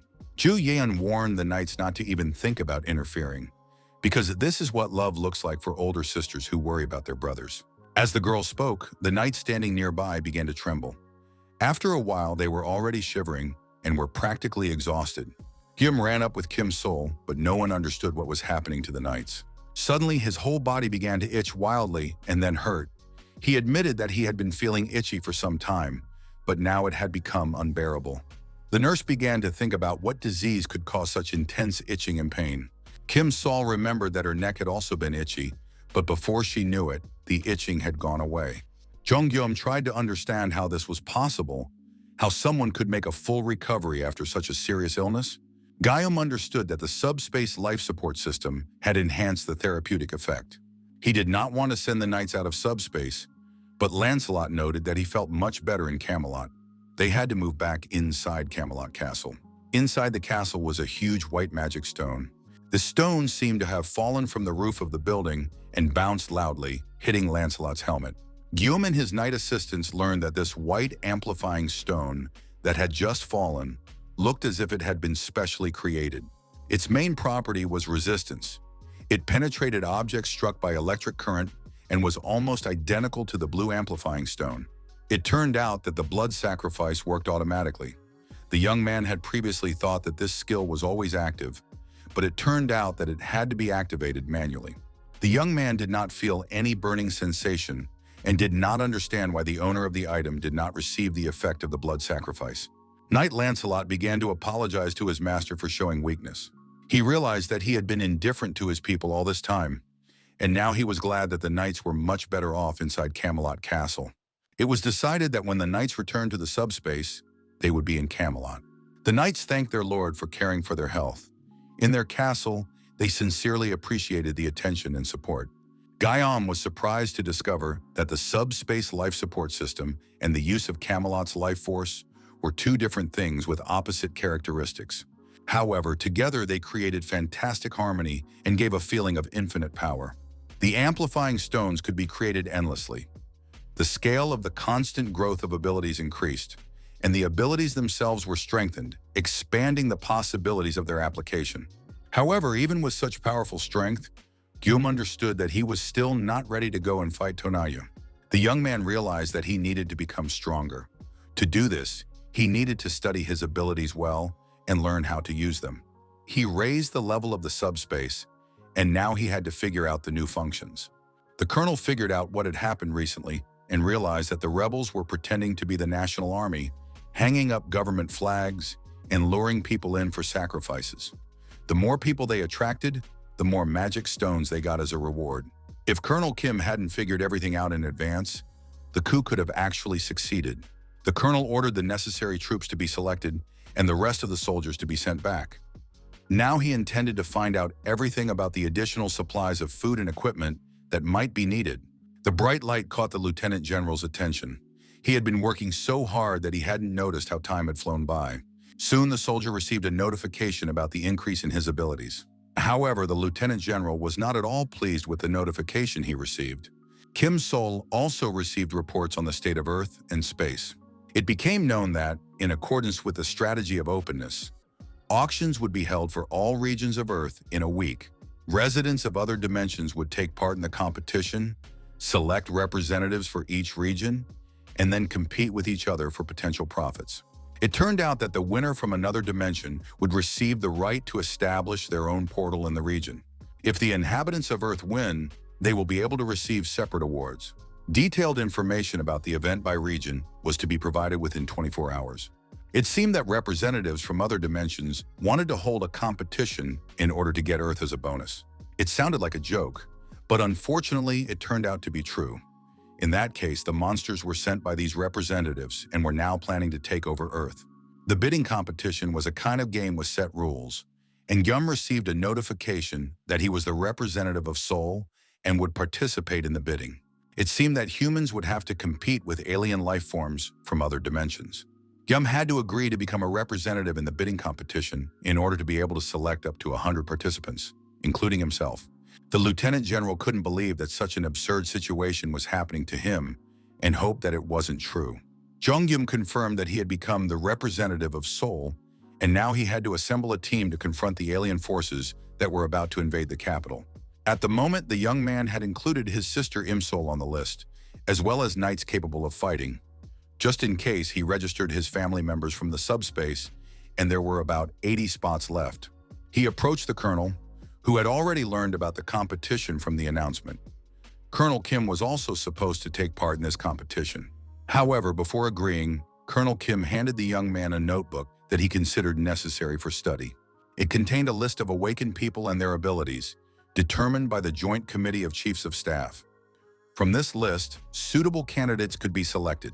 Yum said he needed special class snipers, regardless of whether they were awakened or not.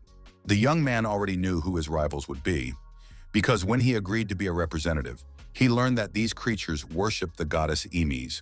Their distinctive feature was the creation of weapons based on divine power.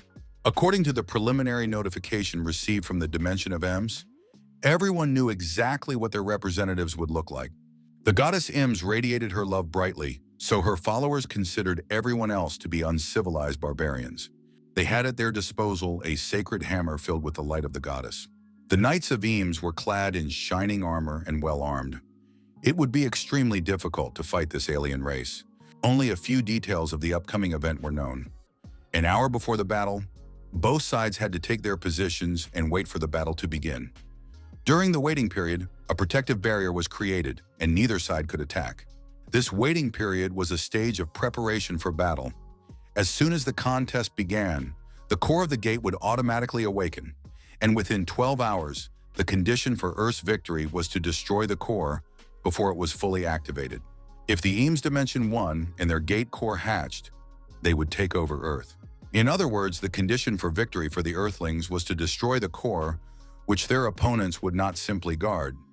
In addition, their list of participants consisted of 8th rank fighters. The humans had to block their attacks and destroy the gate core at the same time. Guillaume, Lancelot, and Kim Sol would take care of the attack, so there should be no problems with that. The military was required to provide protection. They had to block the attacks of the 8th rank opponents. Long-range weapons are particularly effective for this, so it was necessary to recruit snipers. However, human weapons would not work against such a powerful enemy, but Guillaume tried to reassure Colonel Kim. He said that he had improved his abilities last night.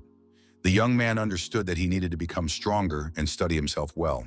He spent a lot of magic stones to increase his functionality and could now send up to 8 items at once. In addition, in the subspace laboratory, he could enhance existing items and create new combinations. All this was made possible by additional features that improved his existing abilities. The young man easily modeled the characteristics and finished appearance of the desired items before creating them. He pondered what kind of weapon he could create using the new features, one that would be easy to use even for inexperienced fighters. The main feature of the new weapon was to be the ability to destroy 8th rank fighters even in the hands of novices. The result was a rifle capable of resisting electrical properties and possessing improved firing characteristics. At first, he tried to strengthen only the ammunition, but after firing, the weapon fell apart in his hands. Therefore, he had to modify the gun so that it could withstand the shot. For this, a reinforcing stone was used. His strategy was to use 3-shot guns created as a result of combinations, to defend against approaching enemies and destroy the core of the gate to achieve victory. Thus, the colonel was presented with a new rifle that fully met the tasks at hand. Colonel Kim immediately compiled a list of the best snipers, and a week-long training period began, during which the shooters practiced improving their accuracy, changing weapons, and working on tactical techniques. The young man's father quickly built a fortress using his architectural skills. It was a true work of fortification art, constructed using strengthening stones. The upper part of the building was intended for shooting bows or guns. The attack team enhanced their abilities with magic stones they had acquired in advance, destroying monsters. As a result, Kim Sol was able to extend her defensive ability to a certain distance beyond her body, and her sister Ju Yun was able to use her healing abilities in a specific area. This turned out to be the right decision on Guillaume's part, and now the older sister could take on the role of the awakened one. Time flew by unnoticed amid the preparations and concerns, and now there was only an hour left before the competition began. A portal gate appeared in front of the National Assembly building, from which the Earthlings' opponents began to emerge. One of them was holding a core, which was one of the main goals of the contest. Chongyam studied the enemy through his binoculars. He noticed the core in the hands of one of the creatures and felt that he had seen something like it before, although now there was something strange about it. Representatives of the alien dimension began to construct a building next to the National Assembly, even though the competition was supposed to start in just an hour. They were carrying heavy metal structures that looked like railroad tracks and were most likely going to build a defense for the gate core. The young man did not understand the point of this construction because the duel was about to begin very soon, and it did not seem likely that the opponents would finish the work in time. While the young man and his father were watching the strange construction through binoculars, representatives of the opponents approached them. They said they had seen the list of people participating in the battle and knew that some were of the 7th or 8th rank, but most were only of the 9th. According to them, the goddess Emis grants mercy and salvation to the weak, so the warriors were ready to offer this mercy and salvation. They showed mercy by cutting out the enemy's tongues so that they could not speak evil while still alive, and salvation through hard labor so that they could repent of their actions.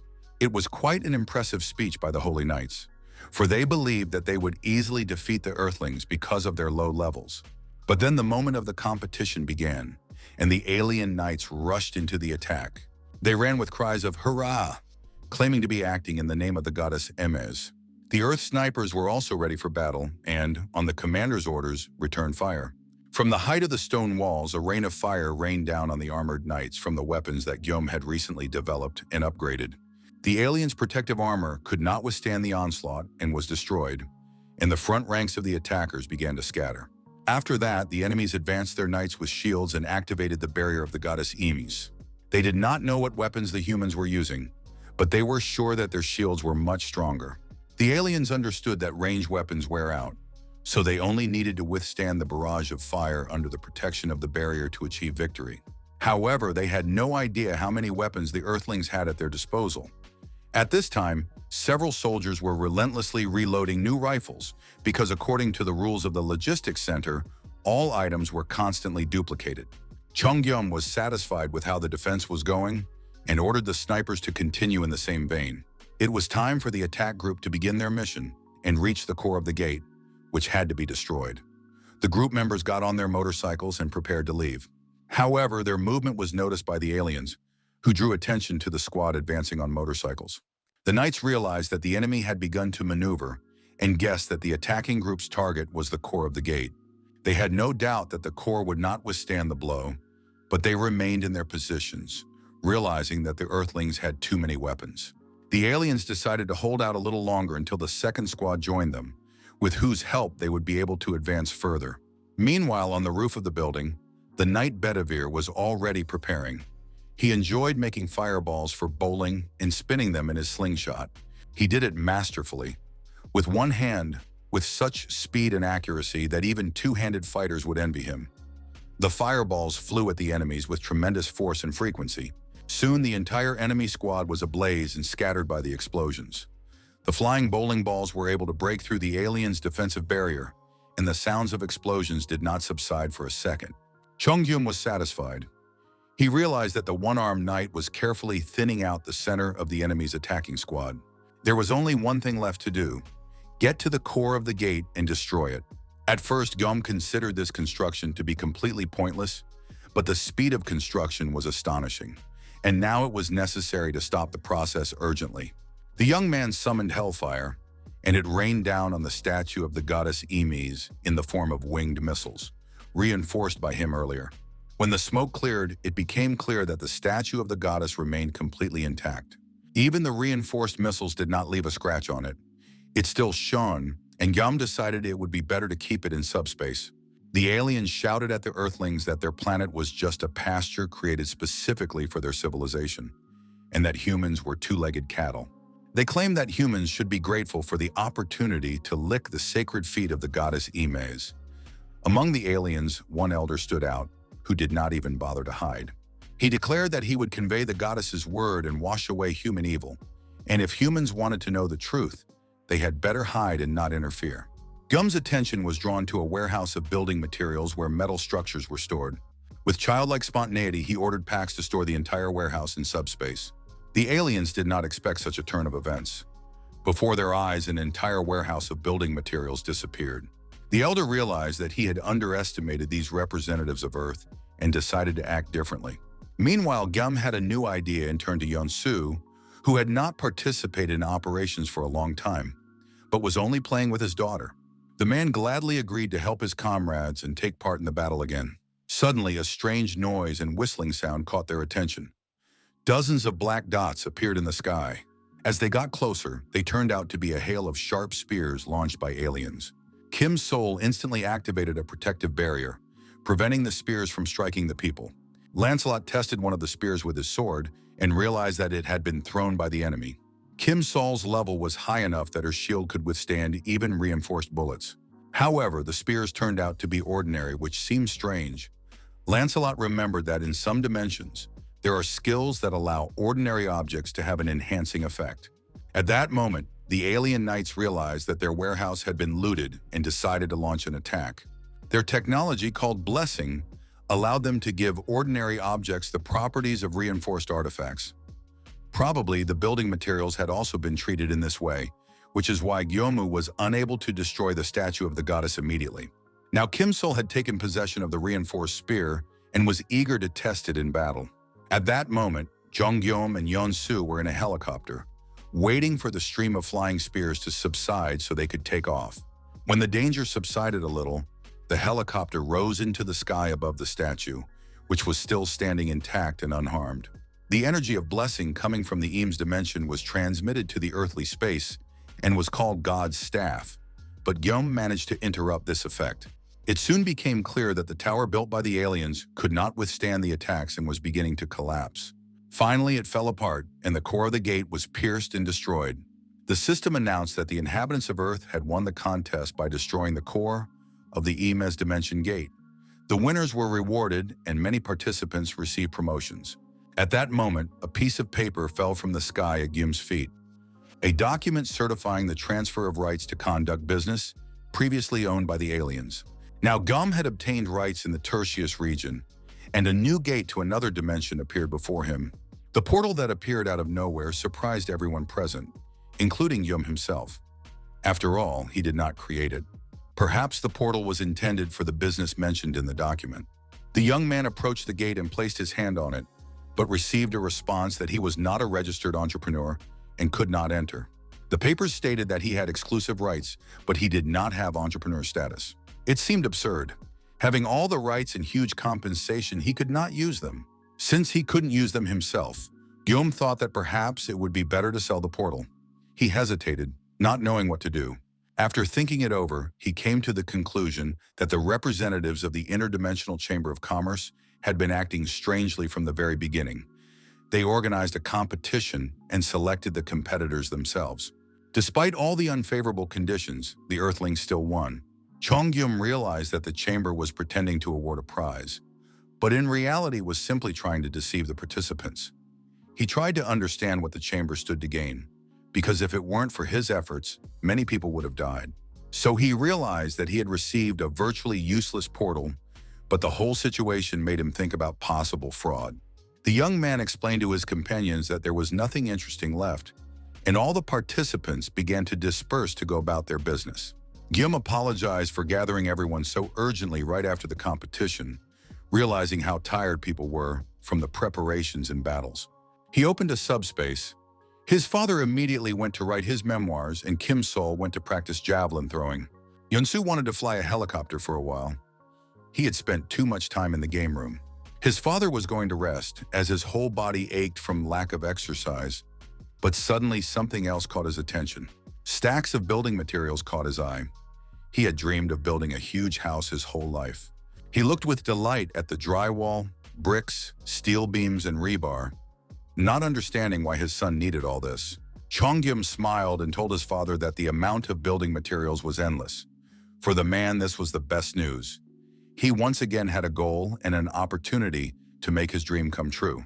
When everyone left and Gyeom was alone, he decided to see how things were going in other regions based on the results of the competitions. Since the time limit was 12 hours, he had to wait until nightfall to see the results. No one slept that night. The results were depressing. There were 6 times fewer victories than defeats. The Chamber of Commerce lowered Earth's rating by several points. In most regions, the level of defeats was extremely high. The situation around the world looked dire and unfavorable. Across Korea, only one territory lost the competition, and now aliens ruled the Incheon region.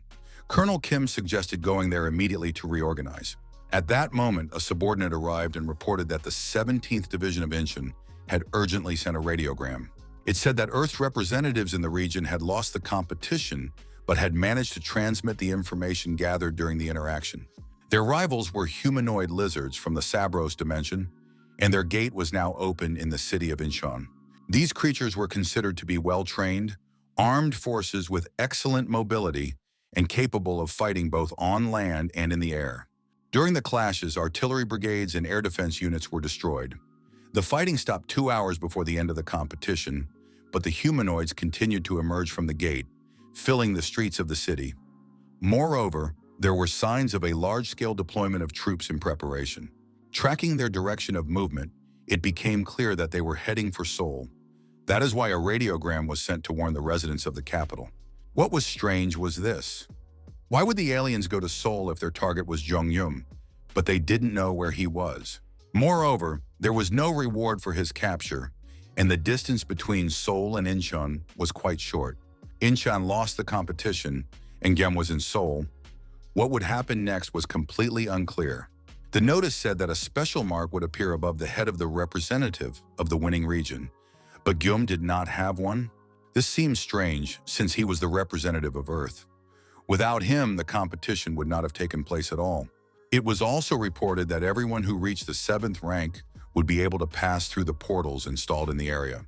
In addition, representatives of other civilizations who won the competition were given the right to create additional portals in the region by killing its Earth representative.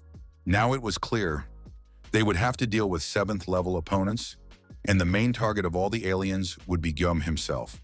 It resembled a typical territorial conquest, but the good news was that there was no mark above Gyeom's head. This meant that the enemies would not be able to pinpoint his location for the time being. Lancelot wondered how this was even possible, and suddenly it dawned on him. Without saying a word to anyone, he moved the ceiling lights and climbed into the ventilation shaft. Climbing onto the roof, Lancelot saw a huge illuminated sign announcing that a representative of Seoul was located in this building. His friends had not seen it before because it was too high up. Its gigantic size was visible from afar, letting everyone know exactly where the city representative was located. At that moment, Gyeom felt a strange uneasiness, as if the man-lizards had already regrouped before the competition was over. It seemed as if they knew about the new rules in advance, as if someone had told them everything ahead of time. He was sure that the humanoids had indeed managed to obtain information about the upcoming changes, and instead of attacking immediately, they decided to prepare for the next stage. Perhaps thanks to their rich experience, they understood that the new rules would favor the aliens, and there was very little time left to prepare. This explained why the representatives of Seoul had so easily defeated their rivals. Kim Seoul suggested immediately taking refuge in subspace. However, Lancelot objected. Gyeom would indeed be safe there, but the lizards might try to pull the others out as hostages or divide their forces and capture neighboring areas. Jong-gyum also believed that hiding was not an option. Subspace should be used not for escape, but for defense. After all, from there he could attack while remaining out of reach. If he had become their main target and his location had been revealed, then he needed to do the opposite. Lure the lizards into a trap where he would have the advantage. It would be ideal to carry out full preparations.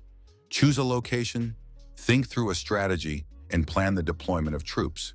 The main thing was to do everything as quickly as possible before the lizards launched their attack. Yong-soo said that there would be no problems with transportation. He would reduce the time to a minimum and suggested leaving immediately, but admitted that he did not yet know where exactly. And so, choosing a location became the main issue. It was necessary to find a position with the greatest tactical advantage. The best option would be an area where we could inflict significant damage on the enemy, minimize our losses, and not attract attention. After some discussion, they decided on the Kion Bridge. It was huge, but the space for maneuvering was limited, and it was surrounded by a park with no residential buildings. Even if the lizards tried to cross another bridge, Bedivere would spot them in advance. There were no tall buildings nearby, and he could use the materials obtained from Eames's measurements, as well as his father's construction skills. The Eames warehouse also stored spears, which could now be used for barricades. These spears were distinguished by their strength, quality, and the blessing of the goddess. They were far from ordinary weapons.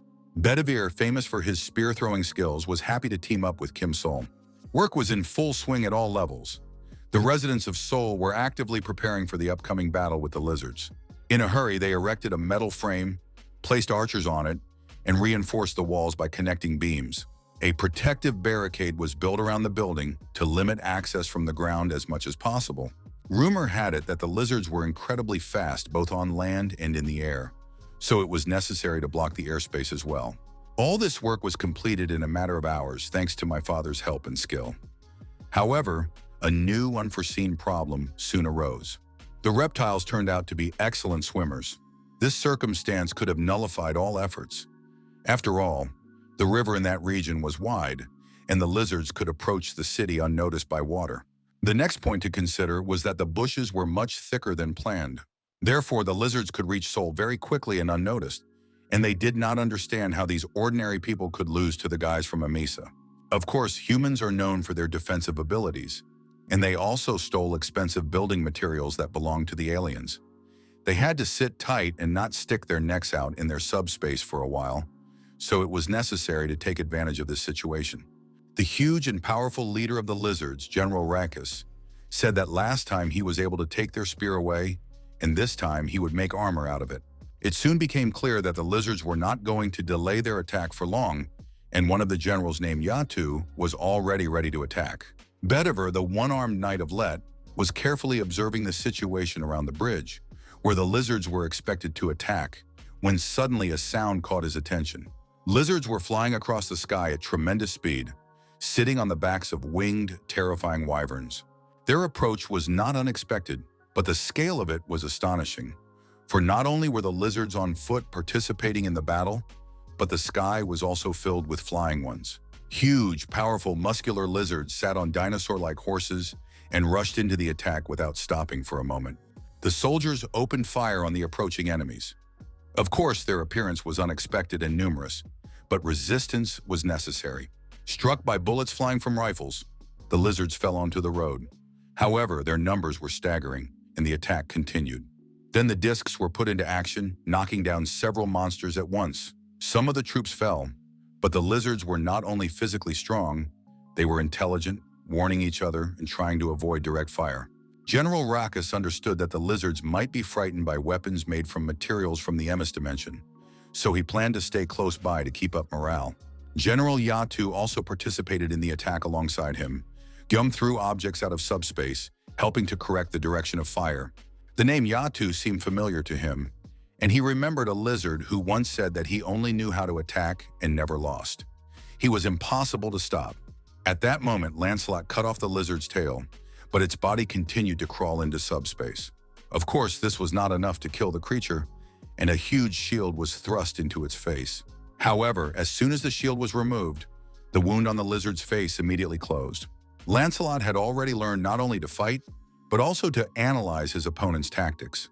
He understood that he was facing two 7th-ranked creatures, but the big guy just attacked without using any special techniques.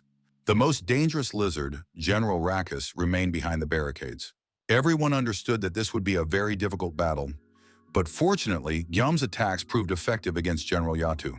Lancelot said that the moment Yatu touched the building, the battle would be practically lost, so it was necessary to continue the attacks, maintaining constant pressure.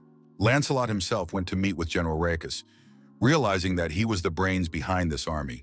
General Rakis was completely confident and calm.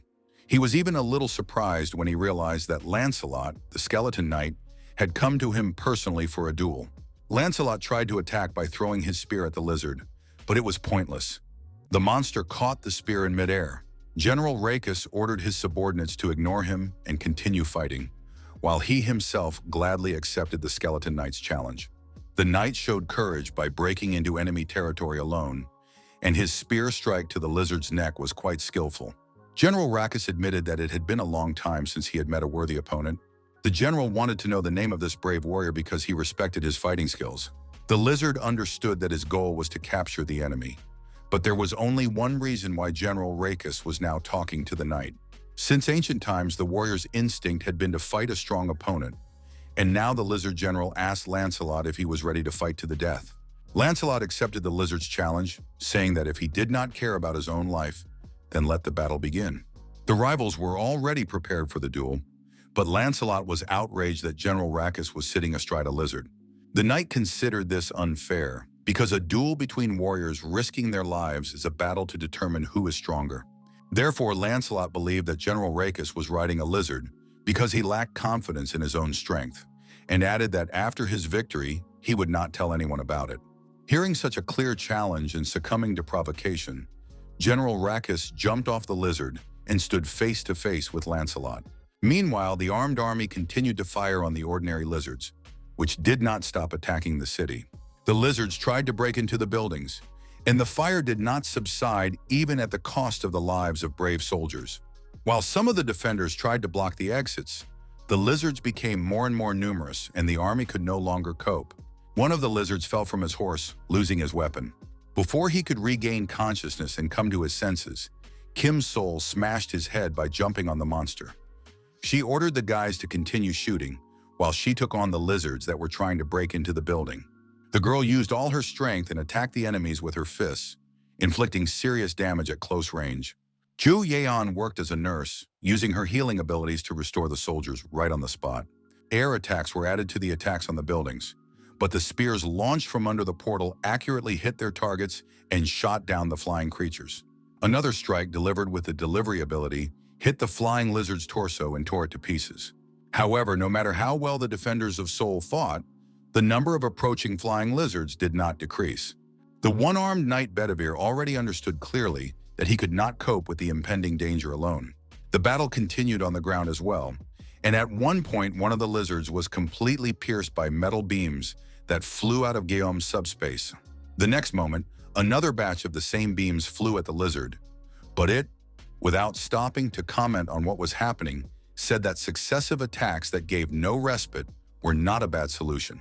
Chongjum was amazed by the new skills of the lizard, which possessed intelligence and was not distracted by the pain piercing its body. The young man was happy that he could at least distract the enemy, but at the same time, he continued to worry about his friend, the knight who was fighting one of the strongest lizards, General Rackus. At that moment, Rackus attacked Lancelot with the spear he had taken from Guillaume earlier. Lancelot parried the blow and defended himself with his sword, but the lizard thought that the knight was simply running away, trying to avoid a direct confrontation.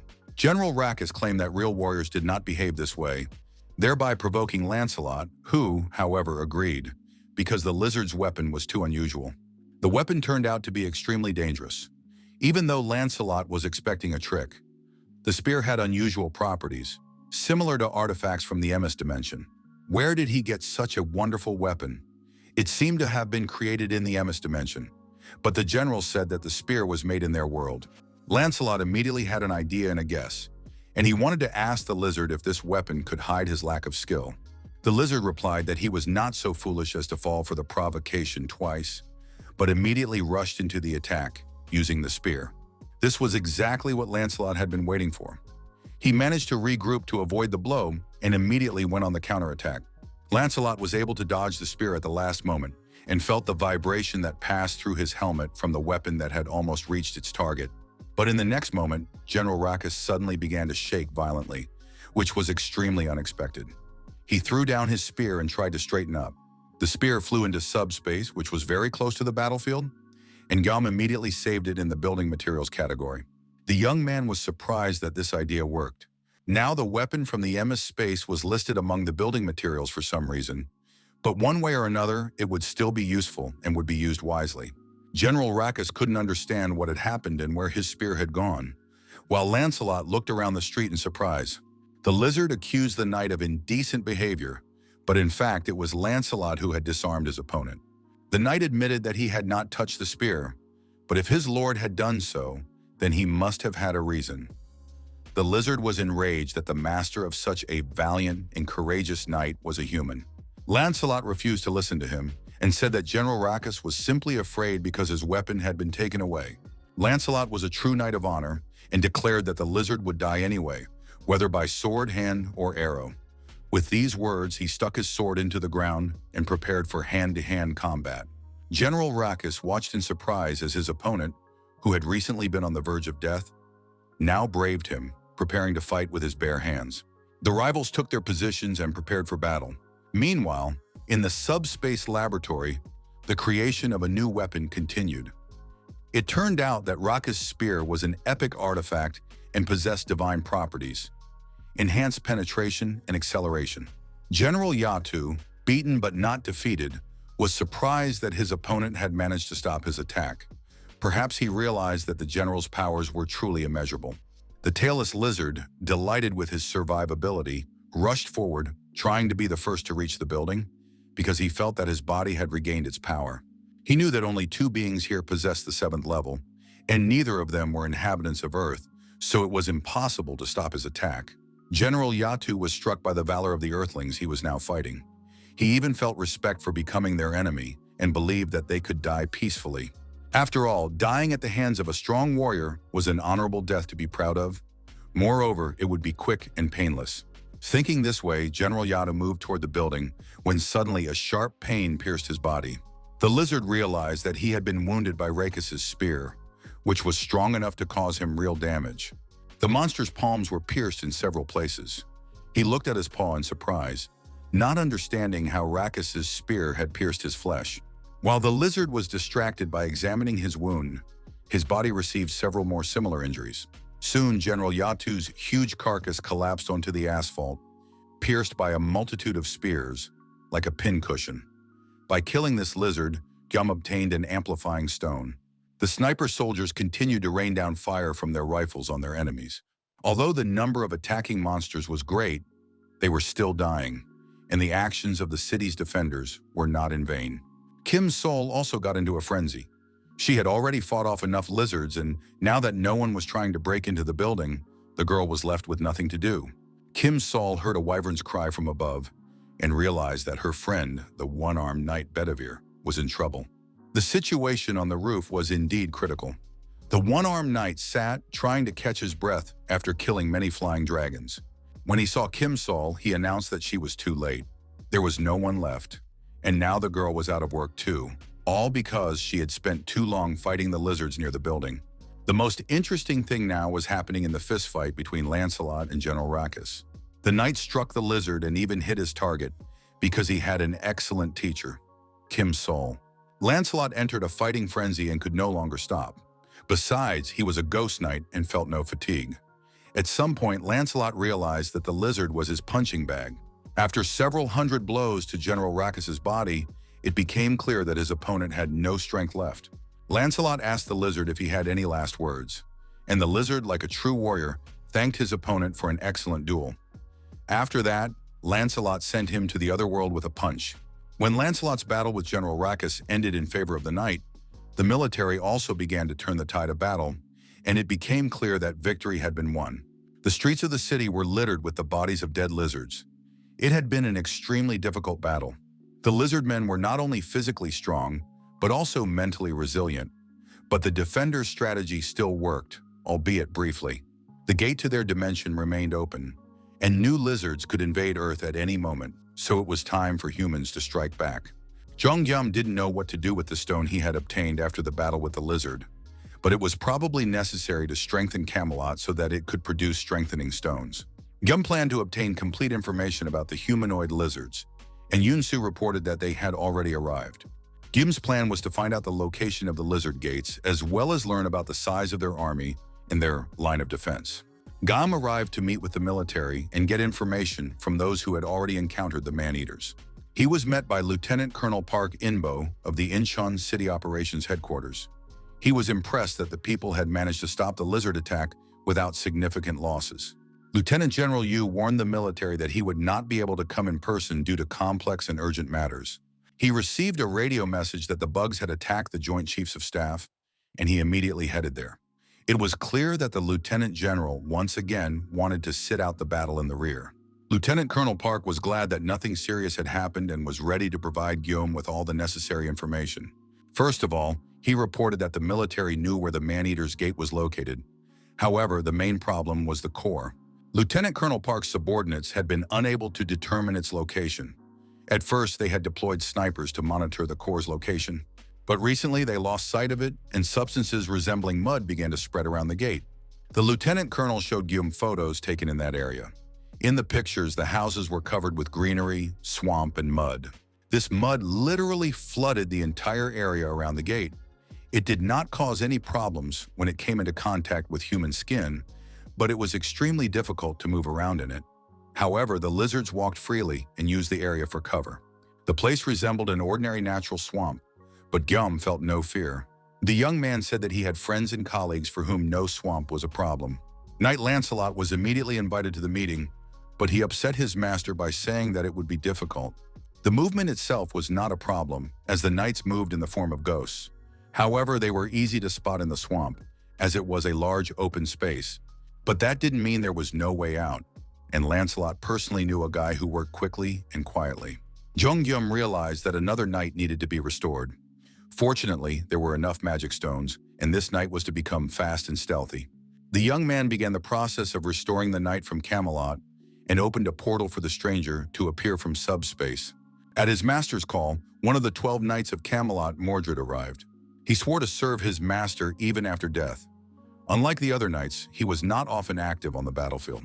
The knight operated deep within enemy territory and became one of the 12 thanks to his unique skills in stealth, assassination, and theft. The reason he became a great assassin was his outstanding abilities and quick wits. His greatest contribution was when he managed to kill the Duke. His main talent was stealth, which allowed him to avoid capture and leave the scene of the crime unnoticed. This ability allowed him to instantly become invisible to any creature. In reality, he did not disappear, but simply hid so external factors could still affect him. In any case, Mordred used this talent to become an excellent assassin, strong enough to survive any battle. In addition, an amplifying stone was used for his resurrection, which turned out to be strengthening. After testing his abilities, something interesting became clear. Pseudo-resurrection allowed him to avoid physical impact, but it was impossible to maintain this ability for a long time. Now the great assassin was ready to carry out any order from his master. After that, Guillaume began to explain the current situation so that the knight Mordred would understand the essence of the task. The young man showed the approximate territory where the man-eaters from the dimension of Sabbath were located and hid the core of the gate. The knight listened to all the information and declared that he understood the order and was ready to carry out the mission. Thanks to his combat experience, Mordred understood the task immediately. Lancelot warned his friend that if he died, the entire operation would be meaningless. Judging by the battles with the man-eaters, these enemies were not easy to defeat, so Mordred had to return at any cost, even without information.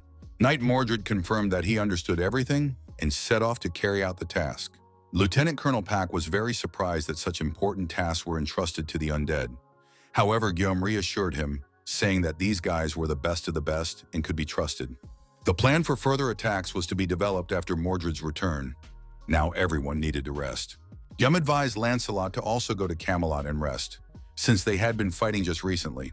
But the knight reassured his master, saying that he was not human and did not feel fatigue. Chong-gum noticed that Lancelot's armor was always covered in scratches. The knight assured his lord that if his armor or weapons wore out, everything would be repaired in Camelot. Guillaume once again realized that he did not know much about Camelot's restorative functions. The knight explained that as long as an item was not destroyed, it could be repaired indefinitely. He also reported that a new strengthening stone had been created in Camelot that had the ability to regenerate wounds. While Mordred was out on reconnaissance and had not yet returned with new information, they could think about where best to use this stone. Lancelot thought it was an excellent idea, but suddenly became alert and interrupted the conversation. He informed Guillaume that someone was hiding nearby and eavesdropping on their conversation. It could be a spy or a man-eating lizard. Pulling his sword from its sheath, the knight said he could sense someone's presence but couldn't pinpoint their location. He advised his master to immediately enter subspace.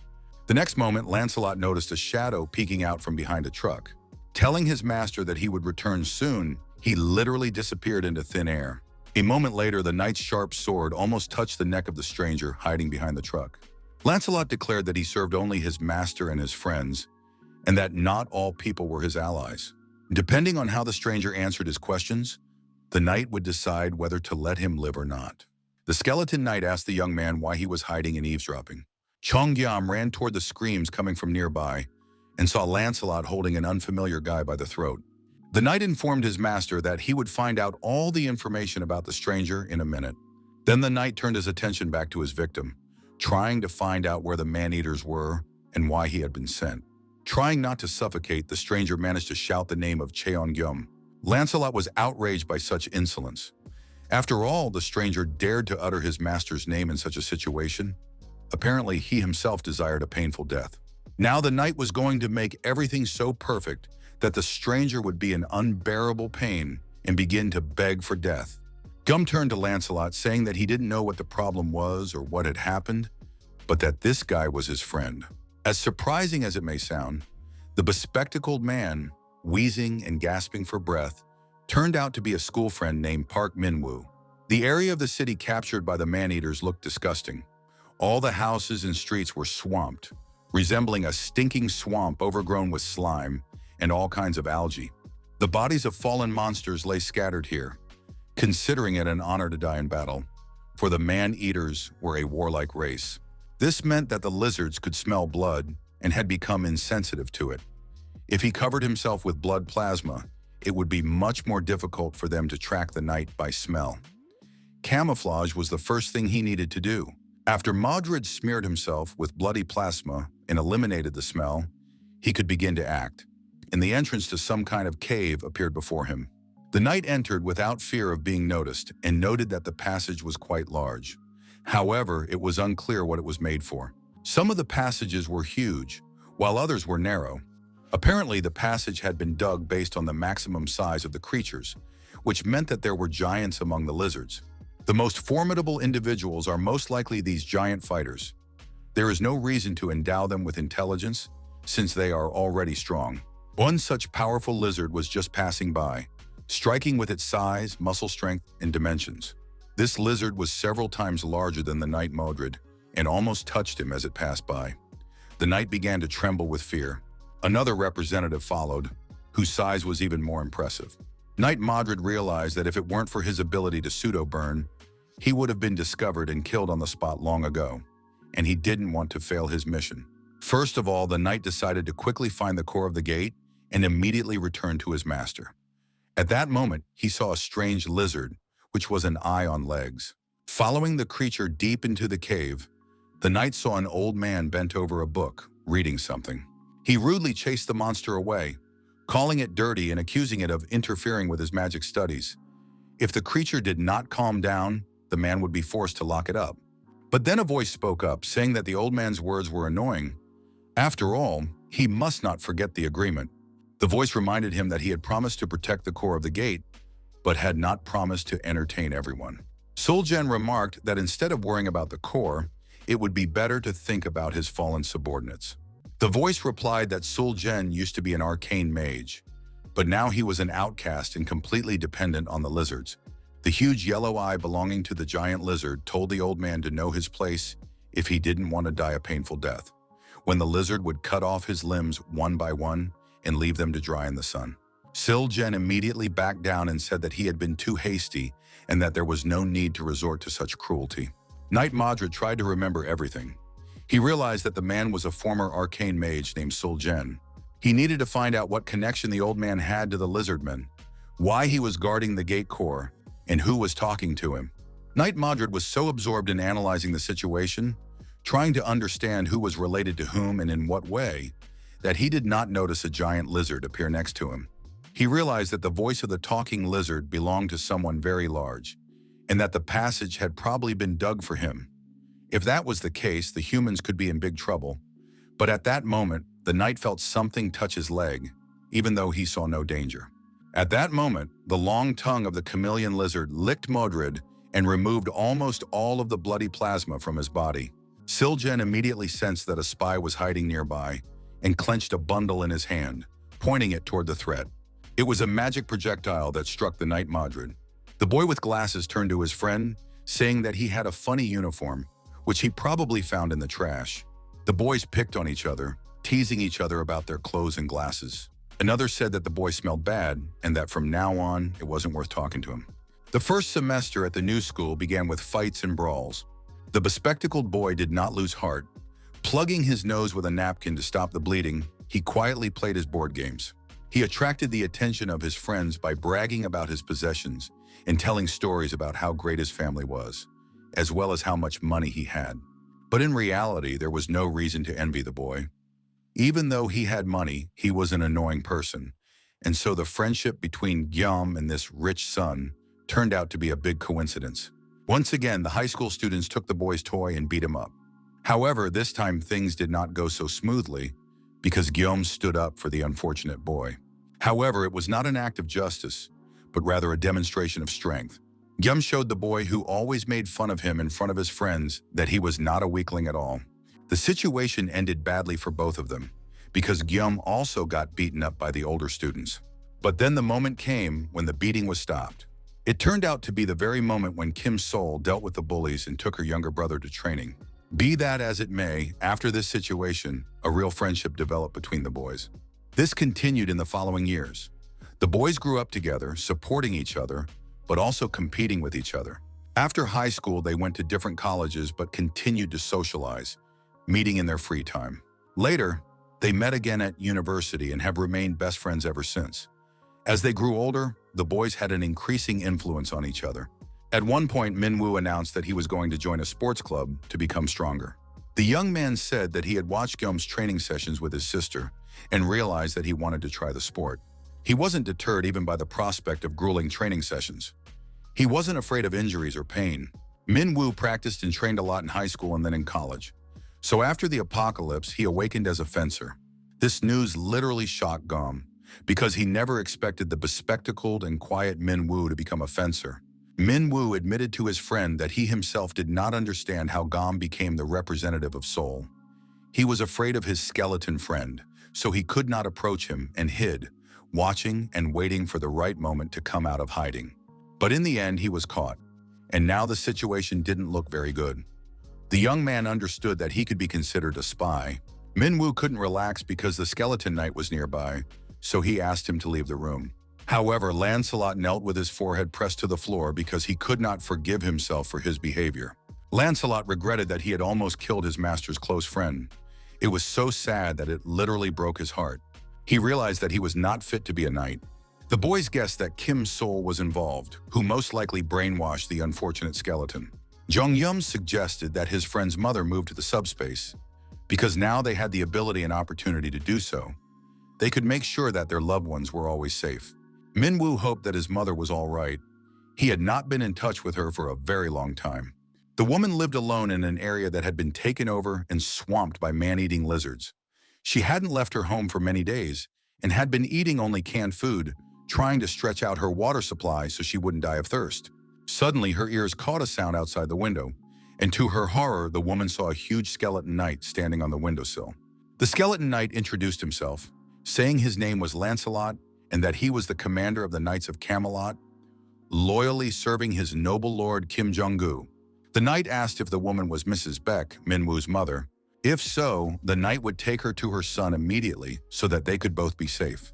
The story unfolded in such a way that shortly after the apocalypse began, Minwoo was separated from his mother by a transparent barrier due to an upcoming competition for territory. He voluntarily agreed to participate in the contest in order to see his mother again, but lost. The transparent barrier disappeared, but the territory went to the man-eaters, and Minwoo was unable to reach his mother. It should be explained that terraforming is the transfer of the environment from one dimension to another. It is not dangerous in itself, but it can be extremely difficult to reach people after it has taken place.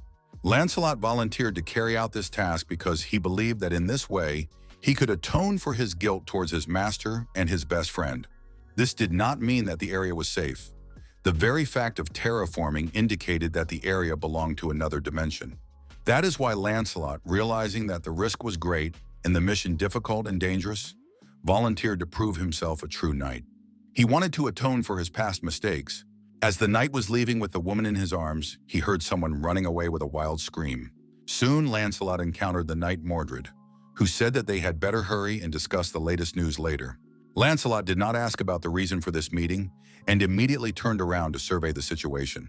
He saw a crowd of monsters rapidly approaching them. They were lizards of various sizes and species, intent on capturing the strangers and preventing them from leaving. Lancelot realized that his friend, the knight Mordred, had been spotted on the mission and brought trouble upon them. In addition, the ghost knight had not had time to properly assess the situation and did not know the rank of the approaching lizards or how strong they were. Lancelot knew that if they did nothing, the lizards would catch up with them sooner or later. Among the group of pursuers, he noticed several types of lizards he had not seen before. Lancelot ordered his friend, the knight Mordred, to return to Seoul immediately, tell his master everything he had seen and learned, and carry out Lancelot's mission. With these words, Lancelot transferred the woman from his back to his friend's back and said that this was Mrs. Peck, the mother of his master's best friend, and she must be returned to the subspace safe and sound. Lancelot was going to delay the lizards and buy time for Mordred to safely reach his master. Before parting, Lancelot asked to convey that Persephone would greatly benefit from the strengthening stone. There was no time to say more. The knight hoped that his master would understand everything. Mordred rushed off with the woman in his arms, while the noble and brave knight Lancelot drew his sword and prepared to face the enemy. Lancelot understood that in this situation, his duty was to protect his master, and he was prepared to fulfill it with honor. He reassured himself that he had nothing to fear. He was a knight of Camelot and capable of much in the name of his master. At that moment, the lizards approached and the attack began. Soon, a breathless ghost, the knight Mordred, ran into the room where Gom was talking to his friend. He reported that the mission had been accomplished and set the woman sitting on his back down on the floor. Chongjim realized that Minwu's mother was safe, but he also realized something else. Lancelot was involved in this matter, which meant that something bad had happened. He rushed to check the alerts and, to his horror, read that a knight of Camelot named Lancelot had disappeared. The young man could barely hold back his tears, realizing that the knight's disappearance meant his death. Standing nearby was the distraught knight Mordred, who had failed his mission and thus brought trouble upon his comrade. Lancelot sacrificed himself to protect Minwu's mother and pass on the information that Mordred had obtained. He gave his life, but did not die in the usual sense, for Gawain could restore the knight with the help of strengthening and magical stones. However, this was extremely difficult because being resurrected and being alive are two different things.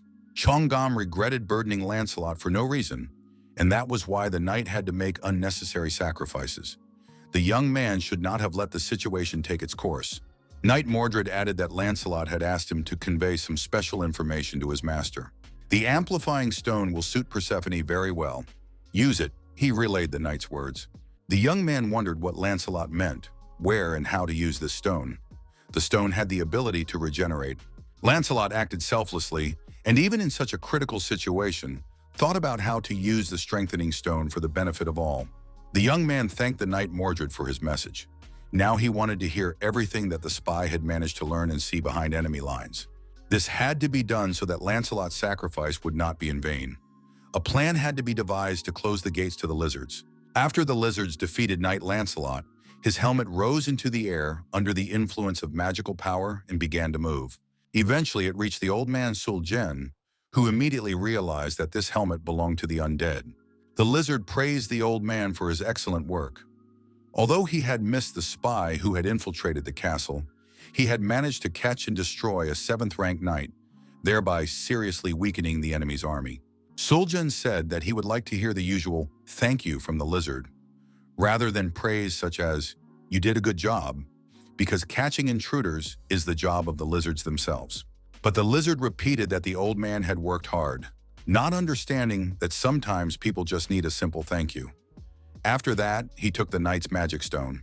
The lizard had not yet decided what to do with the stone. Previously, he would have given it to Rakus or Yatu, but unfortunately, both of them had died. Siljen suggested the most obvious option, to give the stone to him. In return, he promised to share with the lizard a scroll that he would create especially for the monster. These scrolls were disposable items that allowed non-mages to use magic. Their cost depended on the type, but even the simplest one cost more than 3 power stones. The lizard was disgusted that the old man used living creatures to create scrolls. In his opinion, it would be much wiser to trade equipment, as the guys from the Emis dimension did. Siljen said that the lizard was simply stupid and did not understand the essence of his masterpieces because he was a brainless savage. The lizard disagreed. He said that he had not become a savage only because he did not follow the old man's path. Does this mean that the other arcane mages who did not follow Siljen are also savages? After all, the old man himself was expelled from the arcane mages and became an outcast.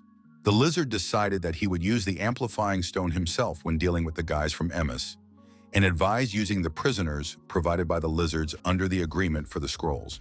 Siljen considered this extremely foolish behavior, but there was no point in arguing with the lizard. Soon footsteps were heard nearby.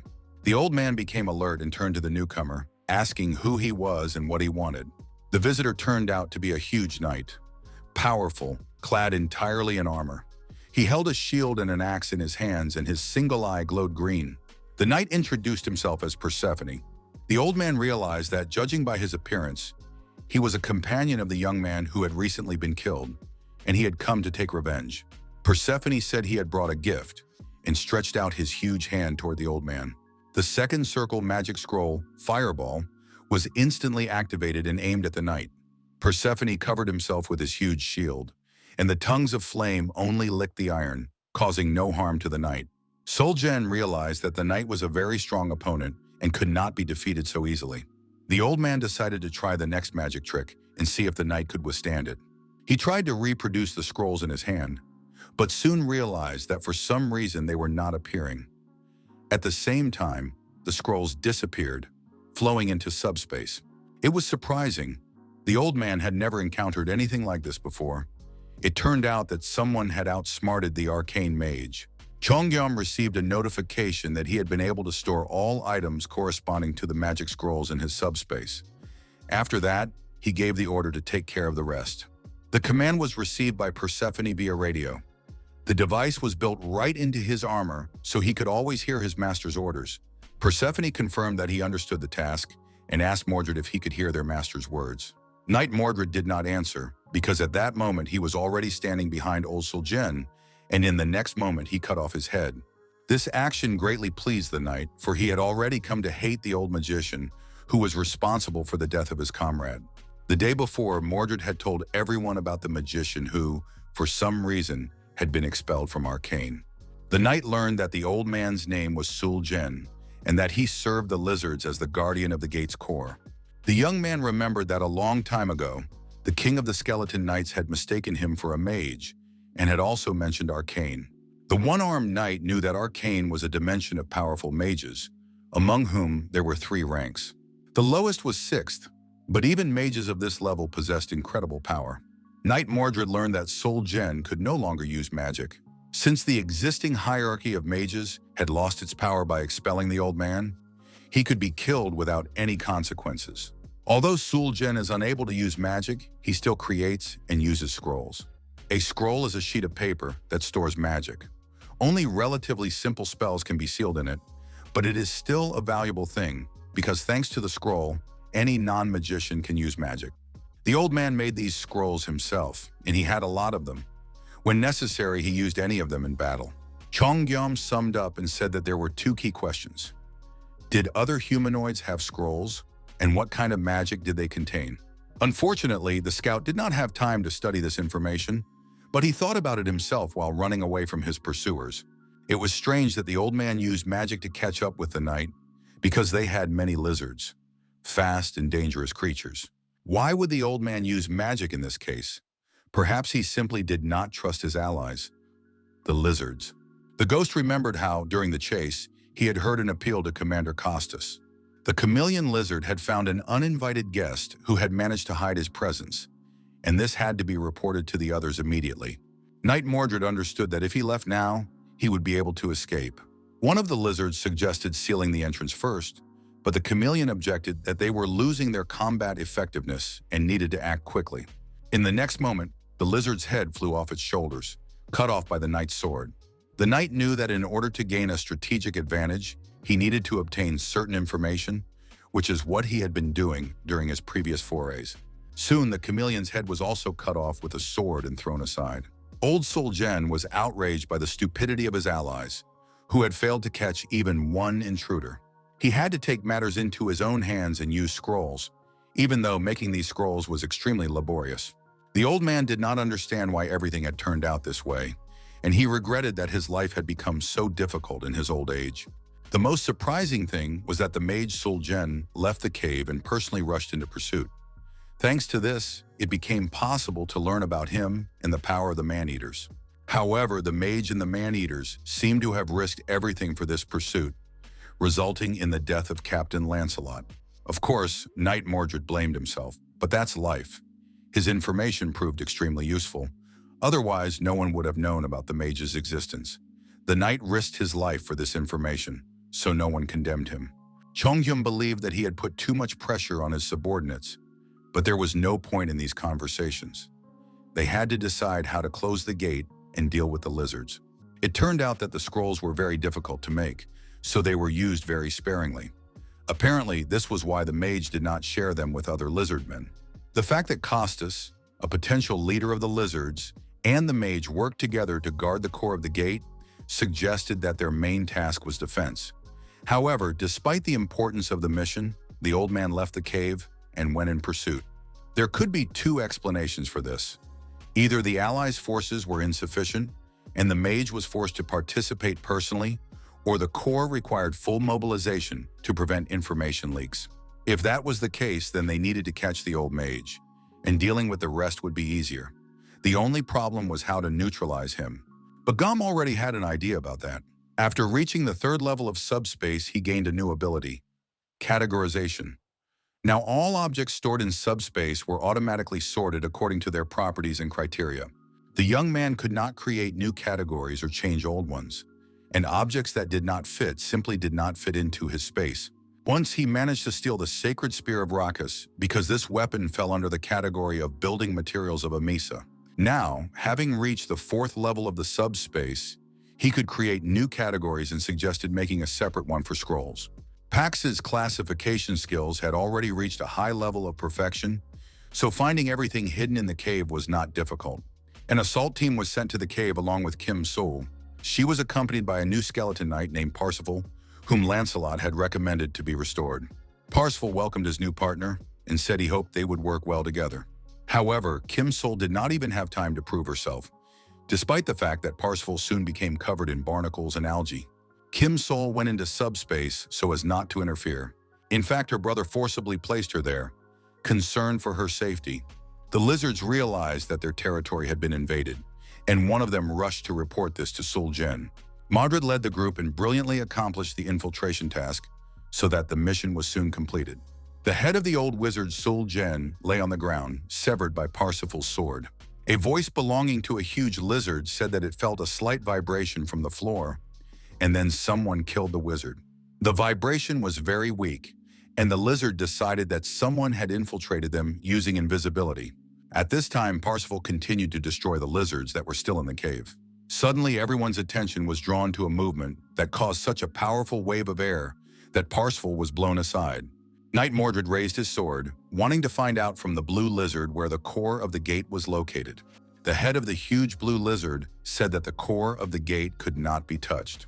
The lizard had heard about the power of the knights from those who had survived the Sul offensive, but he knew nothing about these two knights. Cooperation with the mage proved useless from the very beginning, and everything turned out very strangely. Then the blue lizard grabbed its round-headed, one-eyed relative with its teeth. After that, the blue lizard rushed at the wall at tremendous speed, dug a tunnel, and rushed past the stunned Parsifal. It was completely unexpected. The lizard literally passed through the wall and took the gate core with it. Apparently, this representative did not possess the 7th rank. His head was outside the cave to observe and assess the situation. At that moment, in a helicopter in the sky above the area, Jean Guillaume was trying to spot and find the giant monster. The young man realized that he had finally found the lizard, but this information did not make him happy at all. No one had ever known or reported the true length of the blue lizard, so everyone was terrified when the monster opened its mouth, which could easily swallow the entire helicopter. Thanks to Yansu's excellent skills, the helicopter managed to dodge the dragon's teeth, and Yum activated the delivery function. A huge number of shells were fired at the blue dragon, slowing its attack down a little. The lizard noticed that the construction materials of the guys from Amesa were being used as weapons of attack. Zhongyun was amazed at how huge this snake-like monster was and asked Yansu to keep his distance and control the distance. The next attack was activated, but the snake did not seem too frightened or tense. Suddenly, Gum noticed that the huge lizard was able to move its body incredibly quickly to avoid being hit. It literally wriggled like a snake. The following attacks proved completely useless. Writhing, the lizard dodged all the blows, and it was necessary to urgently change tactics. But that wasn't the last surprise from the lizard. It managed to climb high enough to reach the same level as the helicopter by spiraling around the buildings. After that, the monster began to spit its poisonous saliva at the helicopter, and some of the droplets reached the fuselage. The poisonous saliva hissed on the glass, and it was unclear how this could end for the helicopter's passengers.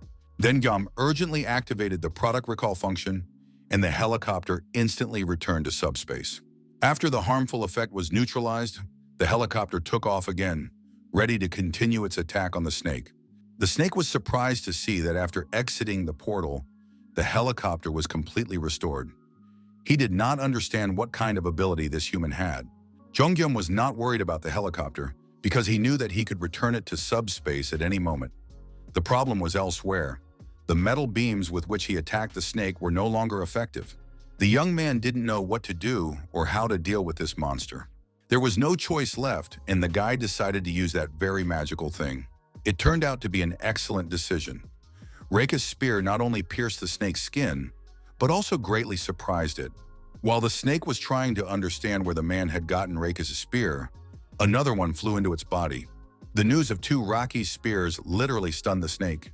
While the huge, dull-witted monster was trying to figure out why his opponent had two identical items that belonged to his former comrade, a new gift from Gum was already heading his way. It was a second circle spell, Ice Spear, which pierced the middle of the snake's body at tremendous speed. The scrolls of the mage, Suljen, were used to create this spear, but the snake still believed that it was impossible to defeat him with such attacks. Chongyam noticed that the area around the wound remained frozen after the ice spear struck, and immediately gave the order to recall the item.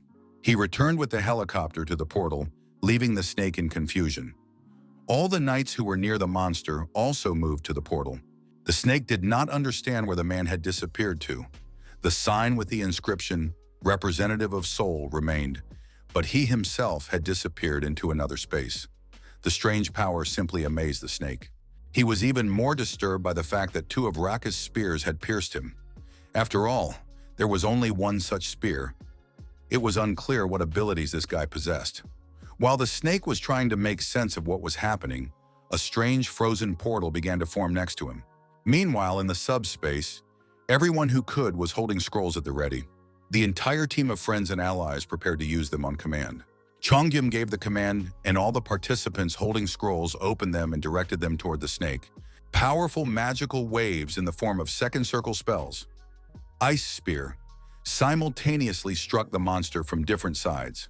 It wheezed and growled, but could no longer hold itself up and soon collapsed to the ground. The young man ordered everyone to step back and told Paksu to bring the Black Hawk. Together with Yeon-su, the young man flew out of subspace and headed for the snake, which was still alive but barely moving. When the helicopter flew closer, Gyum stood in the doorway, trying not to fall out, and prepared to give the order. At one point, the young man realized that the time had come and shouted, "Attack with all available scrolls." The frozen snake, bound by icy shackles, could not move. Therefore, all the magical flows directed at it reached their target, and soon the monster ceased to be a threat. Chongyum wanted to ask the snake only one thing. Why were the lizards so worried about the invasion? He was interested in why the reptiles' desire to conquer the planet was so great. The snake admitted that there was simply no other option for invasion.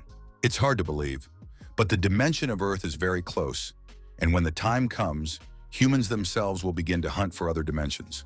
That's just how the universe works. Soon the system reported that the snake had died, and its magic stones had been transferred to Jeongyeom. The young man tried to understand what the snake meant when it claimed that invasion was the only way the system worked. At that moment, the knight Mordred reported that the main enemy was dead, but the core of the gate was still intact. He had seen the snake swallow the core of the gate before breaking through the ground. It seemed he had done so to protect it. It turned out that the core was now inside the serpent's carcass, and it had to be opened. Knight Mordred told his master not to worry about the core of the gate and left in an unknown direction, leaving the young man alone. The Knights of Camelot held a small meeting, during which they recalled that in their native space they had once been involved in cutting up similar carcasses. Now their goal was to find the core of the gate and destroy it so that the lizards could never reach Earth again. Therefore, without hesitation, the knights rushed into the monster's mouth to get inside. While the knights were busy with their mission, Guillaume noticed that the slime and algae were gradually dissolving, and the terraforming was returning to its original state. A few minutes later, the knight Mordred emerged from the throat of the slain lizard. It happened so quickly that the young man was once again amazed at the speed of the knights. In his hand, the knight held an unexpected find that they had discovered while searching for the core of the gate in the lizard's stomach. It turned out to be 3 magic stones with a strengthening effect. If you add ordinary magic stones to them, you can restore Lancelot. Of course, the young man immediately fulfilled this condition, and soon his close friend, the knight Lancelot, stood before his master again and swore to serve him loyally until his death. Soon the core of the gate was destroyed, and the dimension of Sabros lost its power over the territory forever. The algae retreated, freeing the land from their presence. The knights left the interior of the lizard and watched with admiration the changes that began on Earth after the mission was completed. Chong Gyam sincerely thanked Lancelot for his selflessness and said that all this was only possible thanks to the knight.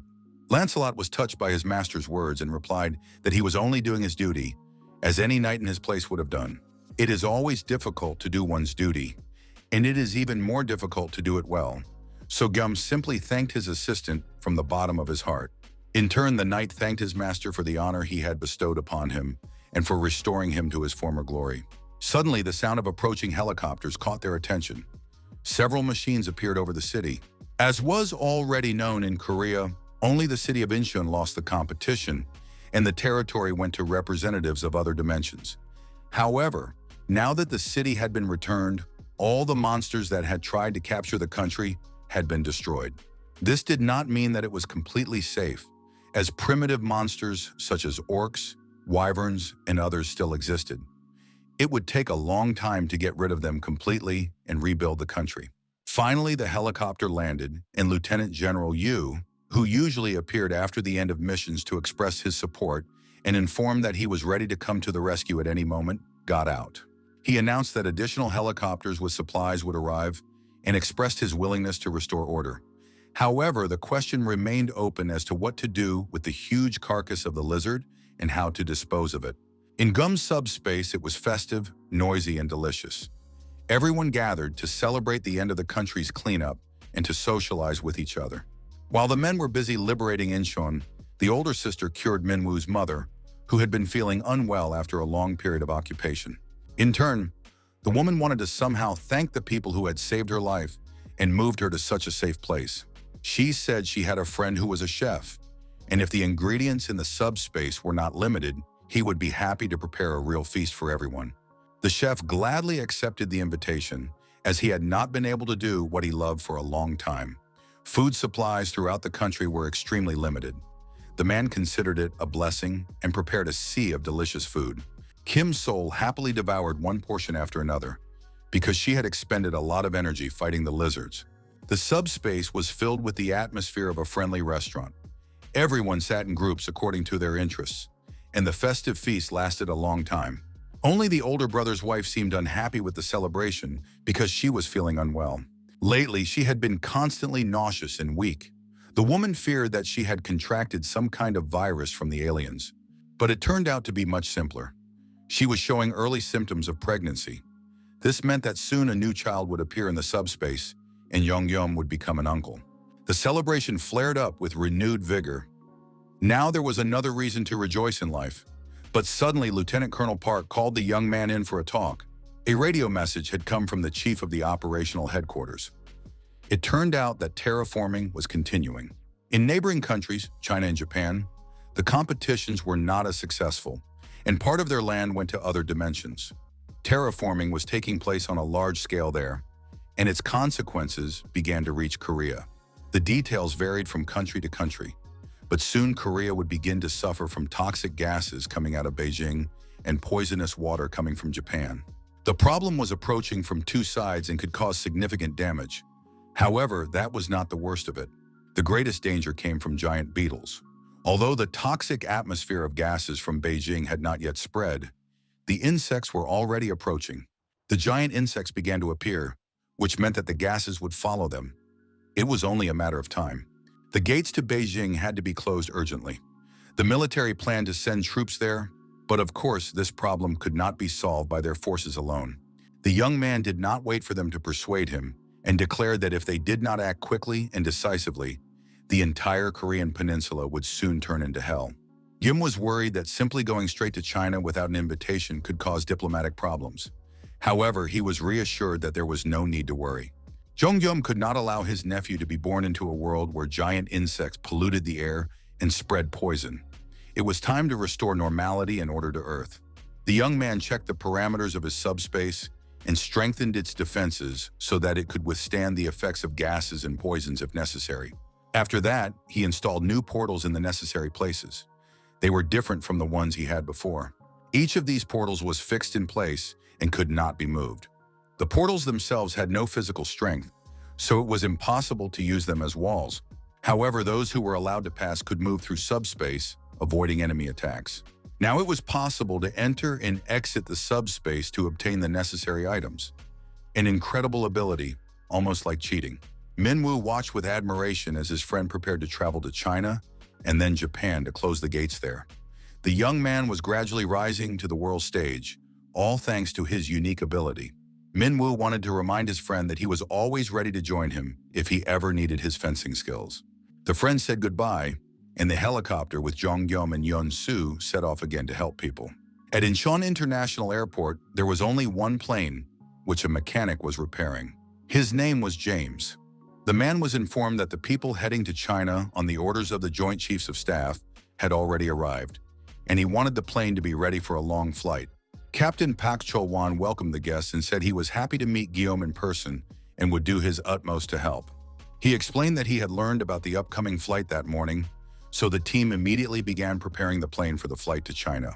The government provided Guillaume with an aircraft that could fly almost twice as fast as the Black Hawk, so getting to Beijing would now be much easier. It was a transport plane with a compartment for special forces, just like in spy movies. However, the captain admitted that the modifications were not yet complete and asked to wait a little before starting preparations for departure. The fact is that collisions or monster attacks are possible on the way to China, so the mechanic was rebuilding the plane to give it at least minimal defensive capabilities. But there was no need to worry. The technician assured them that the wait would not be long and that everyone would soon be able to set off. What surprised the guys most was that this complex modification was done by just one person. Technician James was quite unusual. It seemed that the work was complete, and a handsome, strong man, covered in fuel oil and dust, walked away from the plane toward Guillaume. After the men got acquainted, James began to talk enthusiastically about the plane. There was almost no visible difference on the outside because he had only worked on the lower part of the fuselage. According to him, flying monsters were unlikely to attack from the side at the speed of a transport plane, so the main focus should be on protecting the lower part of the fuselage. Chongyum listened attentively to the mechanic, who turned out to be awakened with abilities. In his hands was a magic stone that served to translate spoken language. Before awakening his abilities, James worked as an aviation engineer. After the apocalypse began, he found himself locked in an airport, and most likely his power was related to improving his professional skills and convenience at work. However, this man proved himself to be an extraordinary engineer, as he was able to create powerful defenses and think through various options for their use. Chongyam noted with surprise that the changes in the engineer's abilities were simply colossal. After that, the young man distributed supplies to the locals and told James about his subspace. At the same time, he noted that the technician was an extremely unusual person. In the modern world, where people have to hide from monsters and endure fear, hunger, and thirst, there are rare moments of happiness when one can relax a little. But James was not one of those people. When offered food, he replied that he was not hungry and in general was not interested in anything. There was only one thing in the whole world that could really interest James, and that was mechanisms. When the man noticed the fax machines and drones in the subspace, he literally froze, completely immersed in studying the unfamiliar devices. The mechanic refused food but showed genuine interest in technology. This guy was a real fanatic. In this respect, he reminded Guillaume himself. Chongyum only had a rough idea of James's abilities, but he already had an overwhelming desire to recruit the mechanic to his team. His subspace contained endless materials and an entire laboratory, everything an engineer could dream of. So Guillaume didn't hesitate and offered the man to join him. He explained that he helped people, freed territories from monsters, distributed food and essential items, and owned many machines. The mechanic could use any machinery, be safe, and help defeat monsters. However, James refused, saying that they had only met today and hadn't really talked, so he couldn't trust the young man yet. This sounded quite logical, and Guillaume explained that he had offered cooperation only because James' abilities perfectly complemented his own. But if that was the case, they could say goodbye for now. However, James spoke again. He admitted that he was surprised that someone was actually interested in his abilities, And if that was the case, he was willing to participate, but on one condition. The man wanted to accompany Guillaume on his entire journey and asked to be taken with him if he ever planned a trip to America. Although the journey to America was a long one, it already sounded like a plan, and Guillaume decided to agree, hoping to figure out the reason for such a request later. The young man was surprised by James's desire to go to America, and he decided that perhaps he was going there because of his family. However, it turned out that the mechanic had no family. He just wanted to get to one specific place and thought it would be safer with Guillaume. The young man immediately said that such a trip was possible in principle, but it was difficult to make predictions at this stage, because after the Chinese mission, they would have to go to Japan. Mechanic James assured him that he would not insist and was willing to wait until circumstances were favorable. After that, Guillaume invited him to visit the subspace. It was hard to imagine what could impress James more than the technical part of the subspace. Chongjum said that all these machines were now at Mr. James's complete disposal. He could take them apart and put them back together in any combination he wished. After that, the young man left the mechanic, who was so amazed by what he had seen that he could neither move nor utter a word. James was stunned by the amount of equipment at his disposal, as well as by Chongjum's abilities. The mechanic even regretted not joining the young man right away when he was distributing food to the locals. He had lost so much precious time, but soon James realized what he was capable of. In a short time, the huge transport plane was converted and equipped with new mechanisms. The trip to China began. At that time, China was gradually being taken over by giant insects. These creatures filled the streets and houses in huge numbers, destroying everything in their path. In addition, battles were taking place between the insects themselves. The stronger ones ate the weaker ones. Chongjum realized that the man-eating lizards they had encountered before were almost intelligent compared to these creatures. At least they did not devour each other. The plane landed among the insects. The young man opened the portal and hid the plane so that the creatures would not damage the fuselage, and Lancelot went out into the street. He surveyed the situation and reported that it was necessary to put on gas masks. The insects were emitting poisonous gas. The young man understood perfectly well that the toxic atmosphere was dangerous in itself, and that dealing with the insects themselves was even more difficult. Soon, amid all this horror, a man appeared on the street who greeted the guests, saying that he had been waiting for them for a long time. It was Yang. Together, the group moved to a relatively safe place, a local hotel where there were no bugs yet. The owner warned that the conditions were not very good, but it was the best he could offer his guests. Before the eyes of the surprised Korean guests were men sitting in the lotus position and in a state between portals. They seemed to be radiating energy, which they passed through themselves and spread throughout the room. Yang explained that people use internal energy to purify the air of poison, so guests can remove their masks. The ability to use internal energy is given to those who have awakened from Murima. In different parts of China, there are martial arts schools that have maintained their traditions since ancient times. When monsters appeared in the world, people who awakened their powers appeared along with them. Among them were members of martial arts schools. The abilities of these people differed from the powers of ordinary awakened ones, which Guillaume already knew about. Those awakened from the world of martial arts use an unknown energy called internal energy. They control this energy at will, with their own unique personalities, and their abilities are simply outstanding. Therefore, the Chinese government, quickly recognizing their power, gathered the awakened ones from the world of Murima and demanded that they destroy the monsters. The leader of these warriors was a man known as the Cloud Sword of the Red River, Yang. However, they were only one group of awakened ones, and not all representatives of Murima were like them. In any case, the Chinese government called on the people to defeat the monsters, but the problem was in the competition. Two were held in Beijing. The winner was a region called Beelzebub, and the awakened lost because they lacked information about their opponents.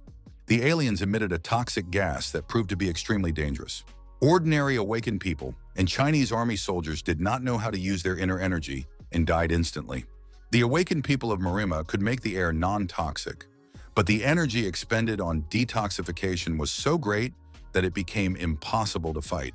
Eventually, the gates opened and insects poured into the streets of Beijing, their numbers increasing exponentially.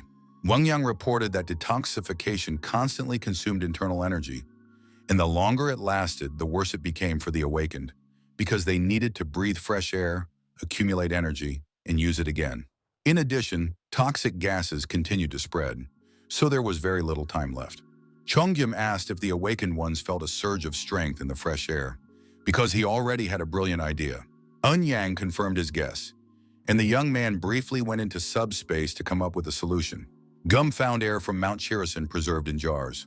He estimated how much he would need, and how he could use the laboratory's capabilities to extract the contents of the jars. With this, he could create a layer of air, and when the air masses accumulated in layers and became the size of a giant rock, he could register the mass as a commodity. If he released the registered air masses among the Murama masters and set everything up so that the air was supplied automatically at 1-second intervals, then the air currents rushing through the hotel rooms began to saturate everyone with oxygen. People were already in serious condition due to lack of oxygen and were struggling to breathe clean air. Those who had awakened could not believe what was happening, deciding that they had gone mad or died. Soon their bodies were saturated with oxygen, and they were able to breathe calmly without wasting their internal energy on purifying the air. Eun realized that the portals were the power of the Gyoma, with which he had accomplished the task. After all, initially, asking the Korean military for help seemed like a waste of time. Without knowing how to use internal energy, the dirty air would prevent a person from exploring the area, and insects would multiply faster than they could be destroyed. Eun asked for help, grasping at straws, thinking he would be refused. He honestly told them about the bugs and the poisonous gas, but in response, he heard that Kim Jong-gyum would be happy to help. The stranger's voice sounded calm and confident as he said he would leave for China that very evening. Eun was sure that the Koreans were also defending themselves against the monsters. But it turned out that everything in Korea had already been cleared and put in order. Now Eun understood why Gyum's voice on the phone had been so calm. The young man had incredible abilities. Eun bowed low to his savior and offered his sincere apologies for any inconvenience. The man assured him that the Chinese would never forget this favor. Before the gas spread, the awakened people of Beijing would definitely eliminate the threat and not allow it to spread further across the land. Eun noted that initially the situation had been against them, but now, thanks to the clean air, the inner energy of the awakened would be restored. He understood that time was short, but he wanted to take a short break so that his people could recover. Therefore, he suggested that the Gyomu meet in 3 days for a decisive battle with the insects. This time should be enough to gather strength and rest. The young man, in turn, asked his Beijing comrade to spend these days as usefully as possible. First, everyone was given a hearty meal to replenish their energy. After that, Eun gave a lecture on the types of insects found in Beijing and how people could exterminate them. Most of the creatures resembled ordinary beetles familiar to people in everyday life, but they emitted toxic gas and were gigantic in size. Flying insects, such as moths and flies, emit particularly large amounts of gas. Most of them are 9th and 8th level, but sometimes 7th level creatures are also found. The problem is that there are too many of them, and it is difficult to understand the nuances to determine which level an insect belongs to. Therefore, conclusions have to be made based on the appearance of the creatures. There was also information about the gates. There were 2 of them. One of them was located in Baiwanshan. The lecture continued when suddenly Lancelot's attention was drawn to a noise from the street. He warned his master that a monster had appeared, which he could not describe accurately because he had never seen such a creature before. It was indeed a monster, not an insect. It resembled a centipede with a huge head, fangs, and long tentacles. Its giant legs were impressive in size and number. At first glance, it was clear that this creature was no less than a 7th level monster. The insect looked disgusting, and when its enormous size became apparent, it became even more repulsive. In addition, it moved very quickly. Eun reassured his friends, saying that it was an 8th rank centipede, although in fact, there was almost no difference. Lancelot was genuinely surprised and remarked that he would never have thought that such a huge, powerful, and terrifying creature could be of such a low level. Be that as it may, according to Eun, this centipede was significantly inferior to grasshoppers and hornets. Kim Sol had already been sitting in the subspace for a while, and upon hearing that the insect was only 8th rank, she declared that she would deal with it herself, even though it would be a bit boring. The girl demanded that no one interfere because she wanted to stretch her legs. After all, movement helps relieve stress. Eun was amazed to see the girl rush into the attack, but Gyum reassured him, saying that she was his older sister. She was very strong and practically invincible. However, it soon became clear that Kim Sol would not be able to defend herself against the toxic gases. This really became a problem, and it was necessary to get the girl out of there urgently. A happy Kim Sol rushed forward, activating the power in her fist, and struck the giant centipede. With a few precise blows, she pierced the insect's head. Wanyang noted that regardless of skill level, if you inhale poisonous gas during battle, you will still be poisoned. Wanyang's student, Quan Ryang, was urgently summoned to help the girl. The master himself was going to deal with the centipede, while Quan Ryang was tasked with treating Kim Sol's internal injuries. But soon a victorious cry rang out, and everyone rushed to the window. They saw Kim Sol's fist finally piercing the centipede's strong armor. The girl destroyed the monster, but found herself covered in the foul liquid flowing from its body. The Chinese representatives were shocked by what they saw. They did not understand how a person who did not possess inner energy could defeat the monster so quickly. Wang Yang suggested that the girl possessed the body of a heavenly warrior. But in the next moment, the victor fell near the defeated monster, having inhaled the gas. It was necessary to urgently treat her internal injuries. Later, the lecture continued, and Unyang talked about breaking through the gates of the beetles and other features of their appearance. In conclusion, it could be said that the polluted atmosphere makes movement difficult. There are too many insects, and it is impossible to catch them one by one. The rescuers have a maximum of 3 days to close the gate. Therefore, in order to destroy the core of the gate, it is necessary to avoid collisions with insects as much as possible and break through to the mountain where it is located. Of course, this will be difficult, because as you approach the gate, the insects become stronger and more aggressive. It's a little reckless and daring, but at the moment, it's the best plan possible, so you need to master some techniques as quickly as possible. At this time, Kim Sol returned and continued to listen to the lecture, where they promised to show the skills possessed by the Beijing Awakened Ones. However, Unyang wanted to assess the abilities of the guests and suggested a duel.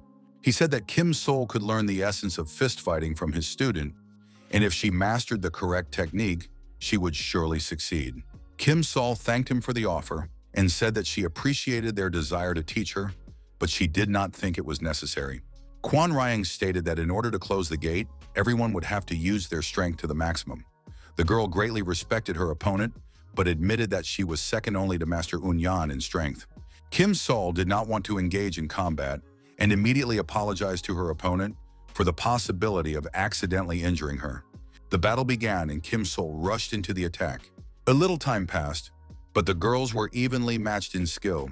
Soon Unyang suggested that Kim Sol focus on fencing. This happened to be his specialty, and he was ready to teach Gyoma. The young man refused, but said he had a friend who loved swords. Soon, Minwoo was already receiving fencing lessons from the master. Although Koreans could not control their internal energy, they were able to adapt the techniques to themselves, which greatly expanded their arsenal. Kim Sol learned very quickly, and it seemed as if she had been born among warriors. It seemed as if there was a special connection between the girl and the Beijing masters, and they in turn tried to take their internal strength to a new level by mastering new techniques. Minwoo also improved his fencing skills and became stronger.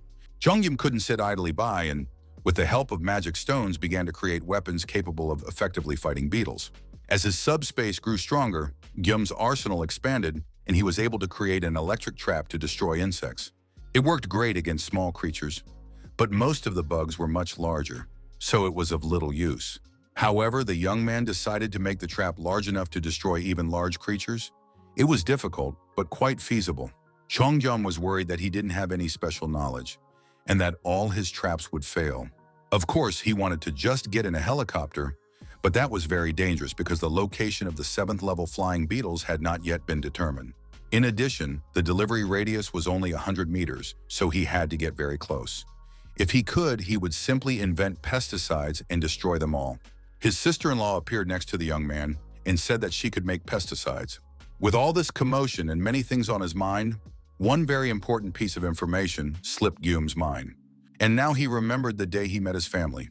They told him that they lived in a closed house, very modestly, but they always had water without restrictions. And all this thanks to his sister-in-law, who had acquired the abilities of an alchemist.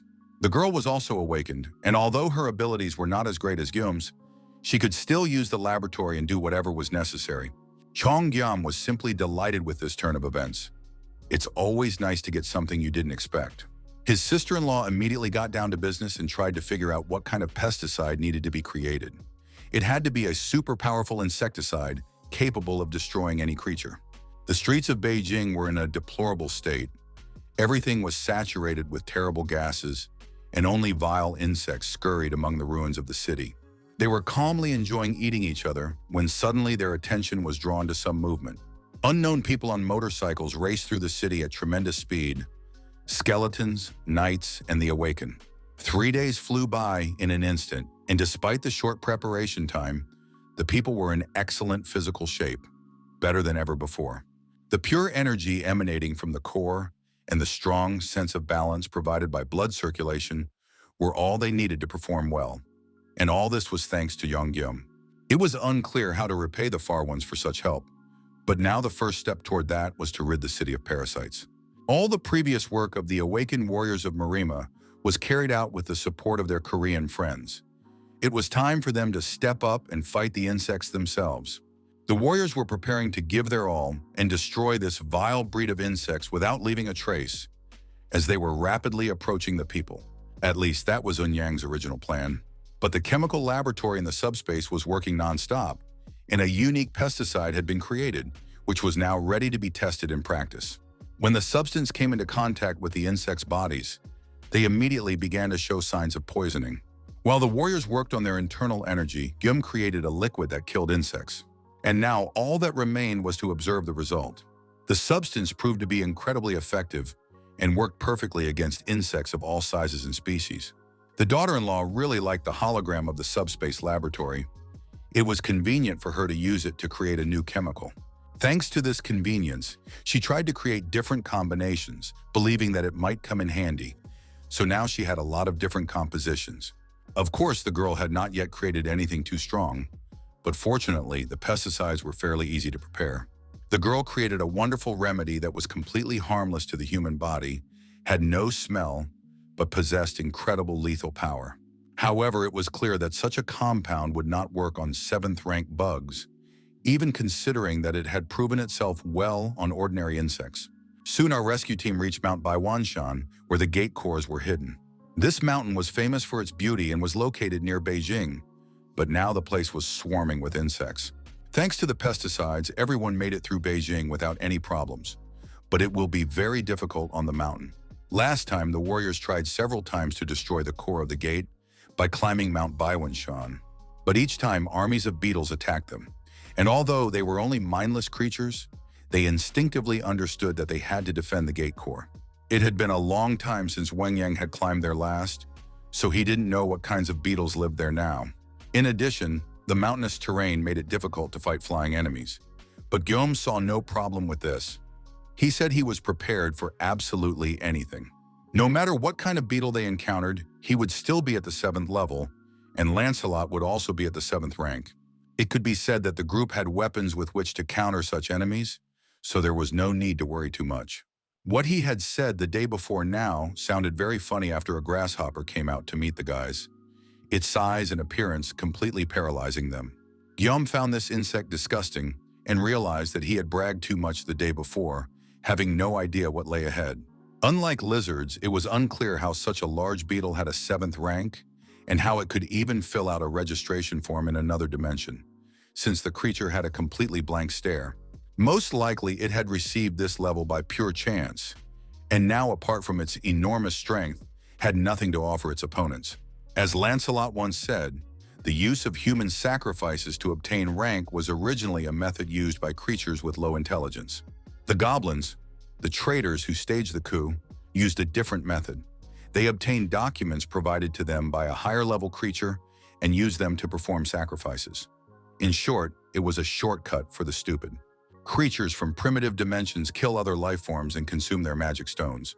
For them, this is a suitable way to grow. These are powerful beings that have absorbed many lives to attain their rank. They are so powerful that they basically don't need intelligence. A portal opened above the grasshopper, illuminating the entire area. After that, huge ice beams were dropped on the insect. Paradoxically, this had no effect. The grasshopper stood completely unharmed. Seeing this, Kim Sol rushed into the attack, preparing to fight the dull grasshopper hand to hand. Everyone already knew not to interfere when Kim Sol was fighting an enemy, so they stood aside. However, Lancelot heard some strange sounds. The knight looked around several times but didn't notice anything. Around the clearing where the battle was taking place was a dense forest. However, the strange sounds continued to annoy him, and the knight noticed that the tree was moving. And at the moment when Kim Sol thrust Rekka's sacred spear into the grasshopper, it became clear that it was not a tree that was moving, but a leg. Soon a giant spider emerged from the forest and approached the scene of the battle. It was several times larger than the grasshopper. People looked like fleas next to it. Chongyam had never encountered such a huge monster before. Lancelot turned to him and said that they needed to climb onto the spider's back, because it couldn't reach its back with its legs. It turned out that this would be a safe place for everyone. And once they reached the spider's back, they would be able to regroup and come up with a plan of action. Lancelot once again proved his indispensability. Hearing the order, everyone rushed to climb onto the giant spider's back without further ado. The awakened inhabitants of Beijing activated their ability to walk on air. Soon the whole group was settled on the spider's head, which was not only huge but also soft, comfortable, and, most importantly, safe. Chongyam wanted to know if it was worth using Rekka's spear and focusing on the attack. Maybe it would work on the spider. Kim Sol said that the grasshopper's shell was incredibly hard, and she couldn't pierce it with her spear. The discussion continued. His comrades tried to come up with the best strategy, while the dull-witted grasshopper noticed them and stared at them with a look full of desire to devour them. Having had its fill of watching the people, the grasshopper pushed off from the ground with its hind legs. While this monster was flying towards the spider it was about to jump on, the liberators retreated and climbed down from the spider's head. This happened just in time, because the grasshopper was about to land on the hairy spider's head. The grasshopper, of course, was going to attack the people it loved to eat so much, but they managed to react and escape from the spider's head. And the grasshopper, at full speed, sank its jaws into the spider's head and began to devour it. Soon the monster got into the swing of things and ate its fellow creature's brain. It turned out that the grasshopper devoured the spider in front of the astonished people. They realized that there are no allies among insects. They are unable to distinguish friend from foe. They are not smart enough to understand who is an ally and who is an enemy, so they attack first and think later. And since that was the case, Chongyam suggested climbing onto the grasshopper's back to perform the trick again. Taking advantage of the fact that the area was dusty and visibility was poor, the comrades rushed to the grasshopper and climbed onto its back. The grasshopper's back turned out to be not as comfortable as the spider's head. It was covered with sharp spikes. The grasshopper froze and a brief thought flashed in its eyes. It seemed to realize that it had just eaten its friend. It didn't seem like it had noticed the people climbing onto its back, but for some reason, the insect didn't move, which seemed strange. Chongyam decided that they could take a short break and wait. They only needed to destroy the core of the gate, and then the insects would disappear on their own, returning to their original dimension. The young man suggested waiting for the right moment, and when they were near the core, jumping to the ground and destroying it. But then the grasshopper suddenly realized that he could jump and began to move. It was very difficult for the people to stay on his back during the jumps. The shaking made them nauseous. Chongyam was already beginning to doubt the wisdom of climbing onto the grasshopper's back when his thoughts were interrupted by the sound of a helicopter. However, there was no helicopter in sight. A huge bee was flying towards them. The bee was not easy to deal with. The flying insect was larger than the grasshopper. In addition, a huge stinger filled with poison glowed at the end of its abdomen. The bee extended its stinger and rushed to attack the grasshopper. But the grasshopper was no pushover, and to everyone's surprise, attacked the bee first, apparently sensing the threat. Whatever the reason, it was impressive. The grasshopper bit the bee on the neck and then calmly continued to eat it, completely ignoring the people nearby. But then the bee twisted around and bit off the grasshopper's leg. He was so shocked that he froze in place and stopped killing her. After all, a lack of brains and low intelligence are very detrimental. With such physical abilities, the grasshopper could have destroyed other insects. But then something new caught Guillaume's eye. A portal appeared above the insects, and the young man urgently called his chief driver, Yun-Su. Guillaume, who possessed a brilliant mind, immediately came up with an idea and asked his friend if Yun-Su knew how to control beetles. A few minutes later, Yun-Su was already preparing to control the giant grasshopper. Ropes were attached to the grasshopper's antennae, and Yeonsu pulled them like reins. It was very risky, but Gyum could hide everyone in subspace at any moment and thought it was worth trying to take control of the grasshopper. Yeonsu ordered everyone to hold on tight and pulled on the strings. The grasshopper was a little taken aback, but understood the signal the driver was giving him perfectly. So the dull-witted insect pounced on the bee and bit off its head. It was a small victory for the big grasshopper. But then the sound of a helicopter was heard again, and it turned out that a new guest was already on its way. It was a mole cricket.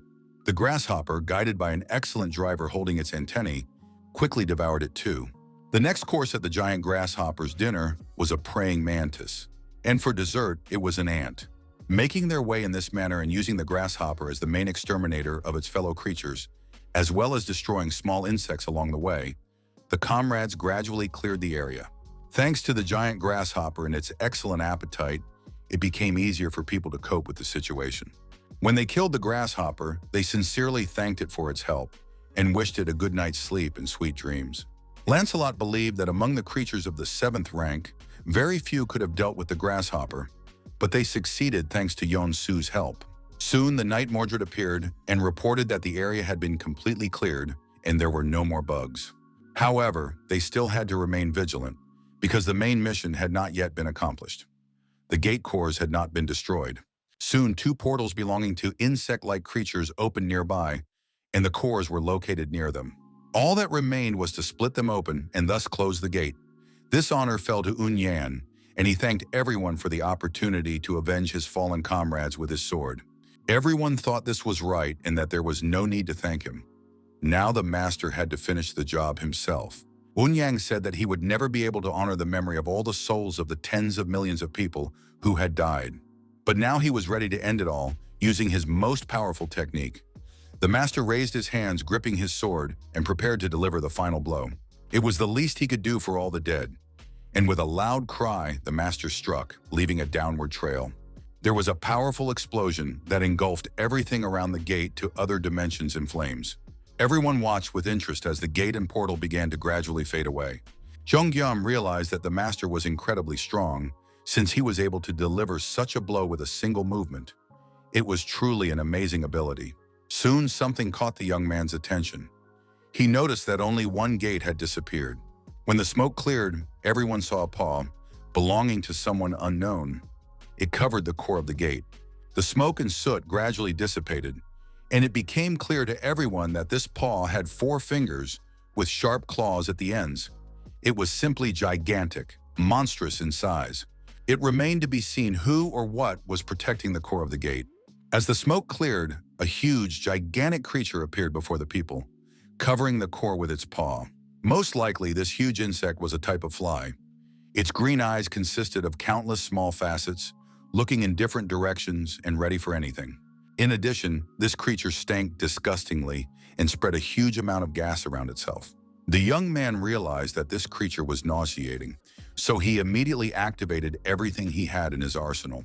However, the fly did not even move, despite all the various discharges and weapons aimed at it.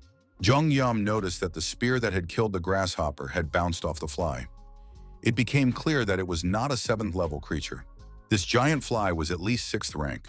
Its eyes seemed to be communicating with each other, discussing the weapons flying past and preparing to devour those who smelled particularly delicious. The fact that this insect was so high-ranking made the young man think and remember how he had acted when fighting stronger opponents. From the very beginning of his career, Jeongyam regularly encountered dangerous creatures. Among them were not only monsters and lizards, but even skeletons.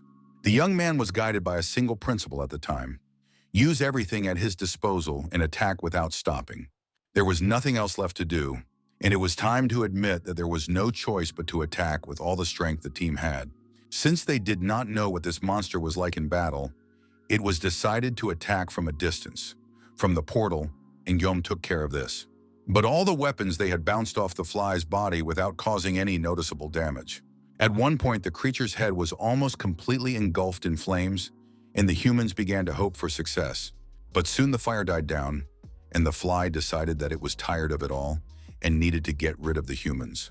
After all, they were going to die anyway. Jeongyam didn't know what to do. Perhaps he should have attacked harder. Something had to work. Lancelot intervened, saying that it was not worth fighting such a monster. They just needed to destroy the core of the gate, and then the giant fly would disappear and return to its original dimension. It was an excellent idea because destroying the core was the main task for which the humans had ventured so far into the insect's territory. If the core was destroyed, all the bugs and toxic gases would return to their original dimension, just as had happened with the knights from Emmis and the lizards from Sabros. Lancelot suggested distracting the fly with something, and as soon as the opportunity arose, destroying the core it was holding in its claws. Lancelot volunteered to distract the monster. Chong-gyum wondered how to attract the fly, since it did not react to weapons at all. Perhaps it was necessary to give it something it liked. All insects react to electric shock repellents. The young man received a device from subspace that he had developed during his vacation. He activated the device and began to watch as thousands and millions of fly eyes literally stared mesmerized at the device, finding the waves it emitted beautiful and attractive. Taking advantage of the situation, Lancelot said that Mordred would activate invisibility and attack the hand holding the core. Mordred was able to get close to the paw itself, which, although it was clutching the core, was also enchanted by the waves emanating from the trap. Now the knight had reached the very fingers and saw the core of the gate in the middle of the palm. With a light movement of his sword, the core was cut in two, and soon a notification appeared that the new space was coming under Guillaume's control. The fly continued to listen and enjoy the waves emanating from the electric shock trap, not even noticing that it had lost the gate core. However, suddenly everything spun and whirled around the fly, and she returned to her original dimension. The territory of Beijing once again came under the control of Earth, and the sun began to shine again, delighting the people. The happy liberators rejoiced and celebrated the disappearance of the bugs. They had already given up hope for a favorable outcome for their region. The clearing of the Chinese gate was complete, and Zhongyum felt very tired. He sat on the ground and tried to comprehend what had happened. The young man experienced tremendous stress when he encountered the fly, and unable to do anything about it, at one point even wanted to escape into subspace and hide there. But Guillaume was surprised by the fact that the fly was afraid of the multiverse chamber of commerce because of the loss of its core. Obviously, this organization was very dangerous and influential, and if people wanted to return to their former lives, they would have to deal with it. Chong-gyum feared that he would not be able to deal with the Chamber of Commerce, which even such monsters feared. He realized that he needed more strong people who could work together. Guillaume shared his fears and thoughts with Master Un Yan. This explained why the young man needed Chinese books on martial arts. The master had expected this, as he understood that Guillaume was going to copy the books. But he never thought that the young man would collect all the books into one huge collection, and now they formed impressive stacks.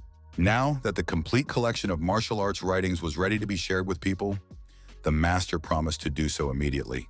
The master expressed regret that Guillaume and his team would soon be leaving, but the young man promised to leave a portal before his departure so that he could visit often. The team's next destination was Japan. Huge fish-like monsters awaited them there. Some time ago, a call came in from the coastal part of Japan. This call was made shortly after Chung-Yum's team closed the gate in Beijing. The young man was urgently summoned to a meeting with the lieutenant general and noticed that he did not look very well.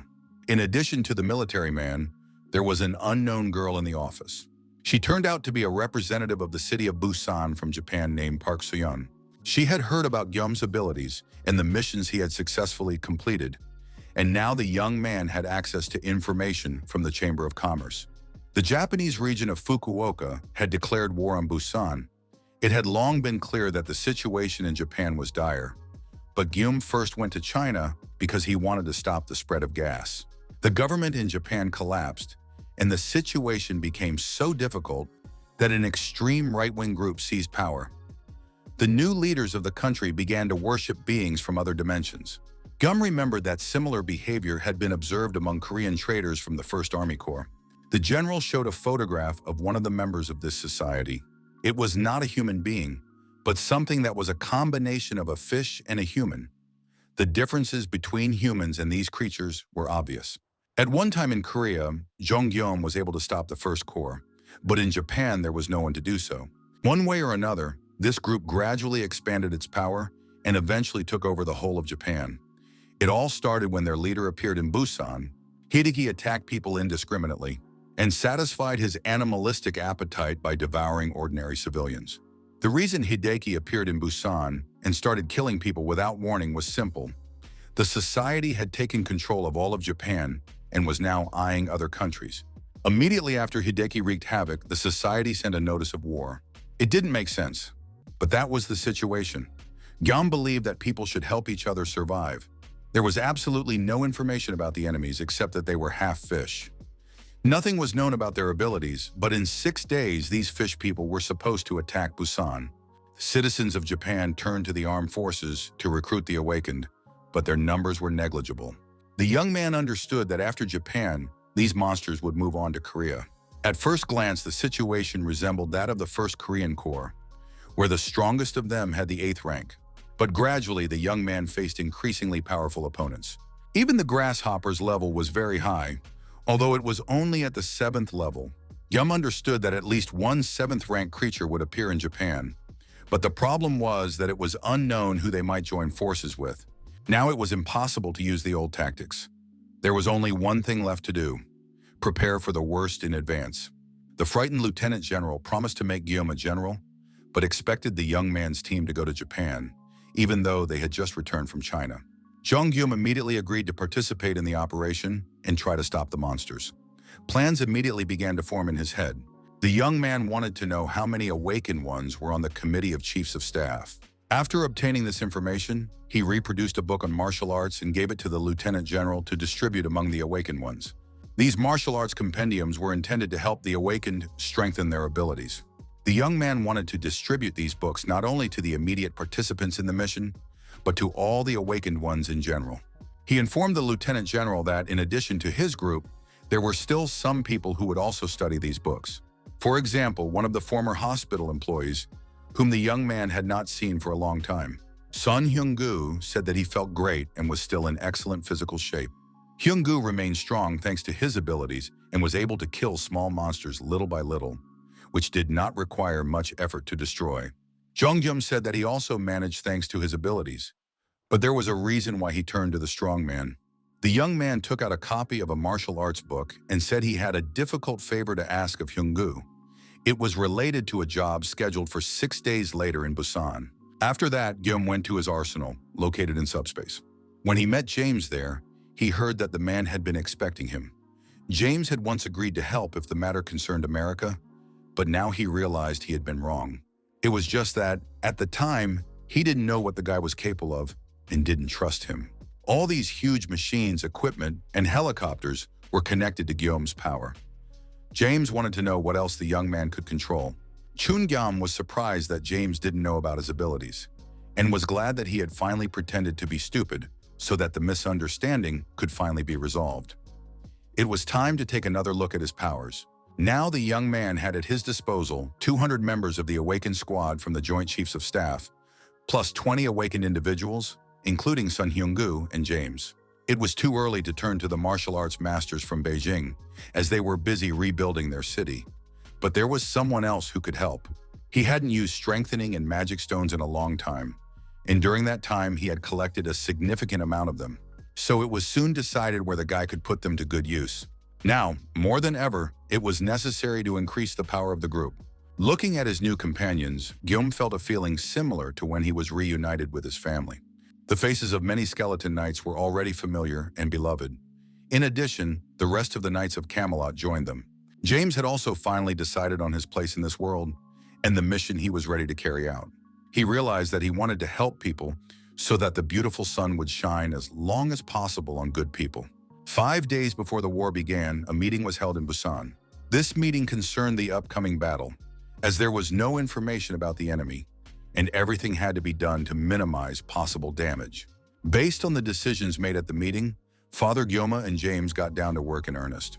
The father built a fortress to protect against enemy attacks. James built a ship that allowed them to fight the fish people at sea. James' role in this battle was particularly important, and Gum was a little worried about him. James took on too much responsibility and became an unusually kind and gentle person who loved everything cute. While there was still some time left, Guillaume turned to martial arts masters for help, who had just finished all their organizational work and could take a little rest. But even if the matters in Beijing had not been completed, they would still have responded to Jongyum's request. However, not all martial arts masters were able to leave China. Only a few of the strongest, including Master Un Yang and his student Quan Riong. They were happy to help train the awakened ones using a martial arts book. But the master had one important request for Gyum, or rather, a favor. Master Un Yang took out the cloud sword, which had been passed down from generation to generation in his clan. The master had once used a strengthening stone obtained while hunting beetles, and the power of this sword had increased significantly. Now the master asked the young man to copy this sword through his subspace. The master was sure that if he could share such swords with people, it would help them in their common struggle. Jongyum understood how serious this was. It was not easy to give away a precious sword that had belonged to his family for centuries. The young man accepted the weapon with trepidation and promised to reproduce it. After that, the swords had to be distributed to those who needed them. Jongyum returned to the subspace satisfied after distributing the swords and went in search of his best friend. He found Minwoo bored and lonely.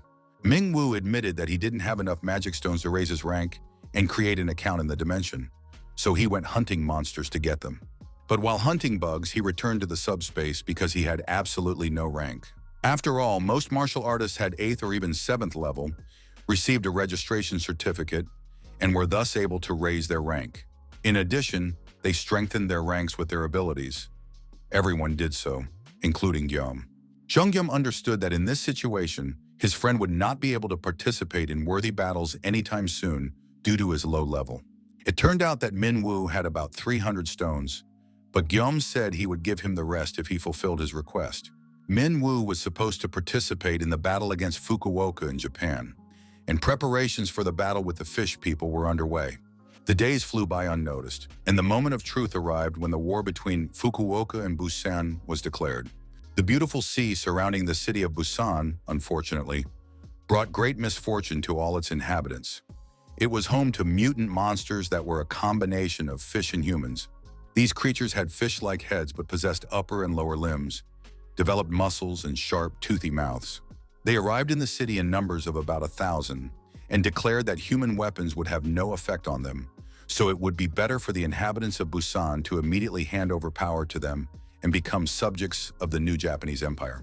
The monsters declared that they had not come to shed blood, but Gyum replied that he did not believe a word they said. The fish people noticed that the stone barrier surrounding the city was open in one place, so the monsters decided that victory was already in their grasp. They rushed at full speed to storm the city's shore. But as soon as one of the monsters tried to push its snout through the barrier, a powerful electric shock pierced its body. Soon, this electrical charge spread through the water to all members of the pack. One of the skeleton knights held a whip that emitted electric discharges, thus protecting his master and the entire city from invasion. The Knights of Camelot came out to meet the fishmen and announced that the monsters would not be able to pass any further. The fishmen were quite cowardly and immediately realized that the atmosphere in Busan was not at all what they had been told. A hammerhead fish named Makio dispersed the ordinary fishmen, deciding to go ahead himself and clarify the situation. The monster turned to the knights, saying that he would show them the staggering difference in strength. But then Percival came up to him, grabbed the fish by the hammer with one hand, and threw it away. One of the fishermen suggested that his comrades overwhelmed the knights with their numbers. But at that moment, Master Yang stepped forward. With his miraculous sword, he cut down several dozen fishmen with a single stroke. Then he resorted to hand-to-hand combat, which he had learned from Kim Sol. Watching his subordinates die one after another, the leader of this menagerie, Hideki, rushed into the attack. He wanted to show that even within the same rank, there was a difference between creatures. But subspace delivery was activated, and Hideki was thrown into the sea, far beyond the horizon. Seeing this, the ordinary fish people realized that it was time to take off. The monsters rushed into the water, rejoicing that there were no ships in sight and no one could catch up with them in the sea, which seemed very safe to them. Jongyum did not want these creatures to simply leave. He was surprised by the relative weakness of the creatures, who were unable to oppose the weak leaders, whom the group quickly dealt with. But be that as it may, it was decided to use the masterpiece created by James. At the helm of this marvel of shipbuilding technology was the best driver of all time and all nations, Yonsu. He was going to get everyone to Fukuoka very quickly. The huge, powerful, and fortified ship sped across the sea at high speed. The voyage had been going on for about 2 hours. But during that time, No monsters had been encountered except for the fleeing fish people. These quiet 2 hours seemed suspiciously calm, as if it were a trap. Even for such creatures, it seemed too obvious. Most likely something else was going on. Lancelot and the other knights were busy defending the fortress, so Jong had to cope on his own in case of danger. Suddenly, a strange sound came from the sea, and the young man realized that it was indeed a trap. A huge, giant sperm whale jumped out of the water, hitting the ship with its body and drenching it with streams of water. Judging by its size, it was on par with Grasshopper, and perhaps it would not be so difficult to defeat it. But if this monster reached Busan, the city would be completely destroyed, so it had to be dealt with right there and then. The situation was complicated by the fact that the young man did not know the monster's strength, so he called for ice panels to be delivered. Surprisingly, this proved to be enough, and the huge monster's body was seriously wounded. Soon, the sperm whale jumped out of the water again, even though its snout was pierced with weapons. At first glance, it seemed that this was not enough. However, the sperm whale soon sank safely without putting up any resistance. This fact unpleasantly surprised the young man, because Gyum saw it as part of someone's strategy and a suspiciously easy outcome. He did not know how strong the enemy would be next time, but the anticipation alone was already exhausting him, and he wanted to get into a real fight as soon as possible. Before Gyum had time to get tired of waiting, Yansu announced that the ship had arrived in Fukuoka. The fact that the ship had crossed the sea without any problems was both gratifying and alarming. Of course, it was nice to know that the group had made it safely, but now they were completely in enemy territory, and they couldn't relax for a second. The group's target was the chief representative of the Fukuoka dimension. The representative of Fukuoka occupied a huge and beautiful building, and it was clear that finding him inside would not be easy. The monsters in this area felt at ease, and traps could be waiting at every turn. The young man had one knight in his arsenal, specially created for secret infiltrations. The task of the knight Mordred was to infiltrate the enemy headquarters and bring back all possible information about them. The knight activated his invisibility function and, becoming invisible to those around him, made his way into the building. Gradually climbing the floors, he encountered various types of fish people talking among themselves. Soon he heard loud voices coming from one of the upper offices. It seemed that an unpleasant conversation was taking place between the interlocutors. Mordred approached as closely as possible and listened. A huge fish was reprimanding the fishermen for failing to take Busan with 1,000 fighters and complete a simple task: killing the city's representative. The fisherman reported that some huge structure had fallen on Hideki and then thrown him into the sea. This information seemed completely absurd to everyone in the room. One of the participants in the conversation stood with his back to the room and looked out the window. It was clear that he was the leader. He said that the fish people had underestimated Korea's power, and it seemed that Gyoma's group's high position in the competition was well-deserved. One of his subordinates, a huge fishman monster, declared that even if Fukuoka was taken away from them, he would make sure that there would be no loss of investment. But the boss interrupted him, saying he didn't understand who would allow Fukuoka to be taken away. And even if the situation in Busan had failed and they had not been able to kill the Busan representative, that did not mean defeat in the war. If it was too difficult for the fish people to meet with Busan at this stage, then they needed to plan for the future, especially since the leader was already in Japan. The branch manager will delete the hologram of the regional representative at his discretion, and the representative himself must be locked in the basement. The chairman said it was a great idea and that he would lock up the representative himself right now. One of the fish people asked if the basement wasn't meant just for keeping monsters like the hellish ghost lord. She couldn't say anything else because the chairman's hand covered her throat. The chairman promised that after killing the representative of Busan, he would go and free the fishman. After listening to all these conversations, Knight Mordred returned to the ship and reported what he had heard. Chong Gyam was very surprised that this operation turned out to be a full-scale one, rather than a decoy. It was strange that the chairman had locked the Fukuoka representative underground, and the creature from another dimension, the branch manager who had given the order, seemed to be connected to the system. In any case, Gyum had come here to deal with the Fukuoka representative, and it didn't really matter to him who was the branch manager and who was the chairman. The only thing that bothered the young man was the creature from another dimension, which was neither human nor fishman and had caused the inscription Fukuoka representative to disappear. Perhaps it was another exiled mage. Moreover, it was unclear who the hellish Phantom Lord was, who had been locked underground. In addition, he needed to figure out how to get into the basement to focus on the representative of Fukuoka. But then Knight Mordred announced that he had brought something for his master. It turned out to be a bunch of keys, but it was unclear why there were so many of them. But when Yum and the Knight arrived at the basement and began to unlock the door, everything became clear. The fact was that there were a huge number of locks on the door. They were soon done, but Mordred said that the most dangerous monsters were locked up in Japan, so the young man was in no hurry to go down to the basement. The representative of Fukuoka spoke about the hellish Ghost Lord and was afraid to go into the basement himself, so the young man decided to quickly find the representative of Fukuoka and leave the room. They went down to the basement, which looked like a hospital or a prison because there were beds and IV stands there. The room was too empty, and he wanted to find Fukuoka's representative as quickly as possible and leave the basement. Suddenly, Mordred signaled his master to stop because the knight heard some noises. Soon they saw a cage with a man chained inside. The stranger was kneeling, his hands raised and chained, his eyes blindfolded. Chong Gyum was very surprised to see that the representative of Fukuoka was not a fish man, but a human being, so he wanted to talk to the stranger first. They tore off the tape covering his mouth, and the stranger was able to catch his breath and breathe normally. The stranger's eyes were closed, and he asked who was standing in front of him because Gyum's voice was unfamiliar to him. The chained man assumed that Gyum belonged to the Awakening of Restoration Society, but Gyum said that he did not want to reveal his identity, but did not belong to that society. The chained man said he would only introduce himself after hearing the stranger's name. The man said that he found himself in this situation while fighting against the Restoration Awakening Society, and since the stranger did not know the chained man, it seemed that he was indeed not from that society, which meant that he would not kill him. Jong Gyum honestly said that he did not think the young man was an enemy, and that he, in turn, was also against the Restoration Awakening Society. After that, Gyum ordered the knight to release the young man.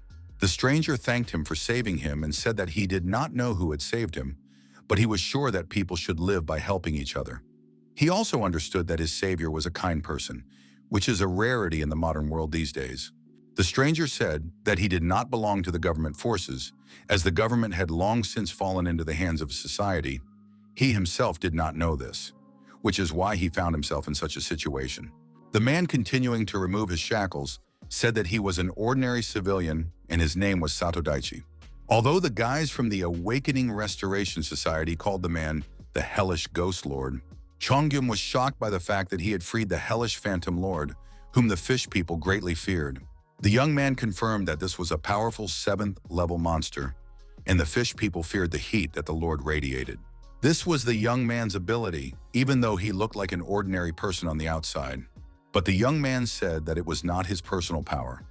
He lifted his shirt, and it turned out that his chest and shoulders were made of pieces of another material belonging to a creature from another dimension. It turned out that the guy was able to seal fire inside himself. It was known that there were sealing masters who sealed targets inside their bodies. The larger and heavier the opponent that a person sealed, the stronger the side effects.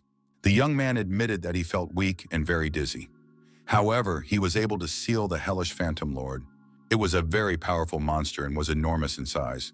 It seemed that the Lord was stronger than any 7th-level monster anyone had ever seen. The Lord destroys everyone. Monsters, humans. It doesn't matter. He is so powerful that no attack works on him, and all humans could do was pray that he would pass them by. And only one thing could stop him: Sato's power. The government found out about this, and together with other awakened ones, planned to seal the Lord away. Thus, the Lord was securely sealed away. The problem came after this event. The government troops were actually part of the Awakening of Restoration Society. When they first approached the people, there was no information, so Sato could not predict the events. After the Lord was sealed, the Society's followers began killing the Awakened Ones, thus destroying all who did not join them. Sato Daichi rebelled against such injustice, so he was kidnapped and chained in a basement, and now he cannot even die, but only receives nutrients through an IV. In any case, the guy was sincerely grateful for being saved, which he immediately expressed to Gyomu. As for plans for the future, the guy had none because there was nothing he could do. If he were capable, he would break the seal and use the Lord to destroy society. But if he did that, he would be caught and killed. If that happened, it would be impossible to control or kill the Lord, and that would destroy all of Japan.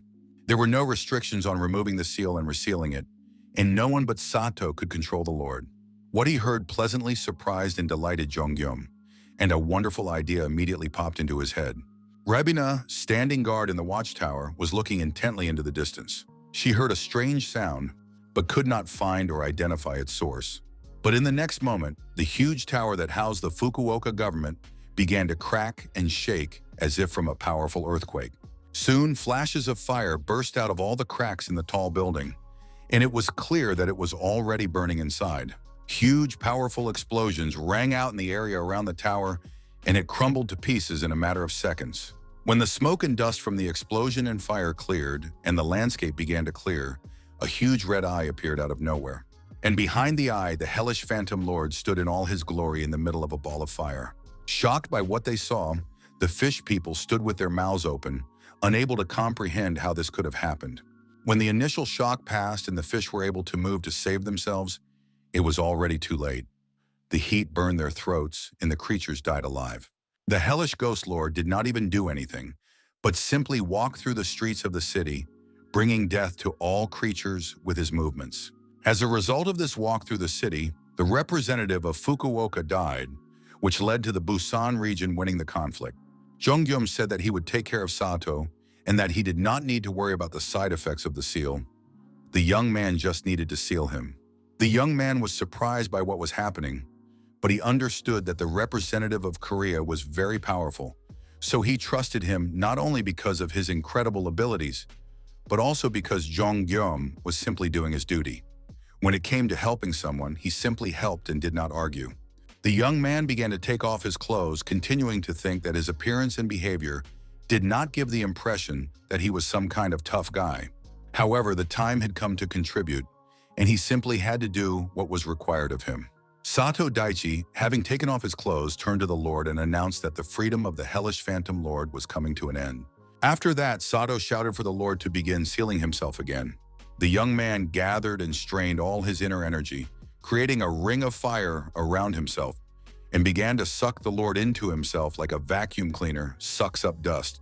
The hellish phantom lord did not want to return to the young man's body at all, because he had not yet had his fill of wandering the earth. He clung to everything he could with his claws and fiercely resisted the seal. However, the young man did not give up and endured the entire sealing process to the end, even though it was clear that his body was in excruciating pain.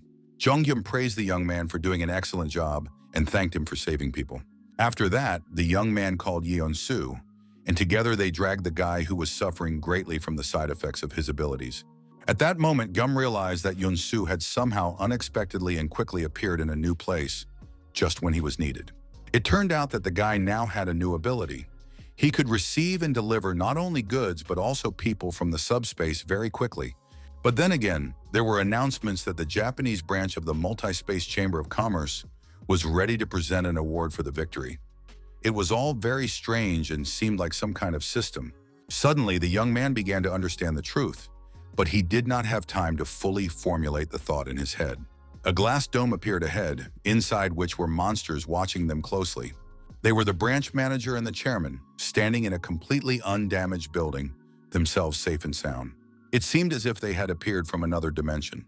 Young-su realized that the matter was not yet closed and decided to take the sick young man to the subspace for treatment himself, because these monsters were representatives of the Japanese branch of the Chamber of Commerce. The monsters also watched the guys and realized that suddenly the Lord was free and the representative of Fukuoka was dead. It was very interesting. The light above Gyom's head showed that he was a representative of Seoul, the very guy they had already heard about. The chairman began to urgently swallow magic stones to increase his abilities right now. The branch manager ordered the matter to be resolved in such a way that it would be profitable for him to invest the chairman's money again next time. And then a huge monster appeared on the streets, promising the manager not to disappoint him. The monster ran through the streets of the city, preparing to attack the representative of Seoul, who stood calmly with his hands in his pockets near his portal. Good delivery was activated, instantly piercing the huge fish with spears and immobilizing it. The fight was so swift and quick that no one even had time to be scared or happy. The chairman died, and the branch manager watched him. He asked the chairman in surprise how he could have lost so easily, since the manager had personally invested in the monster to raise it to the 7th rank. All this made him think about the future. Jong-gam received a huge amount of magic stones for killing the monster. The branch manager admitted that the original plan was to use Japan as a base to occupy neighboring countries in the future. However, perhaps this was the wrong approach from the start. Now the manager had a business proposal for Guillaume. He wanted to use Korea as a base to then enter other markets and offered to take advantage of the investments promised by Korean partners. The wounded, bleeding chairman could not believe his ears when the manager offered to provide a large number of magic stones and declare war on Osaka and Tokyo right now. The manager's only condition was that he wanted to be rewarded with the Fukuoka Gate for his victory. As soon as Guillaume enters the office, he should sort everything out, because the manager's a little shaken up by the explosion in the office and cannot work properly. Jong-gyeom was also promised help in reaching the next rank. The manager was interested in whether there were any awakened individuals in Korea with architectural abilities. At that moment, the chairman, even though he had one foot in the other world, could not bear all the lies being fed to him. He pulled the spear out of his body and attacked the manager with it. And although the spear was aimed accurately and reached its target, no damage was done to the manager. It seemed that the spear was unable to hurt him. Judging by what was happening, the manager had activated his repulsion skill. But if the repulsion skill is used, there is bound to be a push and recoil, and the manager did not move a millimeter. It turned out that his rank was higher than level 6. The branch manager pushed the spear away with his finger and, turning to Guillaume, asked him to restore order in the city. The monster admitted that he was excellent at defense, but had no offensive abilities. It soon became clear that there was no need to finish off the chairman. The monster had lost too much blood and would soon die on its own, even if left alone. Chongyum couldn't resist and asked about his interlocutor's rank. In response, he heard that those who work for the Multi-Space Chamber of Commerce have no such concepts, so his rank can simply be called 0. When managers travel to such places, they are given a privilege for the inconvenience. They become untouchable by any attacks. The young man understood that the manager's proposal was to change his status, from someone whose territory was being invaded to someone who was invading himself. He replied that he needed time to think.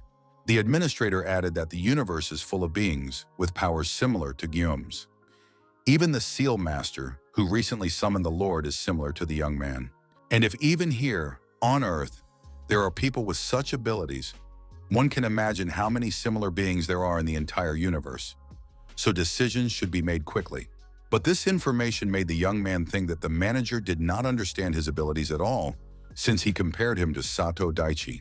Before leaving for his portal, Guillaume asked what would happen if he refused. The branch manager said it would be the end, and at that moment the young man refused his offer. This position surprised the monster, who did not expect to hear such a response. He suggested that the young man think carefully about his decision, but the young man announced that he had already made up his mind and seen everything he wanted to see.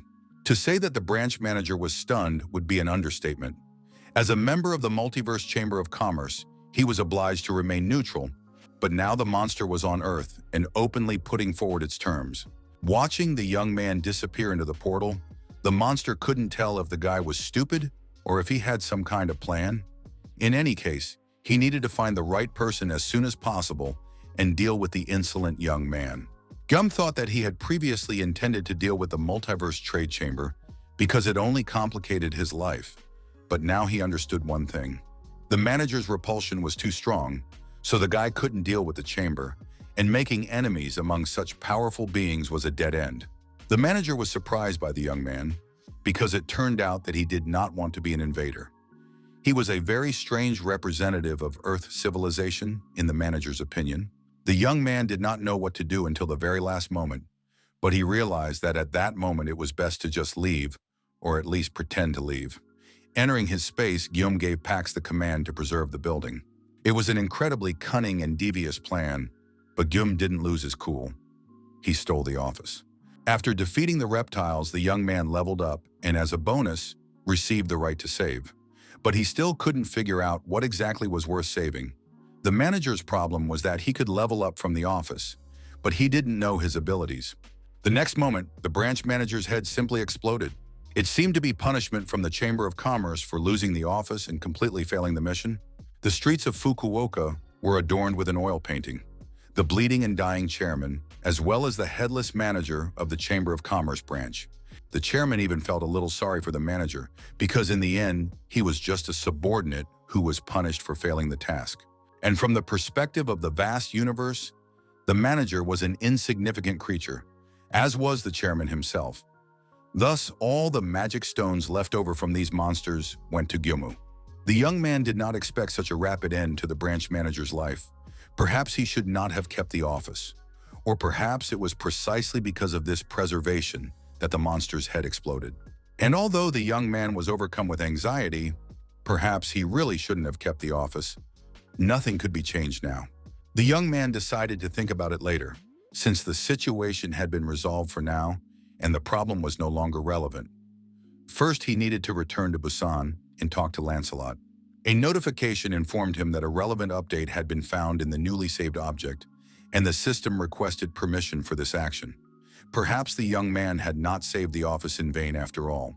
Sato Daichi was completely healthy and feeling great, which was amazing considering how little time had passed since he sealed the hellish Phantom Lord. The young man turned to Gyomu, saying that he had already recovered and wanted to leave the subspace, because there were many other things to take care of in his hometown and country. The Japanese representatives had lost almost all the competitions, and the situation had developed in such a way that the awakened from other countries were now fighting monsters in Japan, risking their lives for the sake of others. Therefore, Sato decided that he must start fighting and follow the example of Jongyum. In fact, he was a representative of Yokohama, so he hoped to attract and gather the awakened ones to join forces and liberate his country. Jongyum expressed regret about their imminent separation. The young man was firm in his desire and promised Gyom that he would stand by his side as soon as the need arose. Jongyum, in turn, also asked the young man not to hesitate to ask his Korean friends for help. After that, the young men were about to part ways when Gyum had a new idea. Madrid had once said that the branch manager had the right to appropriate the knowledge of the regional representative. It was time to verify this information. But just then, a notification appeared that the subspace update was complete. The young man decided to conduct a brief inspection, but everything appeared somewhat sterile. Everything looked perfectly normal, but there were no documents or objects, as if it were no longer a logistics center. Suddenly, Pax's familiar voice came from under the ceiling. He announced that he was glad to see Gyum. Pax's new appearance greatly touched the young man. Now it was a cube with a propeller, like a drone. He informed his owner that after the update, he had taken on a more suitable form and offered to review the new features that were now available. Pax decided to describe and explain the added features. He reported that there had been changes to the notification delivery system. Now they could only be delivered to targets within certain zones. A zone was a specific area subject to certain functions or influences. Zones were set up around the portal. The next important feature was the satellite surveillance system, which allowed surveillance within the designated zones. Another function was the hologram adjustment system, which allowed holographic images to be viewed and modified. And among the new functions was an application for registration in multidimensional space. Not all functions worked fully because the security level was quite low. But all this could be changed after the next rank increase. Currently, the maximum was level 7. According to John Gom, Pax was a true deity. The more portals were installed, the higher the overview would become. And already it was not just a logistics center, but a unified command logistics room. The sea near Busan was calm and quiet. The sun was shining, and the weather was perfect for a beach vacation. However, Kim Sol was in a terrible mood. She was disappointed because she had been preparing for a very long time. And the situation turned out to be complete nonsense. It was all over before it even began, before she could even hit anyone. She was especially annoyed by her new friends, the Knights of Camelot, who never seemed to tire and did their job perfectly, leaving nothing for the others. If she had known that it would all end so simply, she would have just gone to Japan with her brother. Now the girl was dying of boredom. Suddenly, she heard Master Yang calling her, telling her about Kim Sol's incredible talent. The system announced that Kim Sol was the strongest girl in the world. With some kind of sisterly intuition, she understood that her brother had a hand in this. So now Kim Sol had a new task. At that moment, the ship on which Jongyum was sailing appeared on the horizon. As he approached, the young man realized that regardless of race, gender, nationality, religion, or culture, his sister had one superpower. And that was that Kim Sol was ready to kill her brother and was eagerly awaiting his arrival. Jung-yum knew their meeting would be rough, so he tried to prepare in advance and gave Im Sol a 7th level registration form. But that didn't save him from his beloved sister's fist. The young man's face was contorted and his eye was swollen from a bruise. Another disappointment befell them when, after reading the registration conditions, it turned out that there was a requirement. The organization must have at least 50,000 members. Pax explained that the system had a function for creating groups where new members could be lured and invited. Previously registered members cannot join other groups or create their own, so in order to increase the level, it is necessary to attract new people. This was crazy because it was simply unrealistic to gather such a huge number of people. The streets of Fukuoka were a terrible sight. They were still littered with wrecked cars, houses, debris, and the bodies of slain monsters. But soon a new creature appeared among the houses, a giant goblin. Its fangs protruded from its jaw, its nose resembled that of a gorilla, and its gaze did not bode well. The creature reached the square where its kin had been just a moment ago, and now only bloody stains remained. The smell of blood attracted it. Finding nothing to feed on, the monster stopped and suddenly saw a boy behind one of the houses. The boy was wounded and frozen in fear at the sight of such a huge monster. But before the monster could do anything nasty, it collapsed dead at the boy's feet, a sword sticking out of its back. The boy was barely catching his breath, still breathing heavily from the horror and realizing that life goes on, when suddenly a notification appeared before his eyes. It said that a sword had been delivered to his location and that the boy could now join the Pax group. To do so, he had to submit an application. Now Pax had not only been updated, but also significantly improved its artificial intelligence. It could distinguish between enemies and allies within the reach of the portals, as well as independently assess the situation and provide the necessary assistance. Thus, the process of attracting new members to the group has moved forward. By attracting more and more people, they managed to improve their deferred ability, increase the delivery range, and expand the radius of the portals. After sorting things out in Fukuoka, the young man decided to go to Busan. After installing the portal in Busan, Gyum headed to the next city and installed a portal there as well. But suddenly Pax reported an unexpected problem.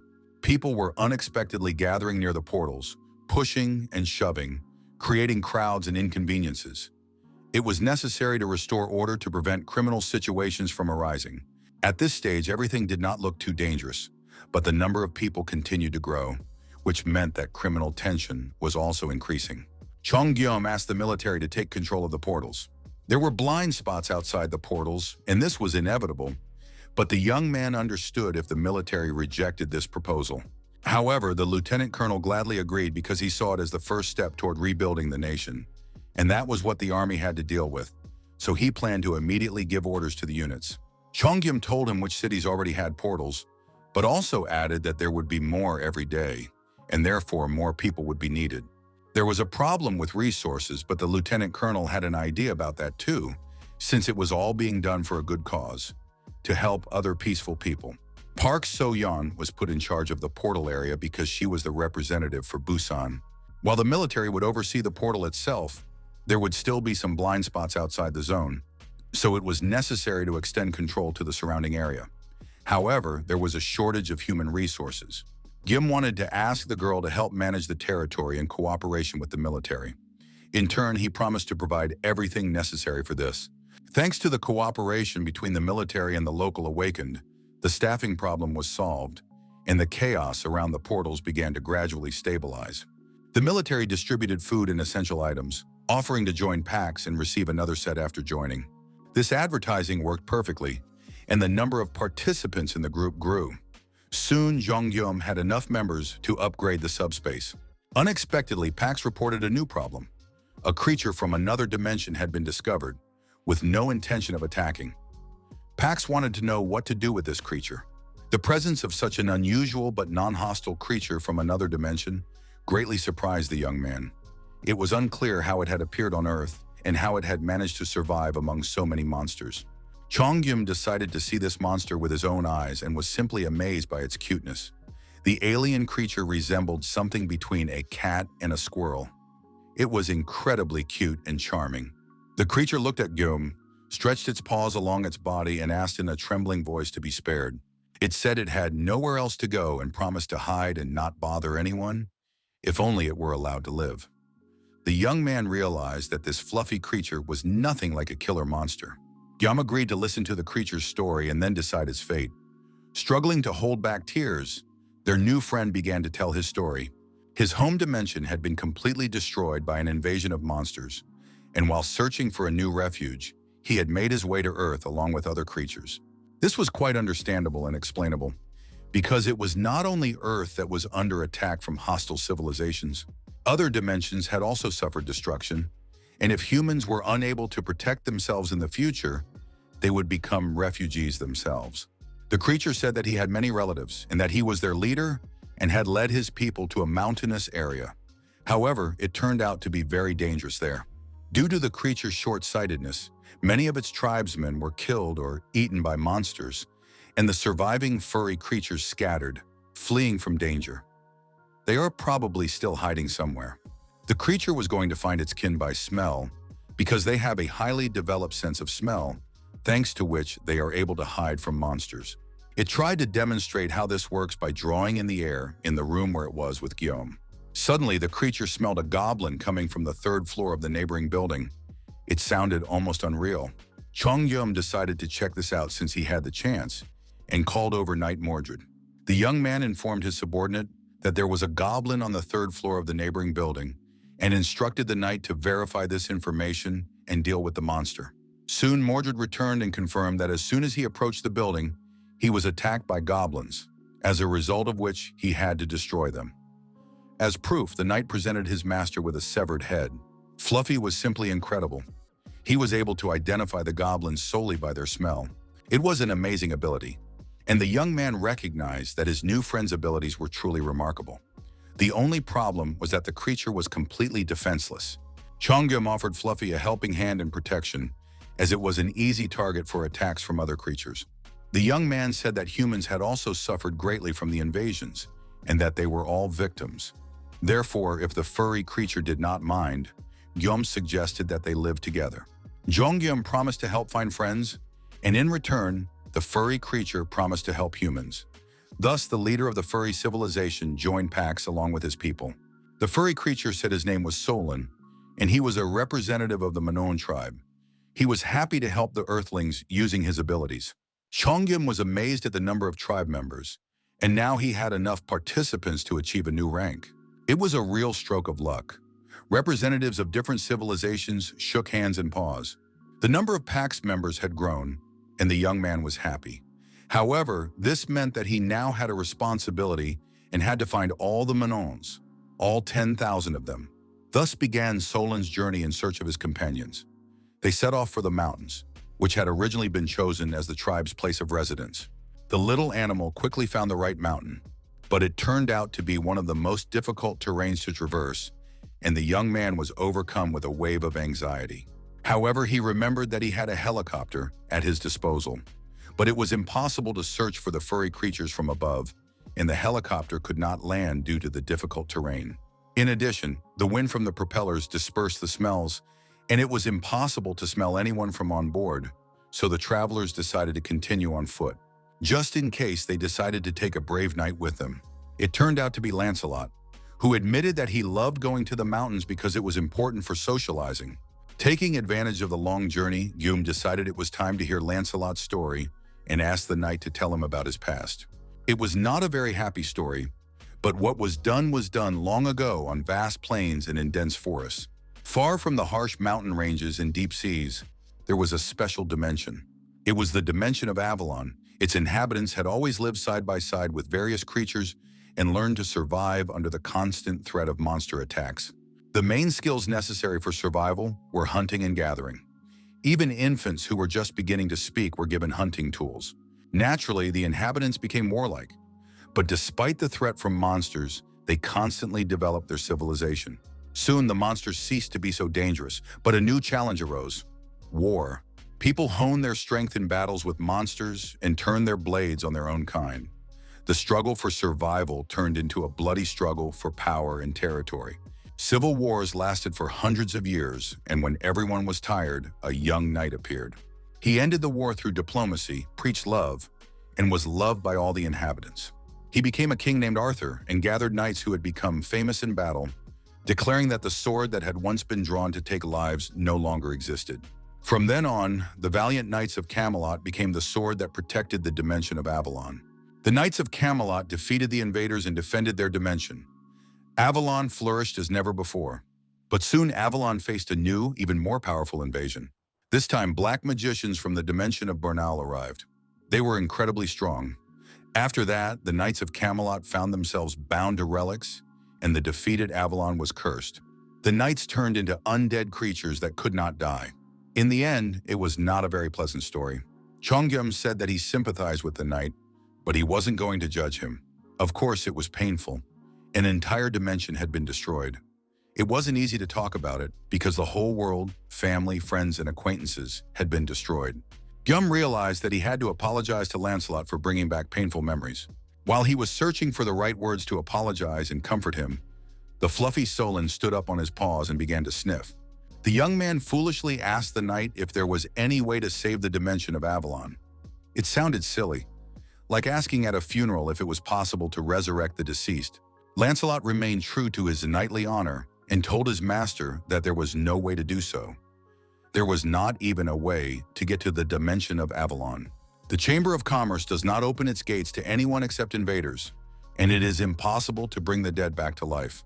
Solon, listening to this difficult conversation, continued to sniff and look around the bushes. Lancelot told his master that his obedience was a forced submission imposed by a curse, but his feelings and will belonged to him alone. And the knight was sincerely satisfied that his master Guillaume was not an invader. It had been that way from the beginning, and the other knights would probably agree, for they too appreciated this fact. But suddenly the fluffy creature caught a new scent and silenced the chattering people. Solon rushed into the grass, and after a while, another fluffy face appeared from behind the bushes. It was a touching reunion of kindred spirits, accompanied by warm embraces and streams of happy tears. Solon said that he was fine, that these people had saved him and offered all members of the Manon tribe to live on Earth. That's why he came to gather the rest of his people. Fluffy said he knew where some of his tribesmen were hiding, which was excellent news. The young man climbed the mountain in search of the tribe, and those they found brought the rest, and so gradually all the Fluffies gathered. A week passed, and Chongyum felt worse than after fighting the most terrible monster. His body ached, he was sleep-deprived, his muscles hurt, but all the furries had been found. Be that as it may, the young man was glad that he had managed to gather everyone, and he created a portal that allowed the creatures to remain living on the mountain. If they lived near the portal, they would be completely safe from monsters, and they could get everything they needed directly from the portal. The chief, on behalf of the entire tribe, thanked Guillaume and asked how they could repay him for such kindness. The young man replied that he expected the tribe to help as much as they could. Perhaps someday their sense of smell would be useful to humans. The representatives of the Manon tribe were offered to join various organizations as trackers to help Earthlings destroy lurking monsters. The furry tribe decided to demonstrate their abilities. Sitting on people's shoulders, the animals accurately pointed out where the monsters were hiding. Thanks to their guidance, many monsters were discovered in various basements and abandoned warehouses. A week after the furries joined the humans, news of monster attacks became increasingly rare. Of course, it was not yet possible to destroy all the monsters, but the number of victims had decreased significantly. However, despite the success, the young man could not relax. Pax reported that the Chamber of Commerce had issued new documents stating that some dimensions would soon be merged. Jongyam gathered all the key representatives of the Korean office, and Pax outlined the contents of the new documents. The Chamber of Commerce had two goals. On the one hand, to increase profits in Korea and Japan, and on the other, to reduce the number of rank holders. The continent of Elfheim would be moved to the Pacific Ocean and forced to go to war in 7 days. An official announcement about the battle with Korea and Japan would come later. The document was distributed within the Chamber of Commerce, and thanks to the fact that the young man had taken over the office, he received the information before anyone else. In any case, they would have to fight again. However, the phrase "forced to enter into battle" caught his attention, which meant that the newcomers from the continent of Elfheim would be forced to become invaders. Perhaps they too had suffered from the invasion and were now being drawn into an unwanted war. Maybe it would be possible to clear up the misunderstanding and prevent the conflict. Unfortunately, there was no way to contact the representatives of Elfheim. This had to be done before the battle began, but they could only appear on Earth at the last moment. However, Pax reported that the dimension of Elfheim had already been transferred to the Pacific Ocean. This was excellent news, and Jeong-gyum decided to go to the negotiations immediately. But what if the inhabitants of Elfheim thought differently? What if they were a primitive life form and wanted to start a war of conquest? It was worth considering such a scenario. Far away in the Pacific Ocean, on one of the many islands, it was quite gloomy. A funny, toothless little elf looked at his reflection in the water and realized that few people on Earth were dirtier than he was. His little sister also thought the water here was dirty, but still better than in their home universe. There were probably places even worse than this, so there was no need to be upset. On the other hand, the children had never left Elfheim, and even if a dirty place existed, it would be deserted, and no one would want to live there. Or maybe someone used to live there, but they were all dead now. The children's thoughts were interrupted by the appearance of an adult elf. She said that the chairwoman had urged the children to do this. Nothing on Earth should be thrown away. But the children decided to ignore the chairwoman's words. The boy tried to explain that he just wanted to clean up the place, but the woman warned him to be as careful as possible in everything he did and not to do anything without permission. Jeong-gyum watched what was happening on the shore through binoculars from aboard the ship. He saw that the adult elf was very annoyed. Lancelot said in surprise that it was the first time he had seen such a miracle in action. The elf boy had just cleaned the sea. It turns out that purification is a special talent of elves.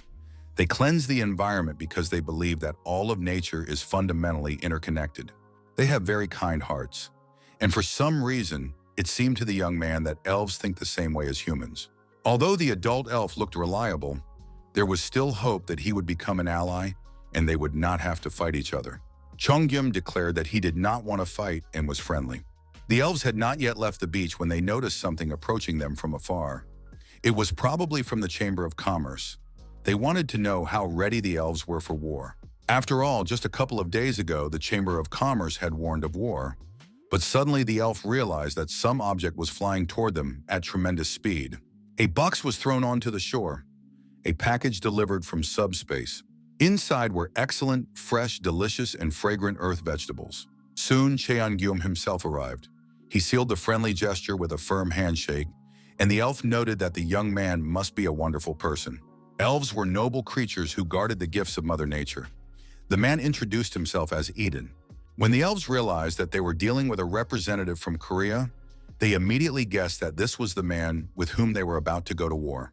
Jeong-gyum immediately assured them that he had no intention of fighting Elfheim and explained that it was all the Chamber of Commerce's idea and that he had come to tell the elves the truth. Such a strange-looking man greatly surprised Eden, who was meeting a representative of Earth's civilization for the first time who thought the same way as the elves. Eden warned that it was not him, but the chairman named Eli, who should be told the truth, and the elves volunteered to escort the guest across the island. It would take 3 days to get there because the capital was located in the middle of the island, but this option was completely unsuitable for Gom, so he used Yun-Su's abilities. The elves were overjoyed. They had never ridden in a car before, let alone at such a tremendous speed. Less than an hour later, the car entered the capital of Elfheim and stopped on one of the streets. The city looked sad and abandoned, just like the island's nature. Eden suggested continuing on foot so as not to frighten the population, but Gyum sent the driver into subspace just in case and summoned Lancelot to accompany him. Soon, a strange company consisting of an elf, a human, and a skeleton knight was walking through the streets of the city, which was as decrepit as the earth itself. The townspeople looked as bad as the town itself, decrepit, old, wrinkled, covered in age spots. Jeong-gyum analyzed the situation and noted that all the houses and buildings were old, and there was not a single person or creature of large build. It was a harsh place to live, which they were trying to turn into a cozy rural town. The young man hoped that this was some kind of outskirts and that the capital of the state would be much more beautiful, but Eden announced that they had already arrived. The main palace was a very old building with a dome covered in holes and cracks. Dirty, shriveled old men sat on the floor, engaged in old men's conversations. Their clothes were torn, and their bodies were old and dirty. This place was more like a nursing home in some poor place, but not a capital city. It turned out to be the symbol of the elves, the Council of Galadon. What the young man thought was a nursing home turned out to be the local parliament and the rural village, the capital. One of the old men sitting there, just as shabby, leathery, and miserable, was talking to the chairman at that moment. She was scolding the old men for throwing away trash, even though she had strictly forbidden them to do so. The old people believed that Mother Nature would take everything away, but Mother Nature could not take away an iron can, so the chairwoman scolded the old man. The elf girl was so absorbed in conversation in lecturing about environmental pollution that she did not notice the guests who had appeared in her city. Those gathered were surprised by each other's appearance. The elf chairwoman did not expect guests, and the guests had a completely different idea about this world. The chairwoman announced that she understood that humans did not want war, but they should not worry because she promised that the elves would not leave Elfheim. Chongyum was pleased to hear this news and suggested establishing good relations and interacting peacefully with each other. But the elf refused to cooperate. She only promised that the elves would not invade Earth, but at the same time made it clear that no one could attack them because those who attack Elfheim simply die. Chongyum was simply amazed by such arrogance and self-confidence. At that moment, Lancelot joined the conversation and, addressing the elf, said that the girl had made a mistake in front of the gentleman who had come to talk about peace. The elf's words were tantamount to ignoring the gentleman who represented the people and spoke of peace, and Lancelot demanded an immediate apology. But before the poor knight could finish his angry speech, he was struck in the head with a blow. As a result of this blow, the knight flew a great distance and crashed into the wall of the building. The elf took the knight by the head and said that humans live an average of 100 years, and in those 100 years, elves only become adults. The longer elves live, the more they have to fight for survival, and as a result, most of them are at the 6th level. Among the elders, such as the one who was throwing out the trash, there are many who have reached the 5th rank. Saying this, the girl dragged the knight by the hand across the asphalt without any effort. She said that the humans had come to discuss peace, but had drawn their swords, so she would not apologize. In general, she had already encountered many deceivers, but she was willing to give them a chance if they bowed their heads before her and apologized. In that case, she would spare their lives. The elf pulled Lancelot's arm away and stood over his torn body, waiting and looking at Gum. Although resentment, anger, and unwillingness to obey raged in his head, the young man knelt down, bowed low, apologized to the elf, and asked her to release Lancelot. After the word please was added to the request, the girl listened. Then she accused Gyam of not being worthy of being called a lord if he bowed his head so easily. But that, she said, was not her problem. Let people decide for themselves whom to obey. The elf repeated once again that they would not invade Earth, and any enemy that attacked them would be mercilessly destroyed, and anyone who approached them would be considered an invader. Chongyum believed that such narrow-mindedness hindered the elves because, fearing interaction with other beings, they rejected help even when it was really needed. Goodness is good, and receiving help is also good. Therefore, one should not be proud, but allow one's people to live better. The young man's words touched the elf and made her think. She decided to tell the guests the truth about her people. Chongyum was very tense because after what he had seen, he was afraid to trust anyone, and thought that the elves might put him in prison or even kill him. But the young man decided to trust her anyway. And as they walked through the city, a real mental storm raged in the young man's head. He thought up ways to retreat, tried to keep his cool and a clear head, and learned to trust the elves. They walked along the shore and saw a girl shooting a bow and arrow in the distance. When she fired, the arrow hit the target precisely, and everything around them was illuminated by a powerful, magical force. The elf leader explained that this was one of the students who had been failing and had problems with shooting, so she was training extra. The girl was behind her peers and was now practicing her shooting, because elves are always ready for war, even though they never invade other territories. Gyum was amazed. Such a failing student had broken through a stone target with her shot. After a while, they reached the place the elf wanted to show the boy. A small crooked tree grew at her feet. The elf explained that it was the world tree. There are places in Elfheim that are steeped in curses, and it is this tree that supports the elves, helping them to survive. The curse constantly spoils the lives of elves, even though they are among the most peaceful and kind creatures. Once upon a time, long ago, this world tree was huge and shone with a dazzling light. This light protected all elves and gave them shelter. But many years ago, the world tree began to gradually shrink. The elves lost battles with other dimensions, and when they were defeated, a curse was placed on the continent of Elfheim. Since then, the world tree has resisted and gradually died. But thanks to its resistance, the elves could still harvest at least a small crop. They no longer hope for a large one. Chongyum was amazed at how calm the girl was about this curse and the whole situation. He immediately began to find out who had cast the curse on all the elves and whether he could help them. After all, even despite the difference in rank, he was able to help in other ways. The elf did not want to tell him because they had only recently found out who was responsible for spreading the curse. But still, the elf believed the young man's kind eyes and confessed that it was the work of the black magicians from Bernal, the very ones Lancelot had told her about. The elf showed him a magic ball in her hand, the power of nature. The magicians from Bernal feared the natural energy emanating from the world tree and avoided elves who used this power. Some elves are born with a talent for natural energy. They have horns on their heads and are called high elves. Most of the high elves were killed by the magicians of Bernal. Of course, some high elves survived, but they disappeared after moving to Earth.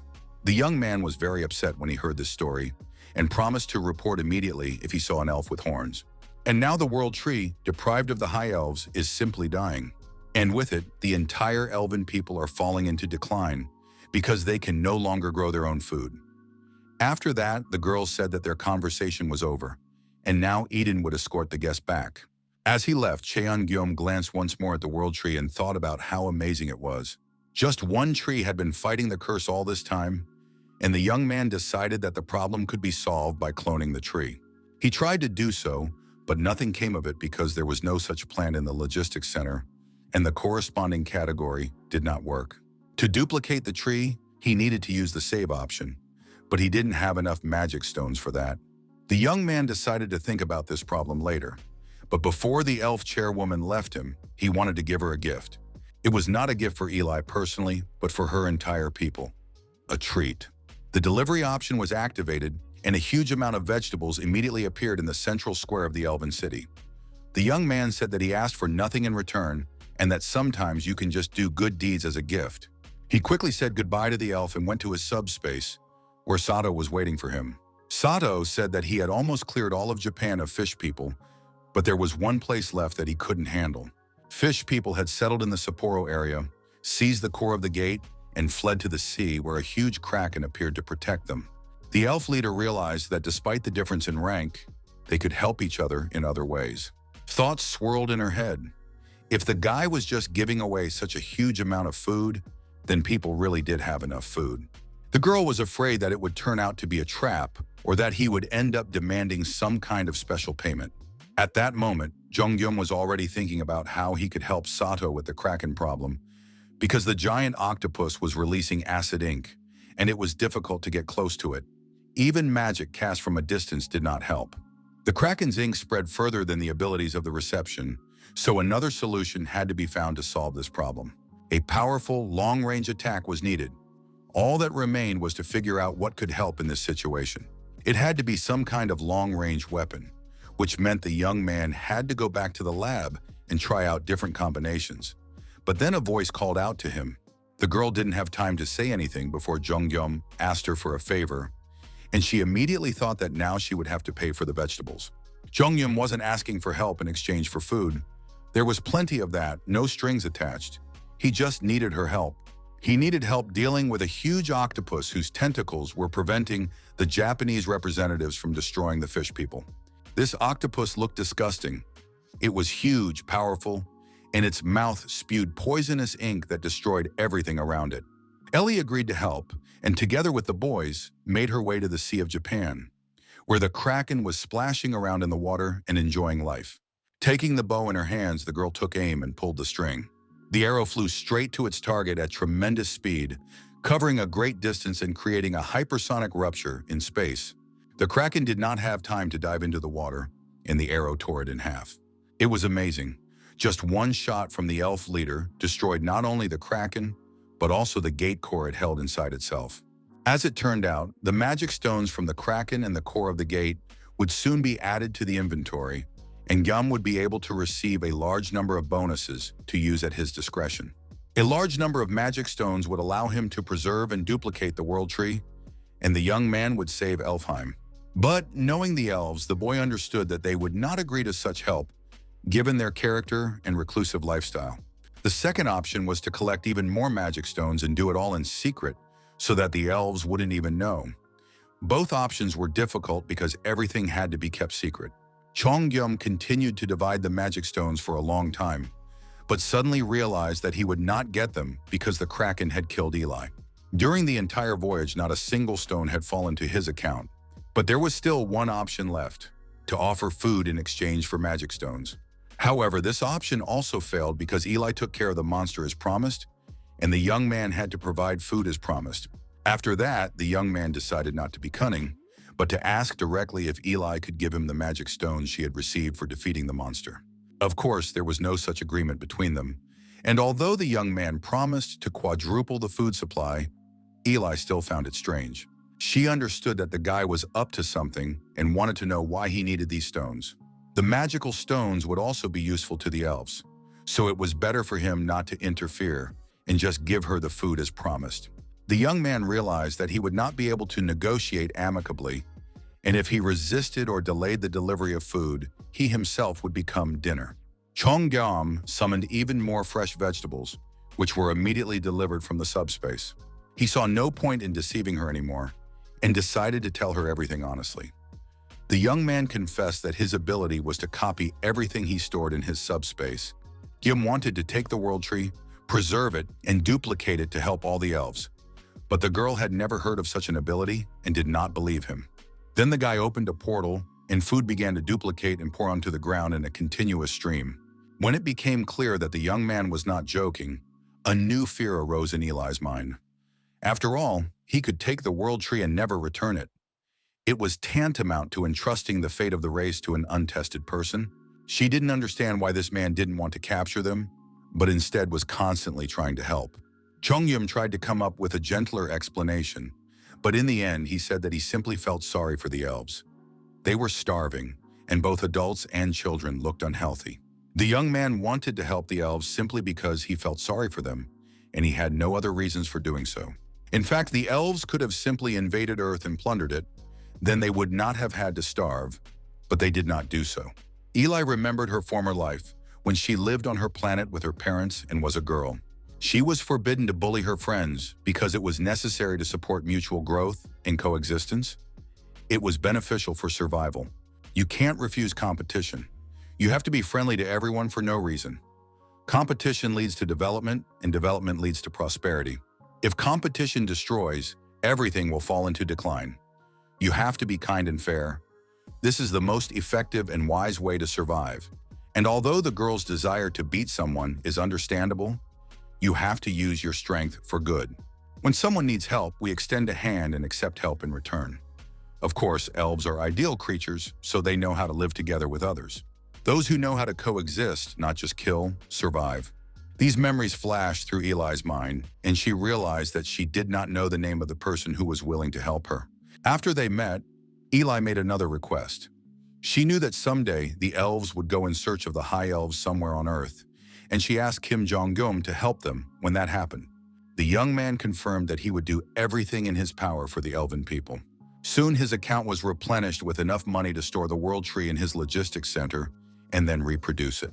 The old elf, covered in wrinkles and completely decrepit, stared spellbound at the sky, not understanding what was happening before his eyes. The sun was obscured by a multitude of enormous balloons with baskets descending onto the elves' territory. When the baskets landed and the elves rushed to look inside, they were amazed to find pots with the world tree. The elves burst into tears of happiness, hugging the little trees that had come to them in such large numbers after so many years. Tears of joy, happiness, and hope for a better life watered the trees. The elves were able to admit aloud how hard it had been for them all these years and how difficult it had been to survive. But the hardest thing now was to stop crying like children. Not only ordinary elves, but also the Knights of Camelot were involved in this mission and were planting world trees all over the island. Suddenly, one of the knights felt ill. After coming into contact with a tree, his body began to itch wildly. There was a lot of work to be done, and there was a catastrophic shortage of manpower. Therefore, Gyum asked Pax to ask the humans for help. Reinforcements arrived immediately, including Master Yang, Lieutenant General Yu, and other well-known figures. Chongyum reassured his acquaintances, saying that there was no danger and that they would simply have to fight the dry land and prove themselves as experienced workers. While Gyum was explaining the principle of planting trees, someone ran up to him and reported that the knights had fallen ill. All at once, the elves and children were having fun and celebrating, planting trees, completely healthy and happy. And the huge and strong skeleton knights lay in piles on the ground. Their entire bodies itched, their bones ached and twisted. Chongyum remembered that they had had a similar reaction when they first entered the subspace. It turned out that the power of the world tree was healing the knights, and the young man decided to send them all to Camelot immediately. But then the oldest elf of the entire people approached him and said that he could handle the situation himself. It was known that the natural energy of the world tree never harmed anyone, but sometimes it could act like a curse. At such moments, one simply had to change its properties, and the old man placed his wrinkled hand on one of the knights. The energy had to be transformed so that it would suit these brave warriors. The old man went around all the knights, placing his hand on them and changing the energy. He made it so that the fighters would feel good. The knights reported to their lord that they already felt great. Nothing hurt or itched. This was excellent news. Eli said that there was a 6th rank among the elves, but the 6th rank monsters in China looked terrible. Looking at the old man, you would never guess his level. The old man believed that all forces, heavenly and earthly, never remain static. Nature moves just like people, so there must be a solution for every situation. He believed that there must be a way to restore the knight's human form. This news literally shocked Gyum, who rushed after the old man and asked him to explain in more detail. The old man said that the dark force they were observing was indeed very powerful and opposed the very principles of life. In order to return the knights to their former state, it would take as much effort as it takes to draw living water. It was difficult, but possible. The old man would need 2 things: a natural force many times stronger than black magic to suppress it, and a highly skilled high elf who knows how to use it. It is known that the high elves disappeared during their transport to Earth, and it is unclear why this happened. But perhaps they are still alive somewhere. Besides, the old high elf is already ancient, and he could have simply died in an abandoned place. If that happened, it's a shame, but there's nothing we can do about it.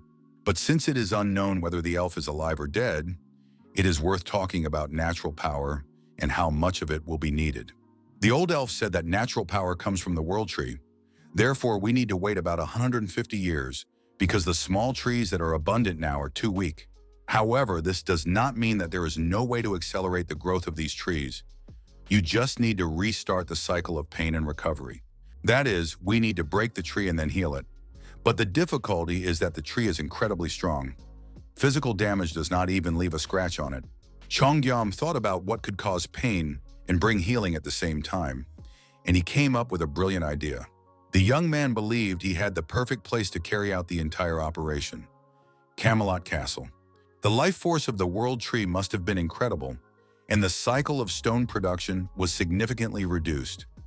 With the help of the magic stones accumulated in the castle and the 2 world trees, this process accelerated even more.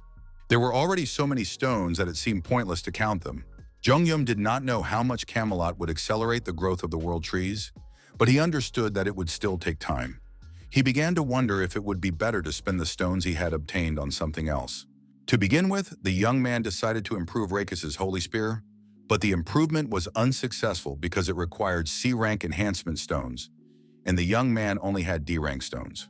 Chongyum asked Eli how to strengthen the magic stones, and she told him that he needed to ask the gnomes. The girl realized that Gyum knew nothing about gnomes because they did not exist on Earth. But when the young man met them, he would understand immediately. Without gnomes, it was impossible to increase the level of the stones, and it turned out that the stones produced by Camelot were practically useless.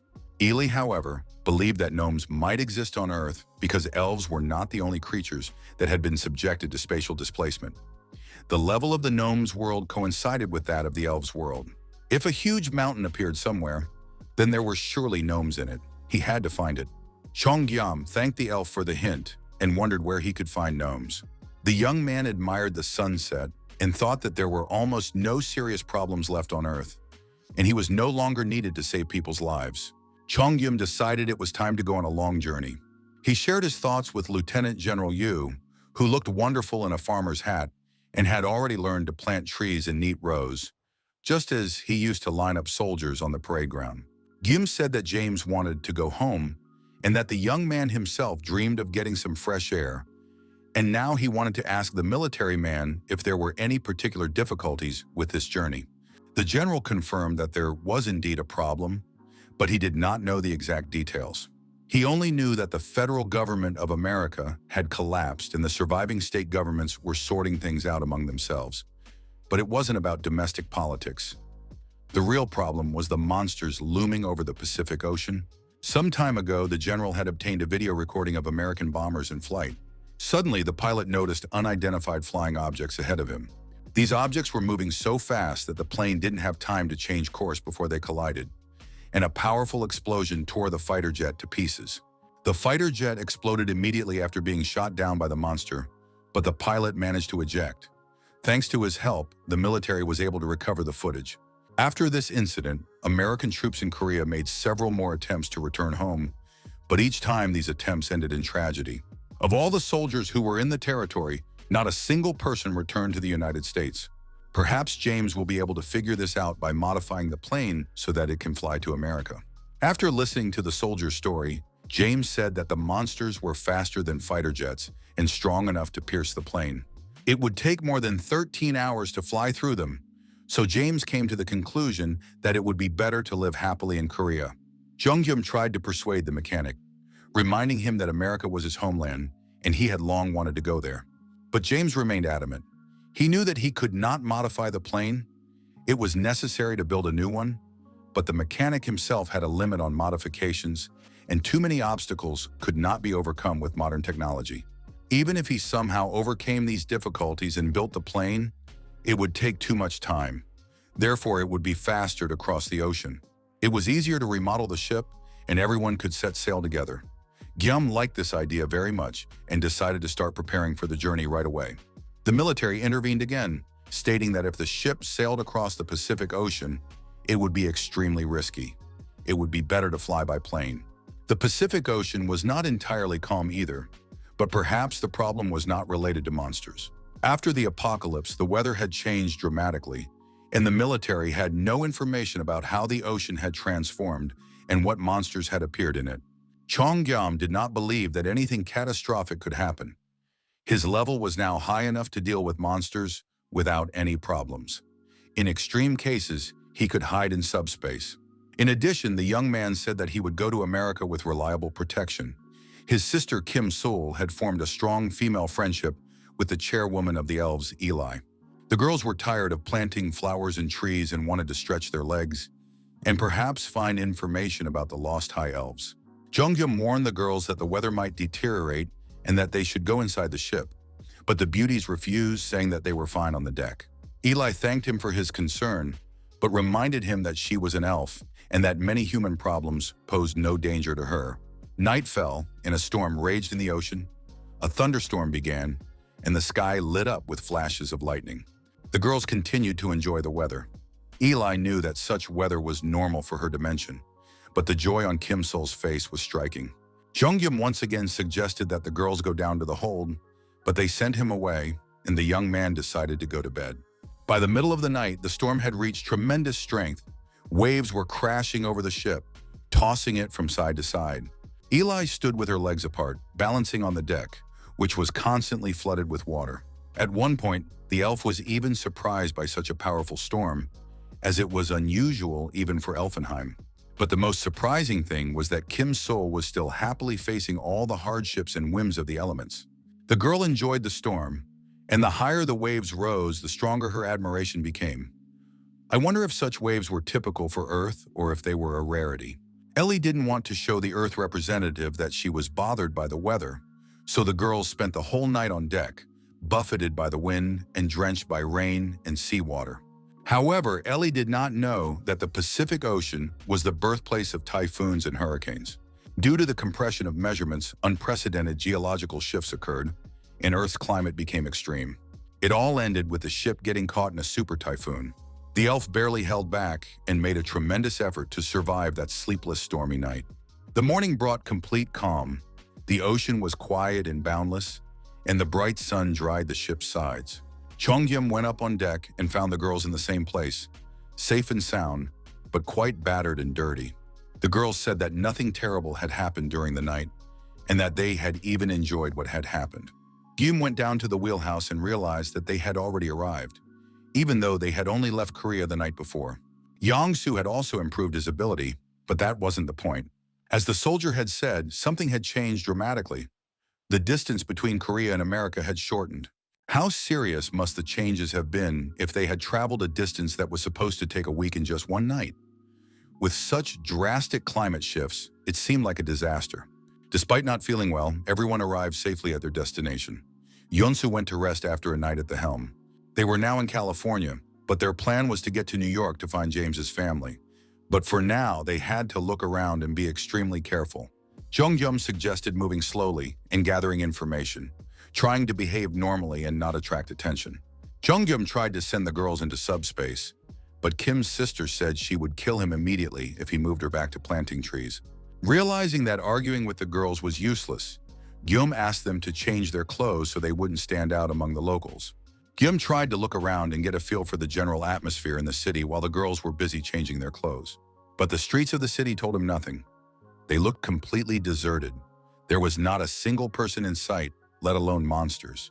But then a wall with announcements caught the young man's attention. Chongyum began to study them, trying to understand what was happening in the country. He soon discovered that the states had begun to compete with each other, and the forces had divided into two factions at war with each other. It was still unclear where all the people were, but then the young man's attention was drawn to an announcement about a mine found in the Grand Canyon in Arizona. This mine was relatively close to California, and the young man decided that it was worth starting his search there. At that moment, his companions were already ready to travel across the United States. The girls said they tried to dress as inconspicuously as possible.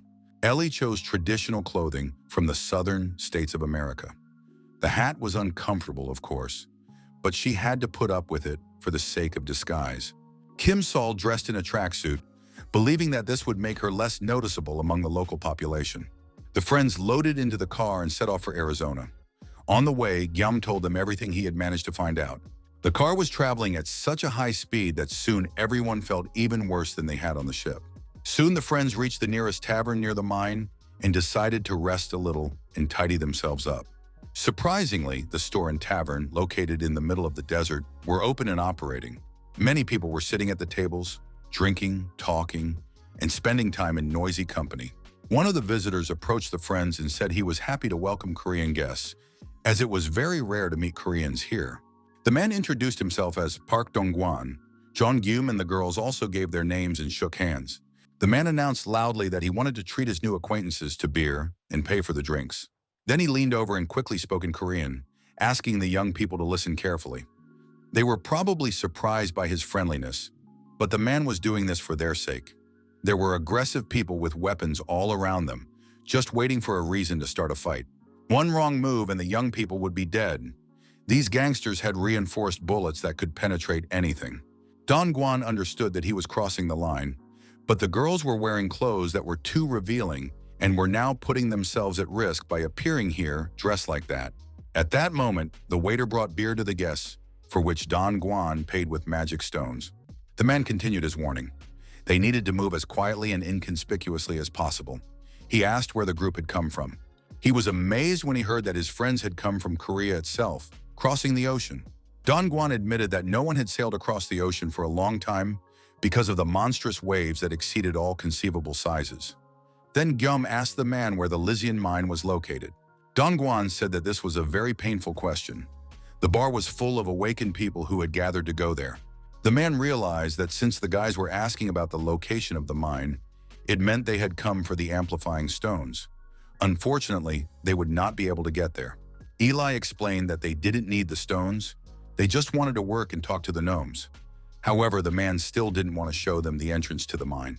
At that moment, their conversation was interrupted by a stranger who said that they would die as soon as they entered the mine. The stranger was armed with a gun. He said he had heard the entire conversation and understood that the girls had the power stones. He demanded that they hand them over, promising information about the entrance to the mine in return. He allowed the girls not to give up the stones, hinting that they could pay in another way. It could have been a perfect deal if Kim Sol hadn't taken the man's words as a request to die from a single blow. She did not deny him this pleasure, and in the next moment, all the tavern patrons looked up in horror. There was a hole in the ceiling, perfectly matching the body of the insolent man who had broken through the tavern roof. Mr. Park was amazed by the strength of the girl he had just tried to save, and realized how foolish he looked. It seemed that these guys really had come from Korea.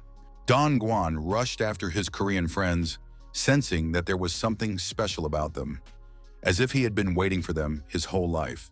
The man said that if they really wanted to get to the mine, they needed to listen to his story. If they went there without knowing the exact location, they would wander around all day and find nothing. Don Guan promised to show them the way. However, he urged them to listen to the story first and then decide if they really wanted to go to the mine. The Lijian mine appeared in Arizona and was full of power stones. Awakened people from all over the country flocked there in search of fortune. When Don Guan was still young, he and his friend Gordon also decided to go to the mine to replenish their supply of power stones. They hoped they would be alone there, but there were many such fortune seekers. When they arrived, they saw that a huge crowd had gathered. The line to enter the mine stretched for several dozen people, and everyone was rushing to get inside to be the first to reach the stones. Inside, the mine was a complex labyrinth inhabited by monsters and divided into many levels. Suddenly, small people who called themselves gnomes came out to meet the people. The gnomes admitted that they lived in the mines and did not know what dimension they were in. If the people had come for the power stones, the gnomes were ready to show them where to find them. The gnomes warned them to be extremely careful. If the humans needed anything, they could turn to them for help. But instead of cooperating, the humans immediately began to divide up the territory and quarrel. Then accusations of stealing the power stones began to fly. Some men began to drive others out of their areas, claiming these zones as their own. They accused each other of theft and laziness, quarreled and argued until the work came to a complete standstill. Fights broke out between people. While some were fighting, others were stealing stones. Soon firearms were brought into play.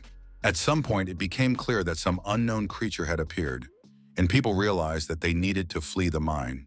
The gnomes also heard the noise and decided that the people were just quarreling. When they went out to where the people were mining stones, they saw the fierce quarrels and fights taking place between them. At that moment, one of the awakened men pointed his weapon at the gnomes and ordered them to hand over all the power stones they had. The gnomes did not understand why the people were so greedy and cruel. After all, there were plenty of stones around, but at that moment, a shot rang out and one man killed a gnome. The sound of the shot echoed throughout the mine and attracted the attention of a goblin who lived peacefully inside the mountain.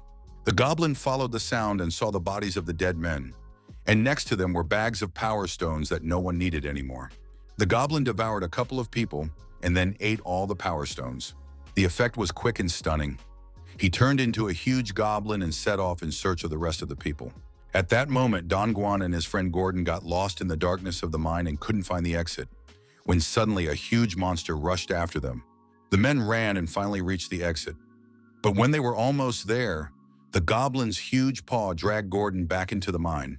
From that moment on, no one ever entered or left the mine again. But if the Koreans decide to go there, Don Guan would like to join them. He couldn't muster the courage to go there alone, but he wanted to find his friend. John Gum said they would look for the gnomes, and Mr. Park would look for his friend. It was decided to leave immediately. Inside the mine, it was quite eerie. The ground was covered with pools of blood. The mine was indeed huge and consisted of a multi-level network of passages, but there were no signs of life. Jum realized that they would be wandering around the mine for a long time if they didn't enlist the help of Solon, a fluffy creature from the Manon tribe. Solon sniffed and told the group to move forward. Suddenly, the animal sensed something approaching rapidly. It was moving at an incredible speed, and it was clear that an ordinary person, Gordon, could not move like that. Gnomes couldn't run fast either because their limbs were short, so it became clear that there was a monster ahead. Chongyam activated the launch, and the magic-enhanced spears were aimed in the direction of the sound the animal had heard. But it soon became clear that they were facing a real monster because it deflected the holy spear, which was moving at a speed of 1,500 kilometers per hour. Then the chairwoman of the elf dimension came to the fore. She realized that the sound was getting farther away, It seemed that the monster was running away. The friends decided not to pursue the monster because they had not come here to hunt. The group continued onward. Soon, Solon smelled a strong scent of blood, and the friends ran toward it. In one of the mine's back alleys, they found a strange creature, apparently a gnome. It was a bearded man, covered in blood from head to toe. It turned out that the dwarf had lost a lot of blood and was almost completely exhausted. He needed urgent treatment, so Gum sent him into subspace. The young man was about to join his older sister when she finished treating the sick gnome. But then the fluffy creature's attention was again drawn to someone approaching. Elia decided to deal with the monster herself this time. She did not reveal herself until the monster approached, drawn by the smell of humans and blood. Soon the friends saw the face of a huge and terrifying goblin, greatly enhanced by magic stones, and it rushed to attack. But the elf's powerful fist hit its target. Another blow put an end to this monster's life. Soon its lifeless body lay on the floor of the mine. However, Elia was dissatisfied with this encounter. She thought she had imagined the monster to be stronger. It was strange that her senses had failed her. At that moment, the dwarf came to his senses in the subspace. Seeing many unfamiliar faces around him, the dwarf was initially frightened and tried to jump up and run away. Chongyum explained to him that this was a completely safe subspace, told him that they had found him in the mine and brought him here. The doctor noted that the dwarf's injuries were serious, so it was better for him to lie down and recover. Elia introduced herself and said that she was the leader of the elves, adding that she had already killed the monster that was in the mine. The dwarf was surprised that the elven elder was cooperating with humans. However, it was a long story, and right now it was more important to find out what had happened inside the mine. Dongguan asked the gnome if he had seen a man named Gordon inside, his lost friend. The dwarf replied with a question. How many monsters had been killed inside the mine? Elia confirmed that she had destroyed one, but it was smaller in size. The larger monster, she said, was Gordon himself. After that, the gnome began his story. At the moment when a man named Gordon did not manage to run out of the mine, he was captured by a goblin. The monster did not devour him immediately, but threw him back into the depths of the mine because it was not hungry at that moment. As the goblin moved through the tunnels, it saw the power stones and began to eat them. Gordon took advantage of the fact that the goblin was busy with the stones and quietly managed to escape. Soon he heard the voice of a dwarf nearby who was also hiding in the mine. Together they managed to escape, and the dwarf, who knew his way around the underground passages, led the man to a stone storage room belonging to the dwarves. Inside the storeroom were huge reserves of power stones, which the gnomes used in mining the mine. They decided to hide in this storeroom and wait until people came to the mine and destroyed the goblin. The men became friends and got to know each other better. The dwarf's name was Brock, and Gordon thanked him for saving his life. The dwarf explained that the monster was an ordinary goblin who had become hungry, stumbled upon the bodies of dead humans, and used the power stones to transform himself into a monster. Now he was obsessed with magic and power stones. The goblin had finally gone mad. It was decided to simply wait because people would soon learn that this territory was occupied, gather together, and destroy the monsters. The gnome said that if this place was occupied, then a defender would soon appear who could solve all their problems. This defender looks like a large moving stone. The Chamber of Commerce probably placed it somewhere in the mine, so they needed to find this stone. It would protect them from the monster. But the problem was that the gnome did not know exactly where this stone was, and the mine was simply gigantic. Gordon said that unfortunately he couldn't move fast enough to escape from the goblin, and he didn't know where to find the protective stone either. He hoped that people would soon come to clear the dungeon and rescue them, but fortunately he had plenty of food in his pockets.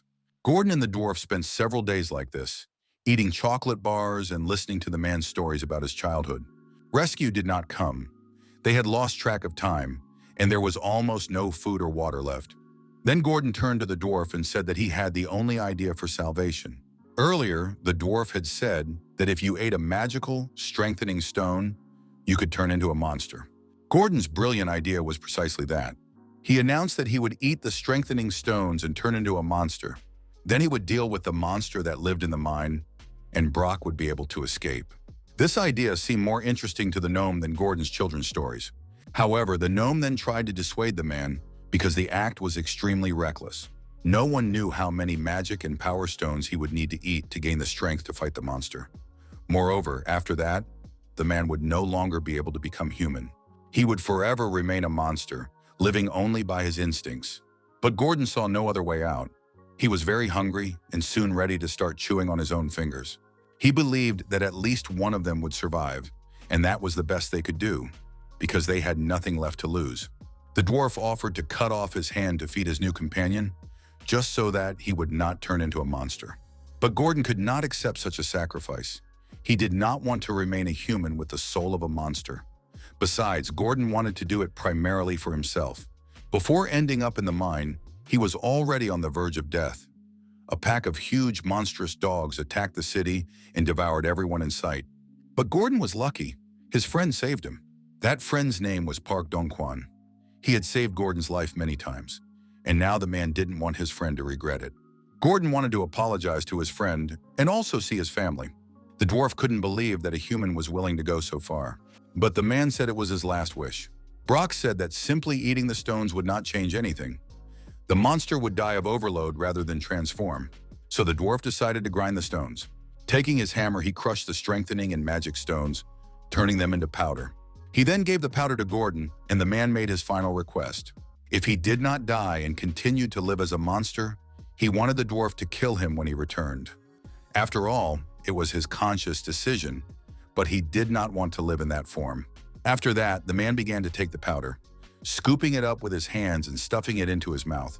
And Brock the dwarf, promising the man to fulfill his last wish, ran away with all his little legs.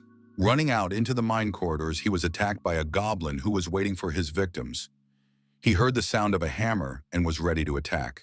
However, before the goblin could grab the dwarf, he was stopped by the hand of an even larger monster. This new monster with a green, devilish gaze was none other than Gordon, who had turned into a monster.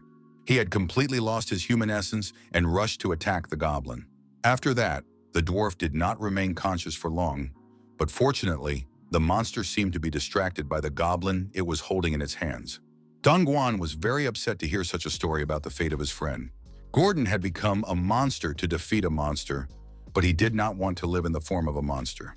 It was necessary to calm his soul and destroy his body so that he would no longer suffer. Only Elia could accomplish this task. However, the available weapons were not capable of killing the monster, so Jongyom had to create an S-class enhancement stone. The gnome Brock explained that this required 10 ordinary stones with identical properties. It was desirable for the stones to possess the property of holiness. In other words, Rakas' sacred spear could not be strengthened. Guns and bullets were also unsuitable. They were inferior to rifles in terms of firepower and range, but they were easier to carry. Without much effort, the young man made the pistol more powerful, but the test results disappointed him. In the end, it turned out that the pistol could only be improved slightly, and after firing, it fell apart. However, this was not a problem.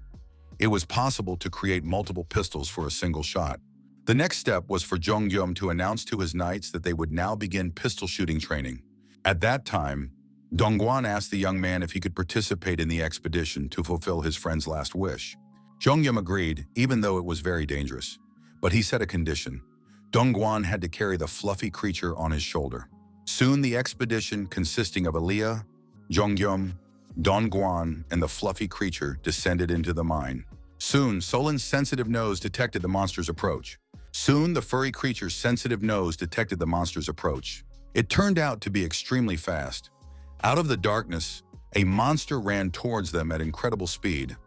A goblin who was once a beautiful man named Gordon. Shedding bitter tears, Dongguan fulfilled his friend's last request with his own hands and shot him with an improved pistol capable of dealing with such a monster. The shot was accurate, and after the goblin's death, a pair of reinforced magic stones remained. A dwarf named Brock took on a very important and responsible task. Now his mind was free of monsters and goblins, and he could live there again. The dwarf wanted to pay tribute to a man named Gordon, who sacrificed his life and turned into a goblin. Realizing that only one of them would survive, he left this world, leaving behind warm memories. The huge blue magic stone, which was larger than ordinary crystals, turned out to be a summoning stone. With its help, it was possible to summon guards. Even the dwarf had never seen such a stone before. Brock suggested that everyone try to activate this summoning stone together. I explained that the summoning stone should summon a guardian, and that a guardian is a golem that protects the occupied territory. Simply put, it was a huge doll hiding in the mines and acting as their guardian. The process of activating the stone began. No one appeared before the company. However, there was some noise in the distance, and the ground shook slightly. To be more precise, it was necessary to go towards these sounds and figure it out on the spot. What they saw amazed everyone present. Somewhere in the distant underground, deep in the mine, there was movement accompanied by a bright glow. Soon the guards approached and appeared before the company. They were 5 golems whose figures resembled stone cosmonauts. They amazed those present with their gigantic size. People barely reached their knees, and bright blue eyes burned on the faces of these guards. The defenders of the territory were indeed enormous. There were a huge number of magic stones around them. There were very few at the entrance to the mine, but deep inside the reserves were astonishing. It became clear why this was happening. People began to compete with each other for the stones they found, and eventually killed each other. The Chamber of Commerce was also to blame for this. There are several such occupied territories in America. It was surprising that they were apparently originally intended to increase competition. It turns out that the Chamber of Commerce planned all this, and even placed the number of stones inside the mine with the aim of pitting people against each other. It was terrible and disgusting. But one thing is clear. The Chamber of Commerce was trying to create invaders. Or as I believed, the Chamber of Commerce was using this method to weed out and select the strong awakened ones, whom they then planned to use for their own purposes to capture the Earth dimension. The gnome Brock handed Gio a stone and suggested activating it so that we could communicate with the defenders of the mine. The principle of the activation stone was extremely simple. You had to hold the stone in your hand and mentally say what exactly the defenders needed to do. Chong-gyeom, holding the activation stone in his hand, gave the order to leave the mine and catch the monsters that were harming people. There was no response. Perhaps the defenders of the mine were unable to leave its confines. The gnome believed that they had not completed the task, not because they did not want to, but because they simply could not do it. They were only allowed to act within the mine. So far, this stone had proved completely useless. Even an ordinary magic crystal would have been more useful to the young man. Don Guan said that Gyeom could take any stones in any quantity, even all of them, because Don Guan would not demand a reward for killing the mine monster. He was happy to see his friend and fulfill his last request. The man would always remember how he got these stones, and he had no desire to do so. He did not want to carry the thought in his heart that he had obtained the stones by killing his friend. It was all a personal tragedy, and he did not want to insult his friend's memory by taking them. If John Gum took all the magic stones and used them for something useful, Gordon's sacrifice would be noble. The young man accepted the offered reward without hesitation and immediately set about activating his subspace and checking the data. The number of stones turned out to be simply staggering. The young man had never even dreamed that there would be more than 100,000 of them. Don Guan, seizing the moment, began to ask Elia about the creation of the invaders by the Chamber of Commerce. The elf believed that winning and receiving rewards gave people the feeling that they could become stronger. In this way, the Chamber of Commerce on Earth turned the awakened into invaders. Don Guan said that there are several occupied zones in America where 2 huge factions are at war. If one of the forces wins and receives rewards, it will be able to invade other places. Zhongjun believed that this could not be allowed to happen. Even if they all worked together now, they would not be able to overcome the situation. The tragedy must be prevented. Zhongyun wanted to try to stop the war. It was a noble desire, but hardly feasible. It seemed quite ridiculous. With a squad of 5 people, dealing with hundreds of thousands of people was no joke. Although Gyom had incredible abilities, he could hardly cope alone. The young man realized that the man simply did not know him well and had no idea what abilities he possessed and how many people he could fight evil with. Of course, the numbers were not on Gyom's side, but each of his assistants was the best of the best, like the Knights of Camelot, who were worth many hundreds of ordinary awakened people. Jonghyum remembered that he needed someone to manage this territory. The only person who came to mind and who would be suitable for the job was already standing in front of him. Therefore, Mr. Park, Dongguan, was invited to join the pact and take care of this place. The pacts had incredible benefits. Not only could one use water and food, but also all other goods without restriction. Dental insurance was also promised soon. Chonggyam returned to Korea, where he met with Lieutenant General Yu and told him about the current situation in America. It became clear that this war had to be stopped.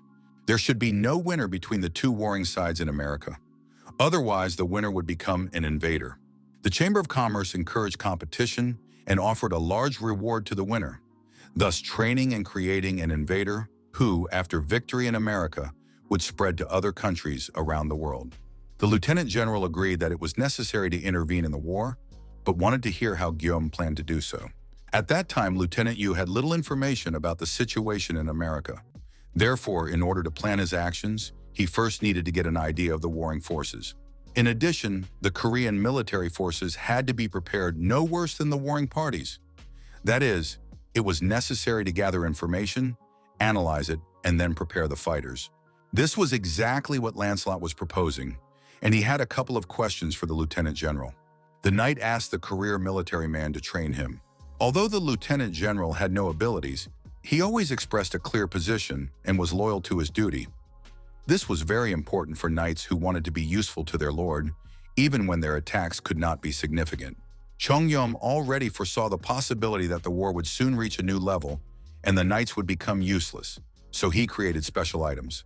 The knights had already learned how to use pistols and other firearms, but now they needed to acquire knowledge of tactics and combat strategy. The lieutenant general listened to the knight's request and after a while was ready with an answer. To turn the Knights of Camelot into a special rapid response unit, he changed his approach slightly and warned the knights that the training would not be easy. Later, the general shared his plan, explaining the direction the knights' training would take and how best to strengthen their abilities. Soon, the fighters began training, and while his trusted friend and comrade Lancelot was busy, Chongyam focused on other matters. He tested his abilities, but it turned out that nothing had changed except for a slight increase in his health regeneration speed. Travel through portals, the feedback system, and many other activities had been unlocked, but none of them directly helped in battle. Jongyum asked James to help him figure out the firepower. The childish mechanic decided that the young man had come up with another silly request. Chongyum tried to laugh it off and asked if James was satisfied with the living conditions in the subspace. James had a difficult sense of humor. He said that everything was fine and that he was now creating an automatic machine for grilling. Gim asked James to build robots. They should be robots like in movies and comics, ones that look powerful and have lots of missiles. The mechanic explained that even if he had the ability, it didn't mean he could create everything out of thin air. In other words, his power wasn't quite up to such a complex task, but Guillaume managed to convince the sloth to at least try. After the robot issue was resolved, the young man and the furry Solon went back to America. The guy was going to come with Park Dongguan, but he was still grieving and couldn't calm down after the death of his friend. With the help of Solon's sensitive nose, they finally managed to find the gnome Brock. He was spending time near Gordon's grave because this man, who had sacrificed his life, had deeply touched his gnome soul.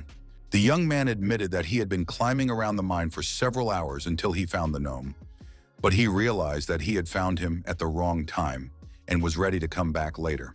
Brock believed that he was too old to mourn the loss of his comrades for long. He was simply sad and a little melancholic. But when a gnome is crafting something, these feelings quickly dissipate, and he gladly agreed to the young man's request to live and work inside the Cheonggyeom subspace. James pored over the drawings, inventing and sketching new types of weapons. Working alongside him was Brock the dwarf, who was tasked with bringing these drawings to life. A big guy from the hospital named Sun Hyung-gu also got an invite from Guillaume to help out in the war in America. The bully was ready to support the young man in everything, but he had a few questions. If he joined the war, he would have to interact with other awakened ones and representatives of the regions. Hyung-gu believed that few awakened ones would agree to participate in the war in America because the situation in Korea had already stabilized, but monsters still appeared without warning. Near the portals, the young man's abilities helped to deal with the monsters, but the huge number of blind spots required the participation of other awakened ones. Now they had to choose between defending their region and intervening in the American war. Jongyum realized that he had rashly decided that the awakened would immediately accept his call and join the troops. After all, many would choose their native land to protect it. Grimala said he had several people in mind who would definitely be able to help Gyum. Jongyum realized that the task ahead would be much more difficult than he had expected. The current situation in Korea was such that, within a radius of 500 meters from the installed portals, packs automatically destroyed all monsters. Areas outside this radius were controlled on foot by regional representatives, the Awakened and the Army. Of course, it would be foolish to ask them to help America instead of protecting their own region. The situation in Korea needed to be dealt with and the country completely liberated. Then the Awakened would agree to act elsewhere. Perhaps James should be tasked with developing automatic hunter drones. Chongyum decided to re-examine his skills. He realized that it was impossible to increase the zone, since it corresponded to the transmission range. However, it was possible to create a communication channel and use it to expand the radius of influence. Pax explained that a channel could be devised to receive feedback on products and expressed his willingness to take on the task with pleasure. Soon, automatic rescue and support numbers were created, and the Awakened began to distribute them to people. But many saw a catch in this, because they understood that nothing in the world is free, and once Pax gained popularity, he would try to take everything back. Perhaps that was true, but it was still better than dying. Now help was available not only near the portals. They said that Pax provided support outside the portals as well, and that was, of course, just amazing, because monsters appeared periodically. Once upon a time, people's lives were very difficult. At any moment, one of their comrades could be killed. To survive, you had to save yourself, and many sacrificed their lives for others. This was noble, of course, but everyone wanted to survive.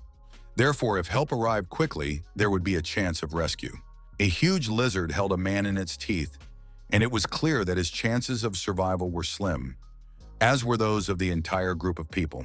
But the man had a phone with an emergency call button in his hand, and he managed to activate the signal at the last moment. A few moments later, a noise of unknown origin caught the girl's attention. Kim Sol appeared at tremendous speed and instantly destroyed the monster with her fists, saving the people. Jonggyum was able to unlock new abilities that significantly sped up and made life easier. Moving between portals now allowed him to go from one portal to another without returning to subspace. Food delivery was expanded. The radius around the portals increased, and it was now possible to leave reviews about it. Pax could now receive automatic location information. This ability could also be used as an emergency call. This is how the rescue button was created. The system determined the location and sent a request to a defender who was free at that moment. The defender received information about the location and headed there to deal with the monster and save the people. The Fluffies also participated in the rescue operation. They worked as navigators, and thus help arrived at the scene of the battle with the monster. Even people who would surely have died in previous situations were now being rescued and receiving medical treatment. James was very skeptical of his new partner and watched him silently for 3 whole days. The gnome Brock worked silently, completely ignoring James and making no attempt to communicate. The mechanic didn't know if the gnome took breaks to sleep and eat because the little man worked constantly. Did he really enjoy it? Was it possible to do something day and night? James himself lost enthusiasm and interest very quickly. Soon, the young man realized that he needed to return to his roots and once again experience the anticipation he felt while waiting for the results of his inventions. The gnome Brock finally finished making what he had planned. It turned out to be an amplifying stone with powerful properties. In the first 3 days after the emergency response system was introduced, thanks to Brock's boundless enthusiasm, many powerful weapons were created. Chongyam came to America to get information about the groups, and this could only be done on the spot. Nyam decided to improve the standard military knife so that it could even fight a 6th-rank creature. However, the knife fell apart and could not withstand the load. The gnome believed that ordinary weapons could not be improved. The strengthening power of the stone was too great, so the weapon had to be special in order to remain intact. A truly unusual weapon could become a special weapon. Pa Dongguan stopped grieving and appeared before the young man with a gift. He handed the boy a weapon found on a raider at the Lishan mine. The Southerners attacked unexpectedly, but the mine guards dealt with them, and Dongguan took the weapon. There was something strange about it, and the man decided to test it in practice. He fired it into the distance. A huge, powerful stream of magical energy struck everyone, but there were no bullets in the weapon at all. It was clear at first glance that this was a weapon of the gnomes, for few creatures are capable of creating such a thing. However, it was strange that the weapon ended up in the hands of the Southerners. Gnomes never harmed others, for they were a people who feared death above all else. They did not participate in wars and did not manufacture weapons. However, perhaps this was forced cooperation, not voluntary. If the Southerners really had such a powerful arsenal, They would soon be able to defeat the Northerners and expand beyond the borders of their country.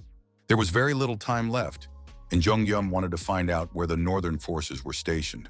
The young man believed that it was necessary to unite with the Northerners, so he decided to go and find out for himself. Chicago was a sad picture of a metropolis destroyed by monsters, with its infrastructure destroyed and streets empty. Huge goblins and monsters roamed Chicago. They were angry and hungry, scouring the streets in search of anything to eat. Suddenly, a hand grenade was thrown from behind a wall toward the goblins. It couldn't cause serious damage, but it did manage to stop and delay the goblins. Taking advantage of their confusion, the people took up positions and prepared for battle. In the battle, they used baseball bats and sticks. It was clear that their arsenal was extremely weak. A pack of wolf-like monsters was already rushing to the goblins' aid. They were fast and the people were unable to cope with them, so an urgent order to retreat was given. But the speed of these monsters was too great, and it soon became clear that not everyone would be able to escape. One of the men tripped on some rocks and fell. He had already resigned himself to the fact that he could no longer escape and prepared to die. The monster's huge jaw was about to close on his body when suddenly the monster was wounded. The creature fell dead, and the same fate befell the rest of them. They all collapsed to the ground. People watched this miracle in amazement, not believing their eyes and realizing that they were still alive. When all the monsters were destroyed, a group of people appeared in the distance, attracting the attention of the residents of Chicago. The strangers approached and 3 saviors appeared before the people, Jong-gyum and 2 knights equipped with powerful firearms.